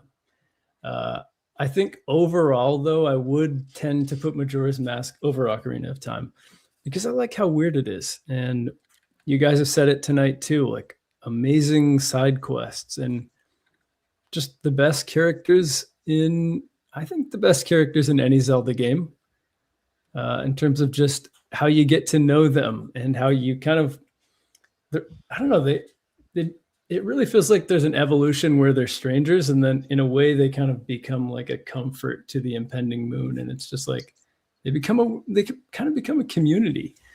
And to weave that into a time mechanic and all of that taking place in this little town is just, I don't know. It's crazy. And it's really impressive. When you think about like people complaining about Legend ZA in that city and how there's no life there, but what they did with Majora's Mask and giving Clocktown like all of this life and just these characters that are full of interesting stories and tragedy and grief, like everybody's been talking about, on top of, again, another great beginning. Like the opening cutscene from Majora's Mask is like, it's still like, I can picture it. It's still haunting. I remember, this could have been a nightmare. Maybe this didn't really happen, but because I played this as a kid. So it was like Skull Kid was terrifying. And I remember after Skull Kid and Link interact, there's a line of dialogue where Skull Kid is saying something.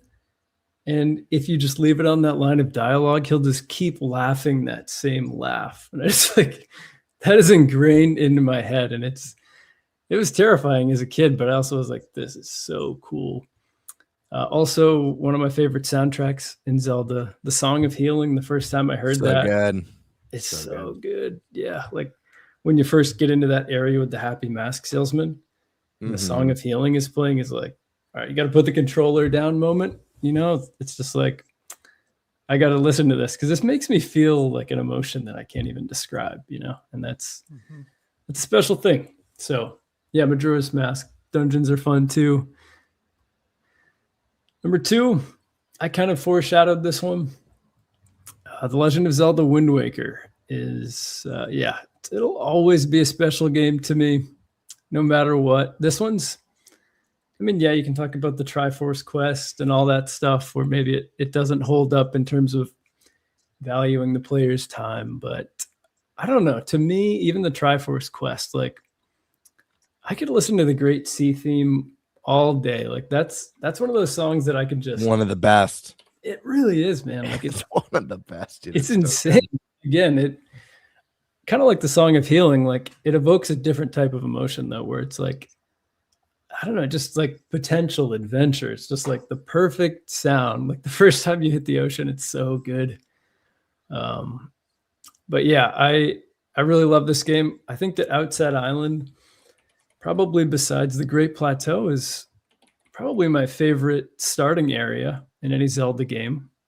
I love that little spot. I love how you can swim off and just kind of explore a little bit. Not too far, obviously, but I just love the little village there.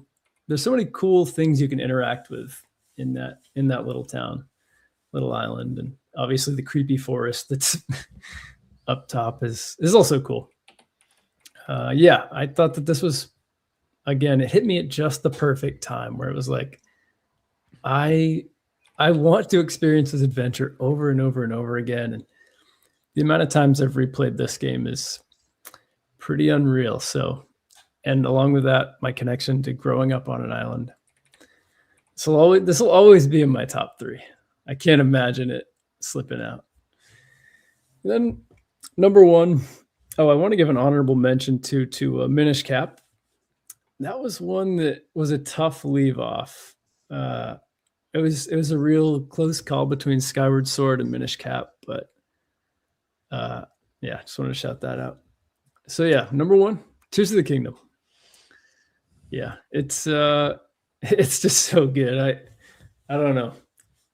I told you guys the story about how, I was joking a little bit about jeopardizing my relationship, but there were a couple times where where it got kind of feisty. But it was a game that literally, like, I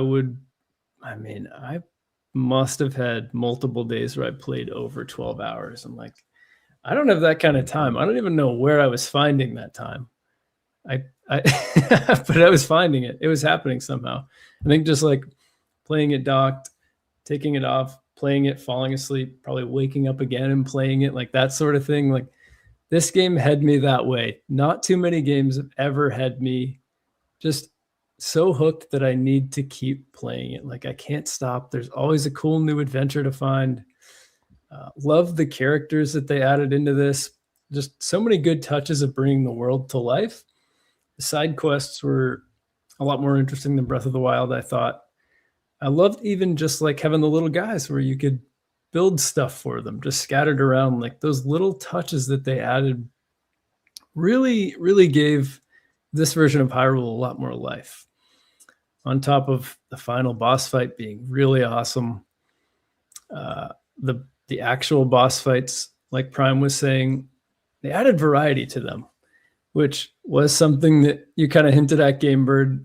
The reskinning was something that I noticed, and I was like, man, one of my favorite things about Zelda is the unique bosses and how I kind of fight those and manage those. And yeah, the fights were different. They weren't copy and paste actual fight mechanics, but I loved seeing the designs, just like you were talking about with the art style in general. I love to see the boss designs, and like in Twilight Princess, those are some of my favorite boss designs.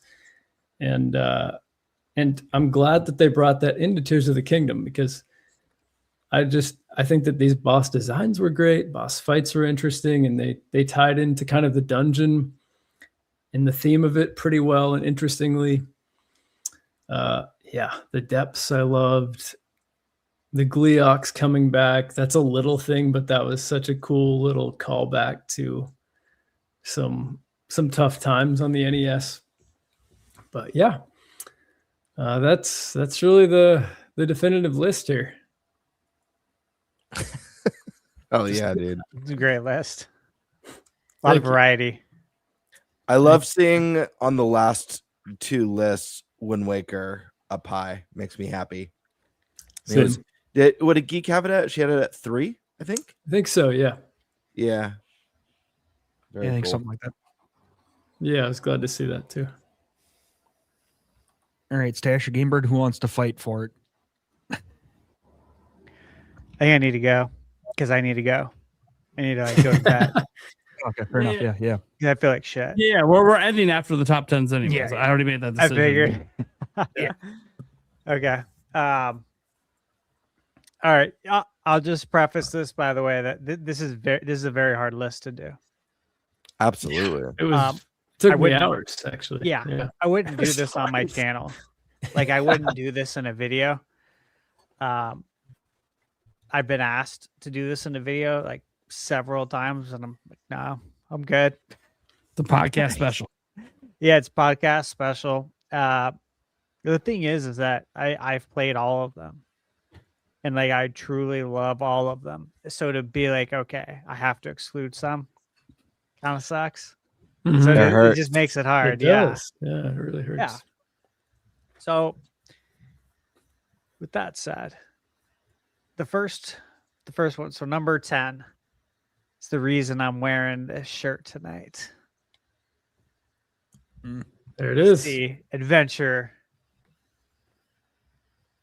of Link. I love this game so much. Yes. Someone else has it top 10. I love Of it. course. Yeah. Dude, I love this game for everything it is, and I love this game for all the reasons people hate it. Like I love it for those reasons even more, you know? Like the fact that it's really hard, it's cryptic, it's this, it's that. It's like, yeah, that's the Legend of Zelda, bro. Like if you grew up with it in the 80s, that's how it was. It was known to be very, very hard. And you have to like talk to people and find hints and make your own maps like we used to do back in the day, where you would draw your own maps on how to get around. So I adore that game. I love the music too. The great temple theme. Obviously the overworld theme, the town theme is excellent. Every time I play this game, I just have a ton of memories that I'm flooded with. I do love the combat. The magic system is excellent, as mentioned before, and you have to use it. And I love that there's RPG elements in it. So a lot of great stuff there. Number 9. I'm going to go with Wind Waker. And again, love this game. When it was first revealed, most people were crapping on it. If you guys remember that, I was not one of those people. Because again, I literally said I trust Nintendo. You know, how many years ago was this? 24 years ago? Oh my God, has it been that long? Yeah. Yeah. That's depressing. Yeah, I know. But That I is still really trust depressing. Nintendo. So That's a lot of shit into perspective. I know, dude. It's hard to believe. God. Right? It was 24 or was it 23? Yeah, it's 2002. So it's like 24 at the end of the year. 24. Yeah. Yeah. Yeah. That's wild. And again, I have really good memories of, being on my own for the first time, first apartment, and playing this right after graduating. It was really cool. And also to be able to play it like on a brand new CRT. It was a CRT flat screen. That was the time we were in with the progressive scan. That was badass. And I had it on surround sound because it was, I can play it as loud as I want. It's my place. No one's going to tell me to turn it down. It's the little things like that that just made it really special. And of course, with Wind Waker, the Great Sea theme, you'll hear it in a lot of my videos as background music because I absolutely adore it. It's excellent. So there's so many things I love about it. Number 8, I'm going to go with Link's Awakening. And look, I was there for the original in 93. I was there day 1 for DX for Game Boy Color. And of course, there day 1 for the remake. And so, yeah, I played 3 iterations of it. Loved it every time. It's tough because I could have put the Oracle games in there too, because I love them. And again, you guys know I have those sealed. Yeah. Oracle of Ages and Seasons factory sealed, because I bought them in high school. They're sealed. And then I bought another set to actually play. And again, like, I adore these games. There's elements of the Oracle games I like more than Link's Awakening. But ultimately, Link's Awakening, I think, excels with like things like the music and the charm. Yeah. It's just got a lot of charm to it. Mm-hmm. But Aegis has really good combat and puzzles and seasons, so it's tough. But again, you can't put every game on here. Number 7, Skyward Sword. The dungeons. Love them. And again, I have memories attached to this. As an adult, to get time off like that is it's just not something that's going to happen where you get a runway like that to actually play a game from beginning to end unbothered by anyone. You're recovering from surgery. People shouldn't be blowing your phone up. They know that. You literally get peace and quiet, no stress, nothing to worry about. All you got to do is take care of yourself and enjoy the experience and rest when you're recovering.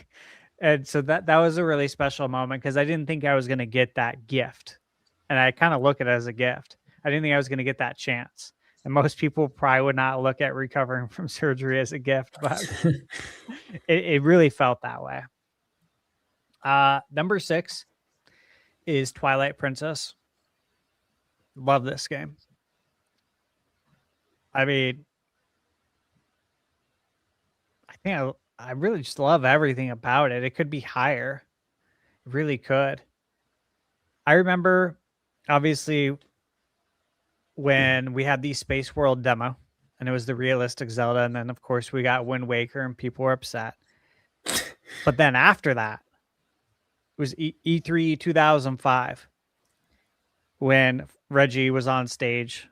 It was at the end of the conference. And he said, and we have one more world we want to show you. Take a glimpse into. And, the lighting fades. And the music hits. And that was when the classic IGN scene with, like, I think Pierre Schneider and I think Matt Casamassina, some of those guys were like crying in the crowd because they were so excited. That's the reaction meme.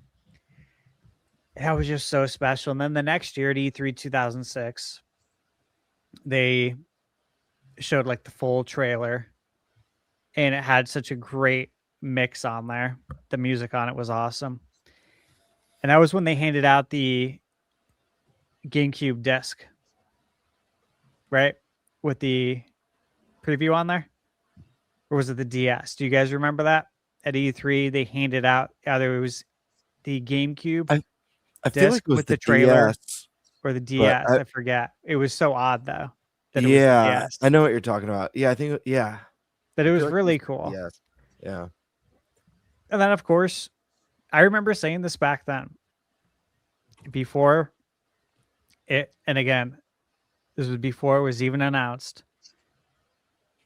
I remember telling everyone that to not buy a GameCube right now.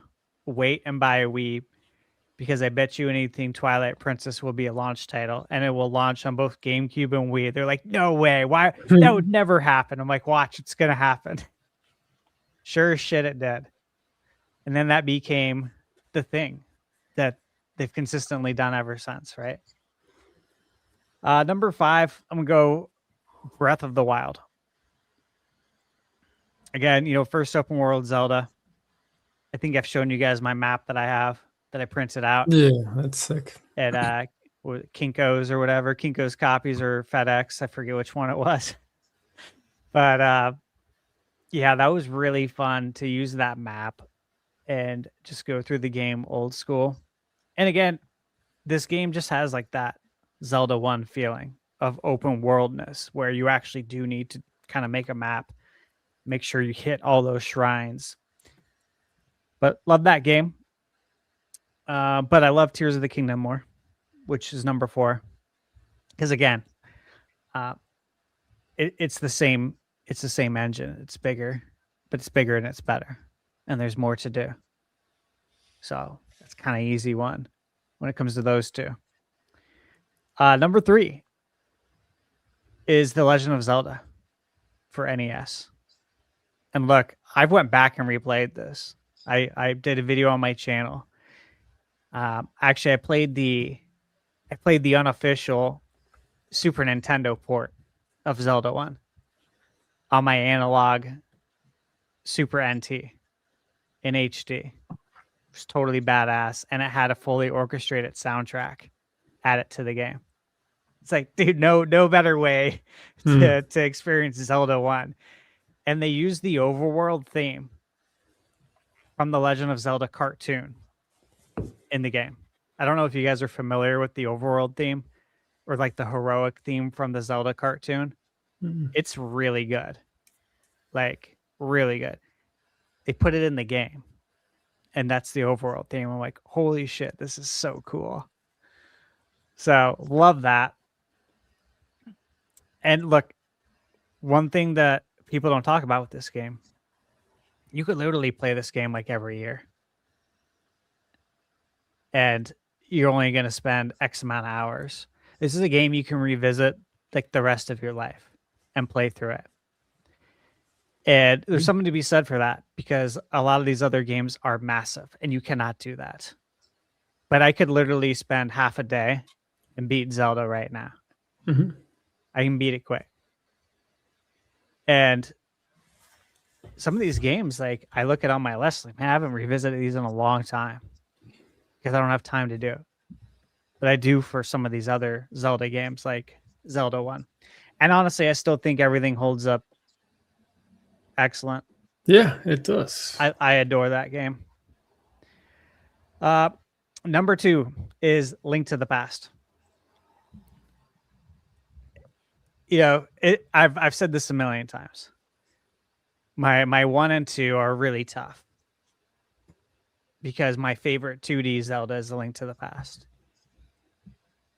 And I played it, I think like 2 years ago.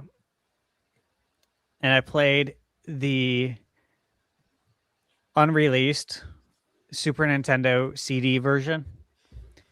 And it has like 130 fully orchestrated tracks in the game.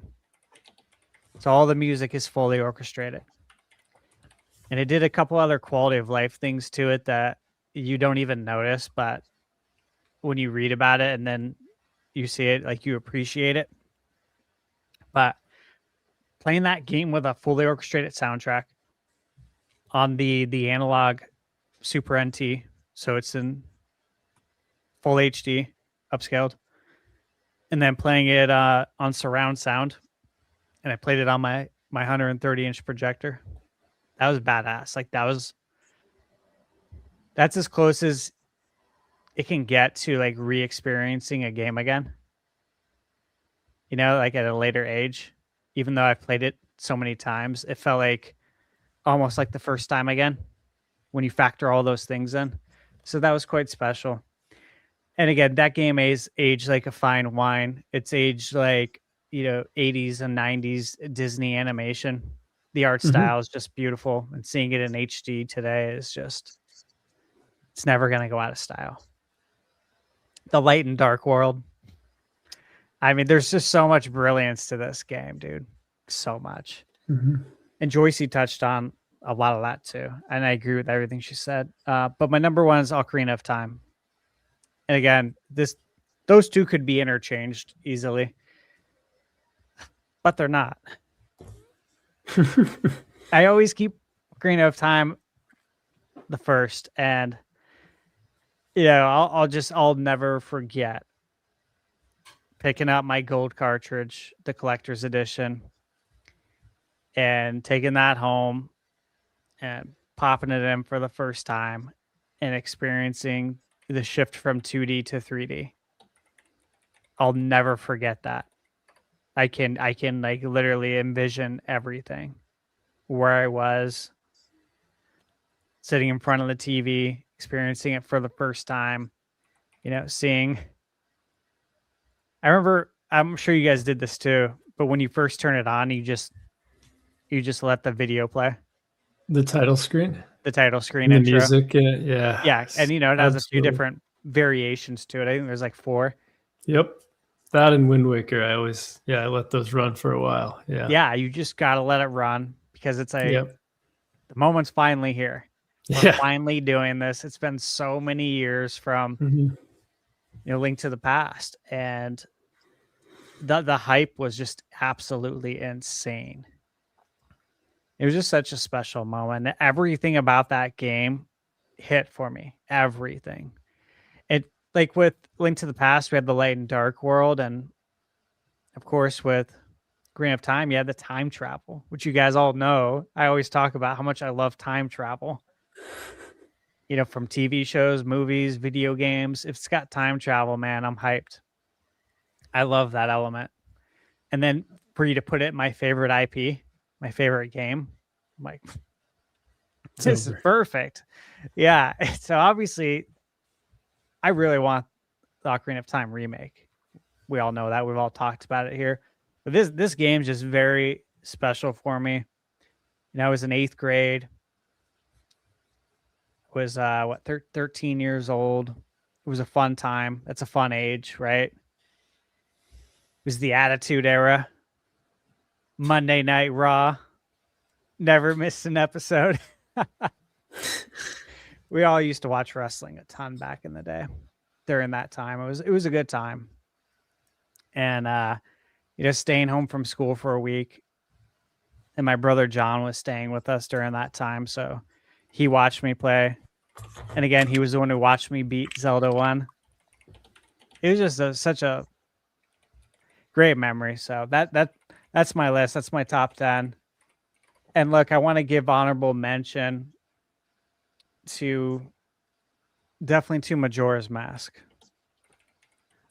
That's not a title I expected to not make it into it, but again, it's tough. It's tough to get them all in there. So Majora's, yeah, it is. Majora's Mask and what do you call it? The Oracle games. I would have liked to have gotten those in.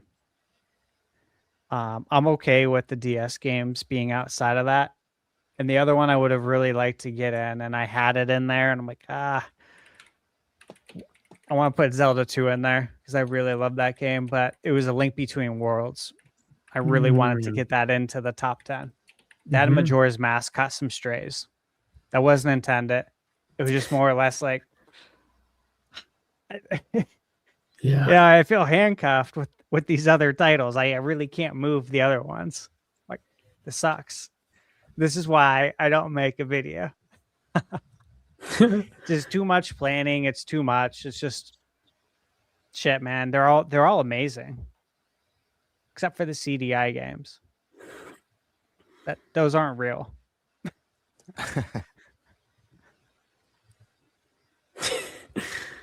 All right, look, I have to go.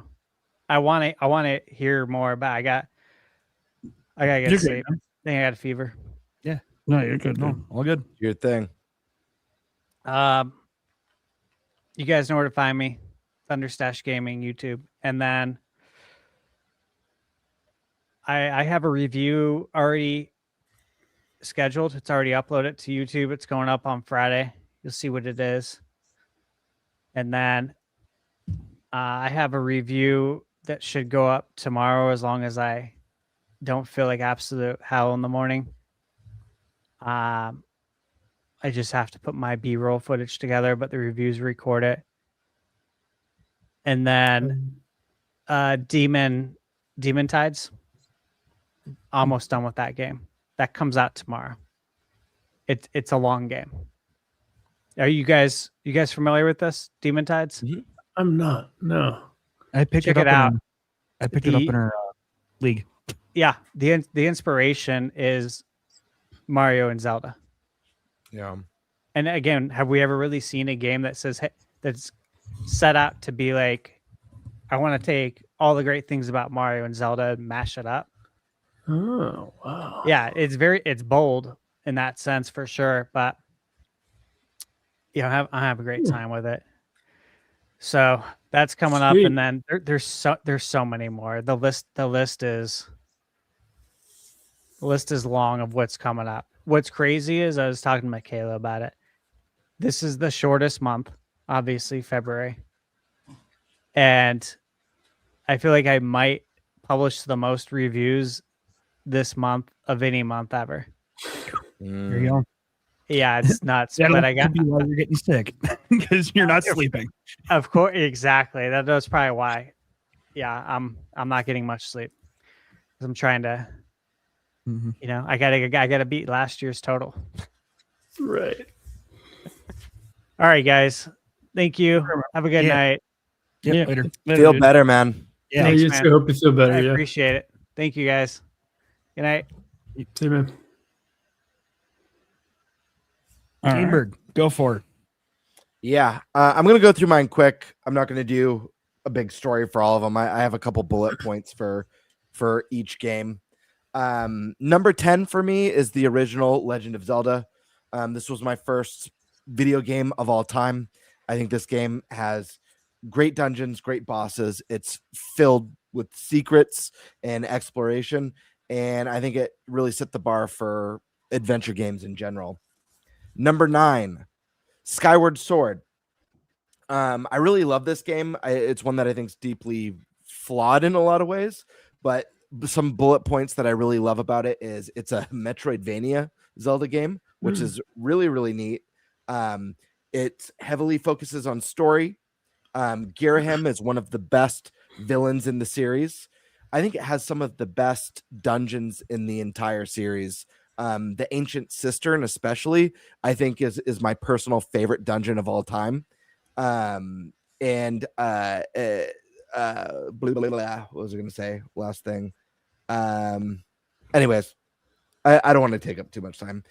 Amazing dungeons. Oh yeah, there's no torch lighting puzzles or block pushing puzzles in the game.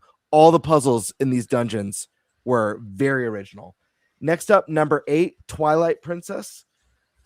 This is a game that when Twilight Princess came out, I was bummed out on it. I was not that hyped. For me, it felt like a huge step down from Wind Waker, but it's a game that's grown on me a lot over the years.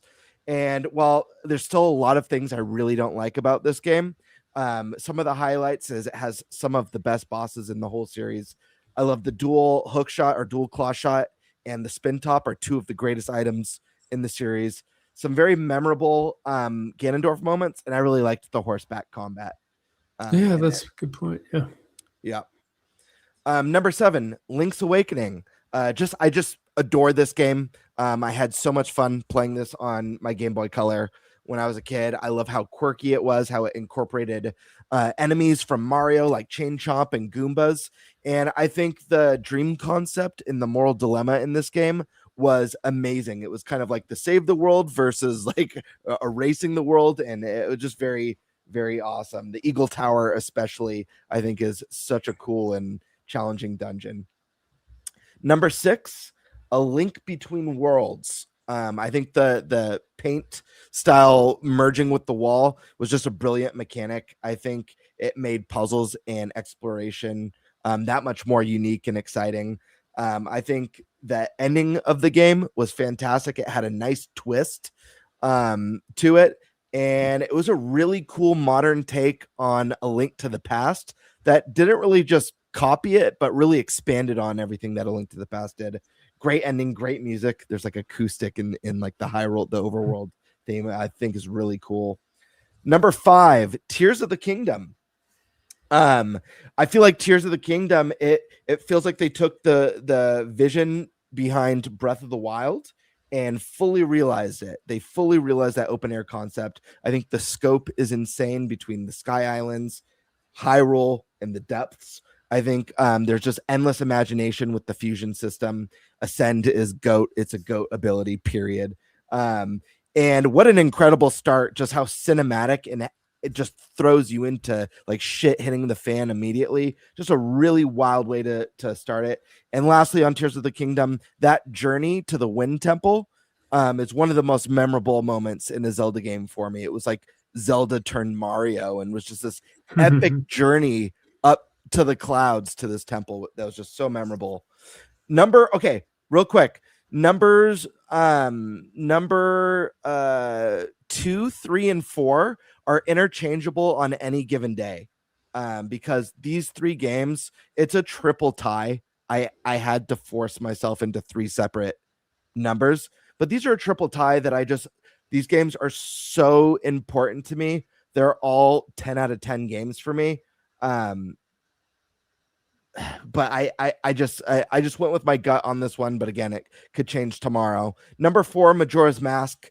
It's the darkest and moodiest entry in the whole series. I think the time control mechanic in it was absolutely brilliant with the 3-day Groundhog's Day style system. Way ahead of its time. Best side quests in the series. NPCs were on a schedule. They were the first time I ever really truly cared about NPCs in the Zelda game. Fierce Deity Link, so cool. Wanted more of it. And secrets galore in this game. Like all the different masks, all the different things that were there to discover was just what an experience. There's so much more if we had more time that I'd love to say about this entry in particular. The last thing I'll end to introduce one of my favorite characters of the entire Zelda series. I know Nate's a fan of this one, Tingle. I know a lot of people laugh when I say it or when Nate says it, but I truly love the character. It's not just a joke character to me. I hope he makes a triumphant return in a future entry. He's just that good. Like Nate said, play the Tingle games. Tingle freaking rules. Number 3, this was so difficult to put in the number 3 spot because this game is a 10 out of 10 masterpiece. It's a perfect Legend of Zelda game, period. That's A Link to the Past, my friends. The light world, dark world, the amazing items, the incredible music in this game, the incredible dungeons, the memorable bosses, and just an unbelievable open world design in the 16-bit era. That's just like, this game's flawless. You could re-release this game today with just HD 2D. I mean, you could keep the graphics, the game's stunning, but re-release it in HD 2D with a fully orchestrated soundtrack. It's a masterpiece still. Number 2, Ocarina of Time. Listen, this game is so special. Some of the best music in the entire series, in my opinion. So many memorable tracks, introducing time travel, switching between young Link and adult Link. So freaking cool. Seeing the changes between the future and the past. It's a perfect hero's journey story. It has some of the best dungeons in the series. The Forest Temple, for me, is easily one of my favorites. I also love the Spirit Temple, introducing the Mirror Shield where you can reflect light to solve puzzles. Some of the bosses are just so incredible and so iconic. And I just really love the rags to riches feelings of starting off as a child and growing up and just being this like hero with all these tools under your belt. Just really cool. Ocarina of Time. There's so much to say. Again, I'm powering through these compared to everyone else. But if we ever talk to Zelda again about our favorite games, I would love to go into more detail. Number 1, you guys all know my favorite, Wind Waker. It's my favorite Zelda of all time. This one I'm going to spend a little bit more time on just because I want to get into some of the reasons why this game means so much to me. I think it's the most timeless art style of the series. I think this game is stunning. It's absolutely beautiful. And when it came out, to me, it felt so. I know a lot of people knocked it for not having a mature look, but it just felt so next gen and advanced to me compared to anything else that was out at the time. It's my favorite Link in the series, the most expressive, the most animated. I think it's the best combat in a Zelda game. Yes, the combat was easy, but it was thrilling. It introduced an incredible quick time parry system that against certain enemies, like the dark nuts, you'd roll around them and you had to parry to remove the armor from the enemy so that you could actually cause them damage. Really cool stuff like that. You were able to use your grapple to pull items from enemies, and you were able to train to learn that spin that went on for like 2 minutes long. Just such a cool combat system that made me feel like a badass when I was playing. It also felt like the first true open world Zelda game, setting sail, seeing just like the horizon, that feeling of I can go anywhere, was just really epic. It introduced 2 new races to the series that have become iconic staples, both the Koroks and the Rito. Which are fan favorite staples of the series. I think it has, I mentioned this when Geek was here earlier, it has one of, in my opinion, probably the second best story of the entire series. If you really dig into the characters and their stories and the lore of this game, it is heavy, it is tragic. And Ganondorf, it's my most favorite version of him. Very sad and nostalgic, but a morally gray. He's more like a Magneto than like I'm just evil and I want to destroy everything. And I really appreciate that. Again, Tingle, Return to Tingle. Gotta love the Tingle. Great sea song that was mentioned. The Big Octo. I'll never forget sailing, minding my own business, and the Big Octo just launches out of the ocean. And it's an epic open world boss out of nowhere, firing cannons from the King of Red Lions. Such an epic moment. A lot of these moments you don't hear people talk about when they talk about Wind Waker, but these are things that made this game so special. Another one that was just really cool to me, the Forsaken Fortress. I love how your sister goes missing, you sail for the fortress. It becomes a stealth game, hiding in barrels, scaling walls. You make your way to the top and you lose and you get thrown out of that place, and you have to build your skill set and meet new friends along the way before you're finally ready to make that attempt to go back and save your sister. Ganondorf has scenes throughout the title. You feel the villain antagonizing you. Yeah, I just love this game. I love the sploosh battleship guy. It's it introduced Beetle, another great character. But yeah, I love this game. I love the Celtic music. And yeah, that's my list, guys. Did you know Breath of the Wild on there? Is that? There's no Breath of the Wild on my top 10. And real quick, I'll give a reason for that, because I know that's divisive. When Breath of the Wild came out, I loved it. I thought it was the greatest thing ever.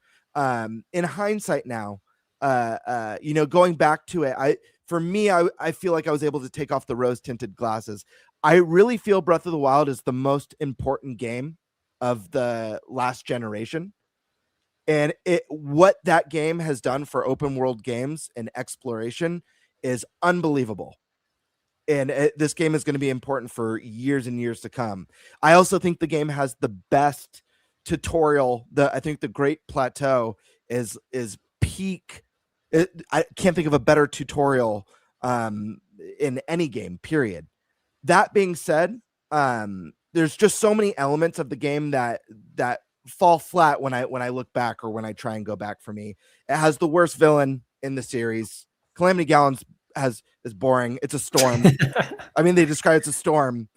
There's like no interesting motive or anything. And yeah, you might like, I just like that it's a storm of hate. Cool. If the main villain in Zelda is an earthquake, unless we stabilize the crust, I don't know. Just not that. I don't know. Just not that exciting. The music is the least memorable in the entire series. How many songs can you hum from that game? You know what I mean? I think the champions are just not that interesting. They feel very tropey, cliche characters. I think the divine beasts are terrible. They're just not good replacements for dungeons. I think the bosses were very weak in that game, bar a couple. A lot of them were reskins. I don't like the weapon breaking system. I think that was a bummer. I would have felt better about it if the Master Sword was the perfect weapon. But since the Master Sword would end up on a cooldown for 10 minutes after you do a fight or two, really bummed me out. And I don't know, there's just something a little bit sterile. I think the story's weak in it, and I really appreciate what it does. And without it, we wouldn't have Tears of the Kingdom. But ultimately, my final feelings on Breath of the Wild is Breath of the Wild feels like this insane proof of concept that was brilliant. And Tears of the Kingdom feels like the game that they took the proof of concept and they built a feature-rich, substantive game out of it with more interesting dungeons, way better bosses, and more interesting and more compelling storyline. And yeah, I don't know. I juggled Breath of the Wild in the 10 spot with the OG Legend of Zelda, but at the end of the day, I don't know. It just didn't quite make the cut. So I still love the game. And this is why we're not best friends. All right. Wait, we're not? That's what it is, man. All right. That's news to me. I'll run through mine. I'll run through mine real quick. just ripped his nipples off there. He's Right. like, what the fuck just happened? All right. Yeah, Eric, run through yours quick. Yeah, I only have 7 because I played that's 7. pretty much the only games that I've played. And yeah, so this one, number 7, could move up. I have to go back and play it again. I never really understood the concept when I was playing it to begin with. But now that I've played more of the other game, I understand it. That's Hyrule Warriors Age of Calamity. All right, and then after that, spin-offs on here, baby. Let's yep. go. Oh yeah, because I haven't played a whole lot of the main lines. After that is Triforce Heroes. I liked being able to pick people up and throw them off the map, and then taunt them.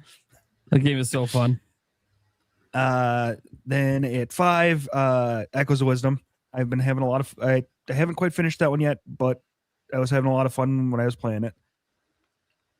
Number 3. Sorry, Jesus, I don't know what the hell number I'm on. Number 3, the game I'm currently playing and almost done with is Age of Imprisonment again, which now lead me back to Age of Calamity, which I now understand how it works. Number 2, Breath of the Wild, and number 1, Tears of the Kingdom. Done. All right, there we go. It's funny. Tulsa's like, most of these are titles Nate tomorrow. No. Only Triforce Heroes. And that was, he was helping me with a walkthrough back in the day on Zelda Informer. All the rest of that stuff, I didn't borrow him those games. He owns Breath of the Wild. He owns Tears of the Kingdom. He owns Age of Calamity. He owns Age of Imprisonment. He owns that stuff. He bought that on his own. Mm-hmm. Don't be I technically have bought Skyward Sword too. I could borrow him. I could borrow him Link's Awakening. I have other Zelda games on my. I could borrow him if he wants. He just never asked. Yeah. So I've technically bought Skyward Sword, but I haven't played it. You'll get around to it someday. I'll get around to it eventually. Yeah. Maybe. Yeah. All right. Let's get to the super chats we have quick here. Rapid fire these bad boys. We got Demonic Brawler saying, "Hey, Nintendo, let's get Pokemon Coliseum Gale of Darkness on NSO as soon as possible." Yeah, that's great games. Yeah. It's kind of funny too. This guy in the chat said Eric's favorite 3D Mario is Mario Kart. He's played like every 3D Mario. Mm-hmm. Eric's a huge Mario fan. Mm-hmm. So just because he hasn't played as many Zelda, he's only into Zelda. Well, he got into it because of me. Now he's into it on his own. Oh, I mean, Breath of the Wild was my first full playthrough of a Zelda game, and he loved it. And so he's good at it. Kind of back tracing.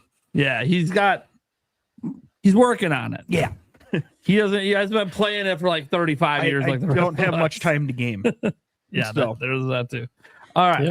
Anyways, Demonic Brawler says bring back NFL Blitz, NBA Jam, and NHL hits. Got to keep the streak alive on that one. Oh, yeah. Heck yeah. Demonic Brawler comes in here, says The Legend of Zelda is the GOAT of all video game franchises. Definitely agree with that. I don't know about other people. Yeah, it's gotta be that Mario or Final Fantasy for me. But yeah, I think it is. It is mine. I don't know about Gamer. What's your favorite franchise? Zelda's my favorite franchise of all time.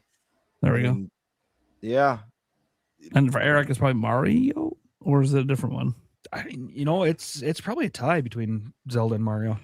Well, Mario, I just say because you've played. I've played a lot more. A majority of the Mario games, obviously, yeah. But no, I've But you enjoy Freaking- now that oh, you're yeah. into Zelda, you Yeah. really enjoy it Absolutely. just like you do Mario. Yes. Yeah. Okay. Yeah, he's just a late bloomer, guys. It's okay. We had 5 gifted members from Demonic Brawler over to Game Bird Classic. Hell yeah. Hell yeah. Thank you, brother. Then he just gifted me 1. You know, he only did all those other super chats on my channel. But he only gifted me 1. Anyways, thank you, man. He also gifted Thunderstash 1 as well. There you go. Demonic Brawler also said, "I want to go to karaoke village." Yes, dude, that needs to be in the game now. That needs to be in a Zelda game. Someone needs to make karaoke village. It's on the opposite side of Kakariko Village. Is that the Dark Worlds version? The Dark Worlds version. Everyone instead of the guy sitting there playing the Song of Storm, everyone's got to sing, and it's got to be all just dark and depressing music that we're singing. All right, Demonic Brawler again coming in hot. Here's a serious note. I've never played Twilight Princess, and I had a GameCube, but not that game. And I had to sell my console to pay a bill. I never got a Wii or a Wii U, so I hype for Twilight Princess HD. I'm going to say potential Twilight Princess HD. We don't know if it's actually going to come back. On Switch 2 is on another level. Yeah, we didn't get to any predictions, but the bottom line is they're not going to announce anything Zelda this week anyway, so we'll have time later this year to get into some Zelda 40th predictions. And our other topics that we're going to do. We'll do them in another show. I knew this topic with the top 10 thing was going to take forever because it's like, we're so passionate about Zelda. That's the thing. Like everyone on the show loves Zelda, so like no one was going to be short besides Eric, who hasn't just played enough of them. But no one else. I knew literally no one else would be short because we love this shit too much. You know, but it's okay. I was totally fine with the whole episode being just the top 10s would have been fine with me. Anyways, True Dude says, I personally never really gave Zelda a chance growing up until Breath of the Wild. Kind of like an Eric. He just experienced it a little vicariously, but not enough to make him want to buy it himself. Then he had Ocarina of Time on N64, but I didn't know how to do anything. But now I have all the games and you can't wait for the next one. Very nice. Hell yeah, man. That's what I like to hear. New fans growing from Breath of the Wild. Yep. We're talking about. Wink Demand. For the next big Zelda game, I'm picturing an expansive Termina map. Magic lockdown with more streets and areas in the depths of Termina. Dude, I don't think it's going to happen, but I would love it. I would love it. That'd be awesome. Yeah. That would be sick.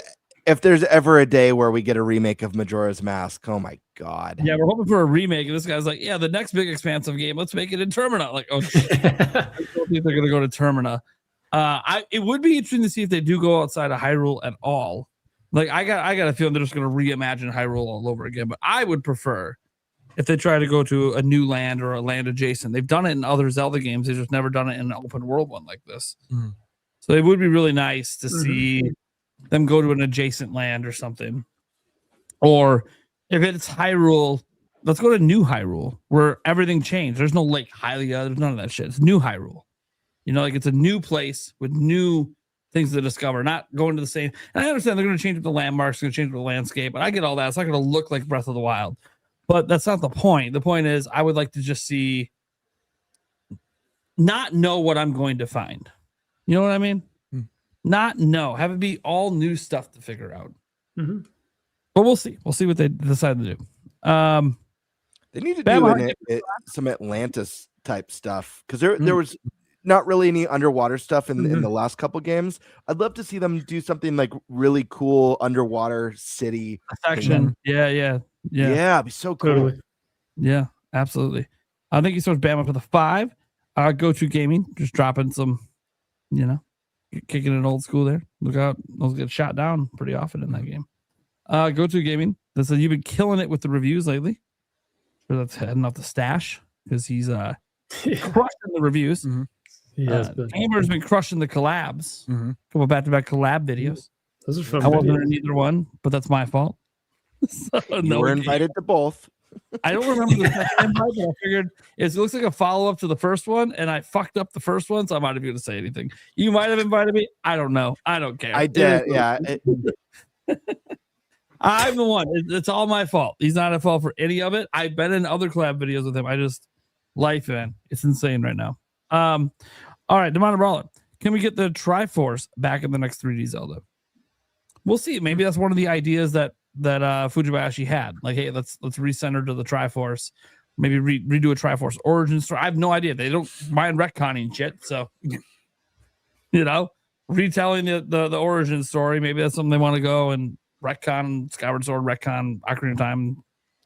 They don't give a shit. We know they don't give a shit about doing that. So it's gonna piss people off, but then also for newer players, it actually is kind of nice for them. So yeah. They might do the Quad Force in the next one. Quad Force. And it just looks like ripped golden legs. The Quad Father. That's what Nash Weedle was saying.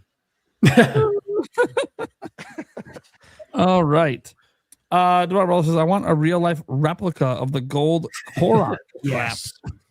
Yes. Dude, I bet you someone on Etsy's made one. Oh, I'm sure. Yeah. Oh my God. We should use that for the next Game Awards trophy. Oh God, yes. Because Birdman, you don't know. There's a trophy already headed to your house, but it's not a golden. Oh, is it really? Yeah, because you won the last one. Because you won the last one. It's not a golden really poo, hoping- but you gotta make that this really one. hoping for some golden, shit. I gotta find a golden shit trophy. The problem is it's going to get violently competitive if golden here's the shit thing. is on the line. The year that it's the golden shit is going to end up being the year that I win for some reason. I have to have a trophy that's a piece of shit. But I'd be jealous of that. Yet. I haven't won a single trophy yet for the buddies, but Eric's got one, Stash has got one, you've got one. I don't got shit. I haven't won one yet, so it's bullshit. Oops, wrong one. I see some golden they got it. There it is. You guys ever play Blue Dragon? 35? Yeah, on Xbox. Yeah. One of those, like King Pooh was like a golden shit. It's like a big, like one of the most difficult bosses in the game. Steak dropping in the 99 center on someone's channel, not mine. We got the Polito Dojo saying Aghanim is so Zelda's Emperor Palpatine. Unlimited power. Yes. And I couldn't agree more with Michael Guban saying Tears of the Kingdom's #1. Yep. Yes. Also, everyone else disagreed except for you, and Eric, But everyone else that's got it was like, no, this is not #1. Yeah, it's fine. Hey, I prefaced. Listen, Tears of the Kingdom is my #5. My top 5 are all 10 out of 10 masterpieces. It literally, this is a top 10 list. All these games. Yeah, I agree with mine too. It's like Stash said. I wish I could put them all in there. It's my favorite series of all time. Tall Show was looking up the Golden Pooh. I can confirm it's on Etsy. Yeah, they just decided to show it. They were gonna hide Golden Pooh from the crowd. Please. Come on, dude. If it's good enough, if Nintendo thinks it's good for E10, it's good for whatever the fuck rating this show is. Hell yeah. Definitely, maybe it'll be next. Probably, I don't know how many swear words got dropped today. It might be because remember you only get like 3, and then it's rated R at that point. Yeah. The intro is family friendly, though. I specifically designed it that way. I will tell say, me one part that's not. My children do love the intro. Yeah, see? They Tell me one part in absolutely that intro that's not kid friendly. But they love it for all the inappropriate reasons. What part? What are you even talking about? They see the pelvic thrust and they said, "Is Gamer doing the wiener dance?"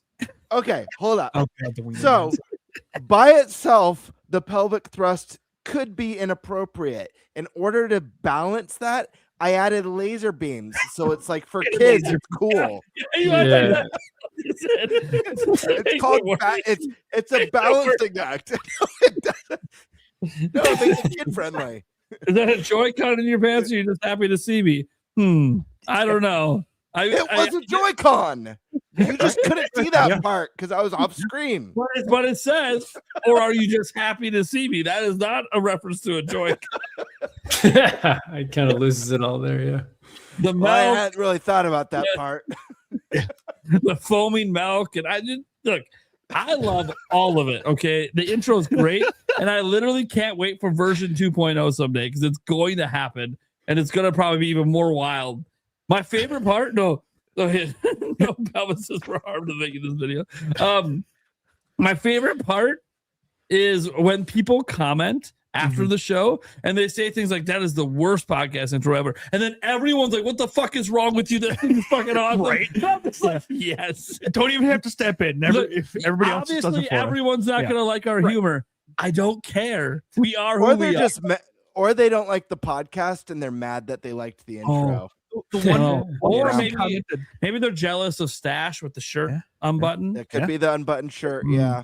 The one person commented how the intro didn't fit the style of the podcast. I'm like, what the hell are you talking You about? haven't watched enough episodes. You haven't I watched- think It's that might all have been unhinged. that might have been a tamer episode. You got to watch some of the episodes. They get quite kind of unhinged. Tonight didn't get quite as unhinged. There was a little bit in the beginning between me and Joycey, but it didn't really get that unhinged. And again, as one of our guests explained, she's really innocent. She doesn't do that kind of stuff, but her family does. So I was being a little polite, being respectful of the guests that we have. Like, there's going to be some episodes like when we have certain people on that we're not going to like go full NintenByte on them. We gotta ease them in a little bit. You know, we got to make sure they're comfortable. Or if this was an episode with like Favlam, Nick with no K, and I don't even fucking know. Throw in HMK, dude. All bets. N64 Josh. Dude, N64 Josh. He hasn't been on a while, dude.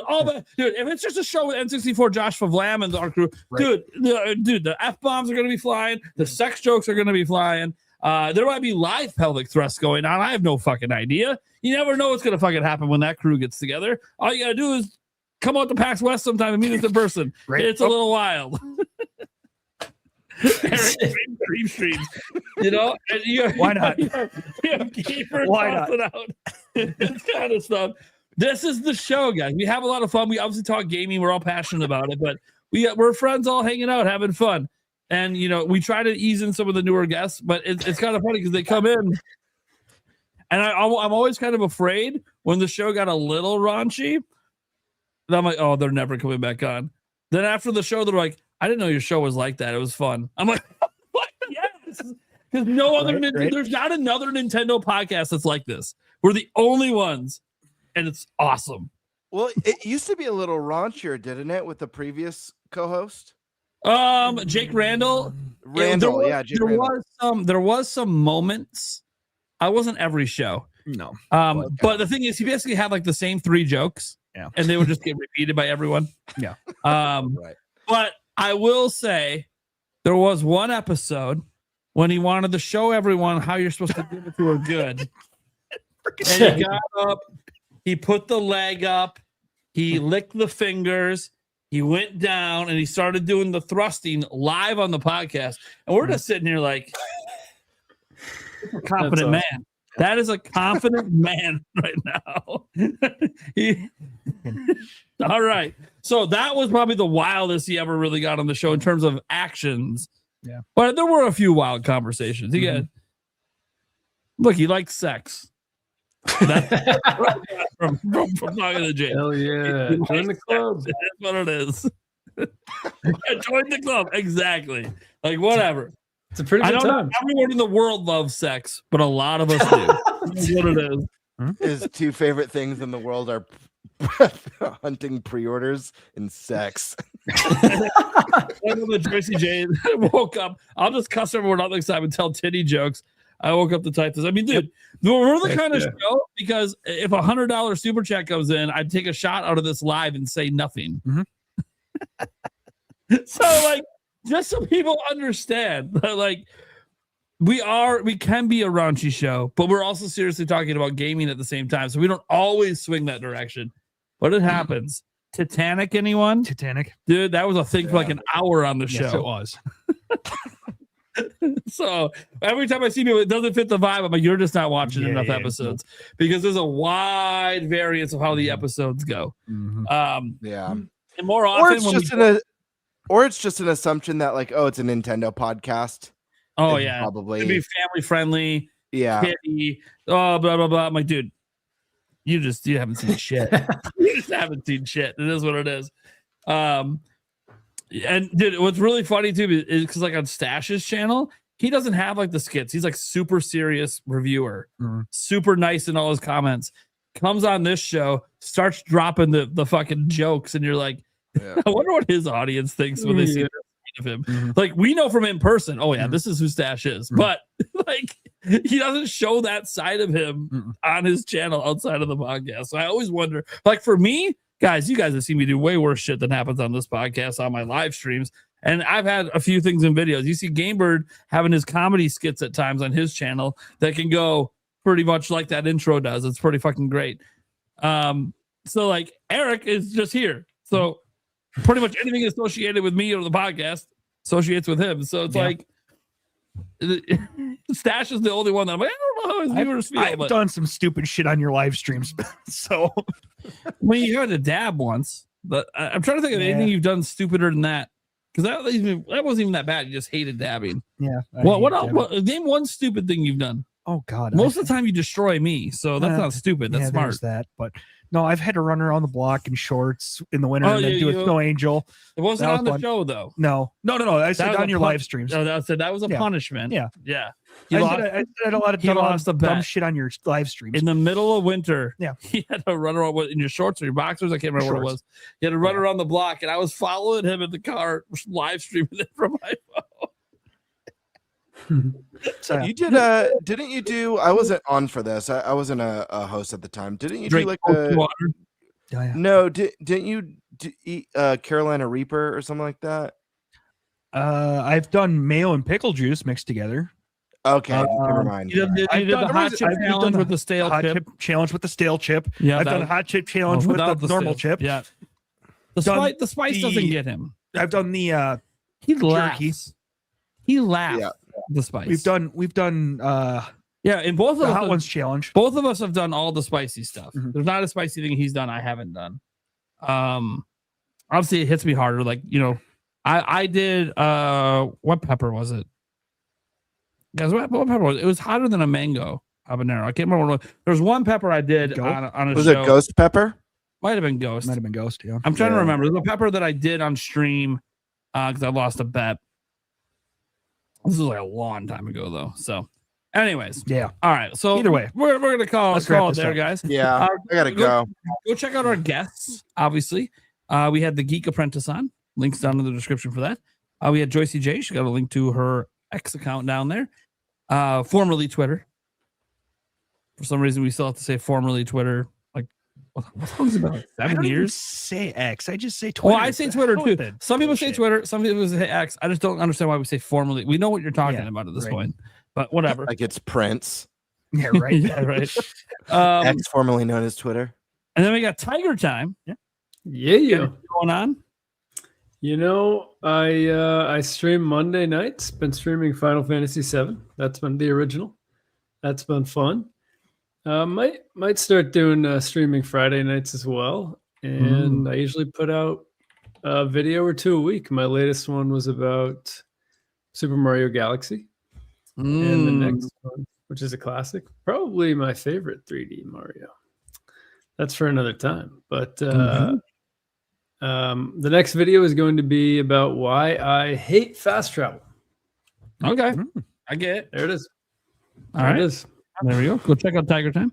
Obviously, be sure to check out Stash. I don't even know what his schedule is. He's got so many reviews dropping all the time. Just check in every other channel daily.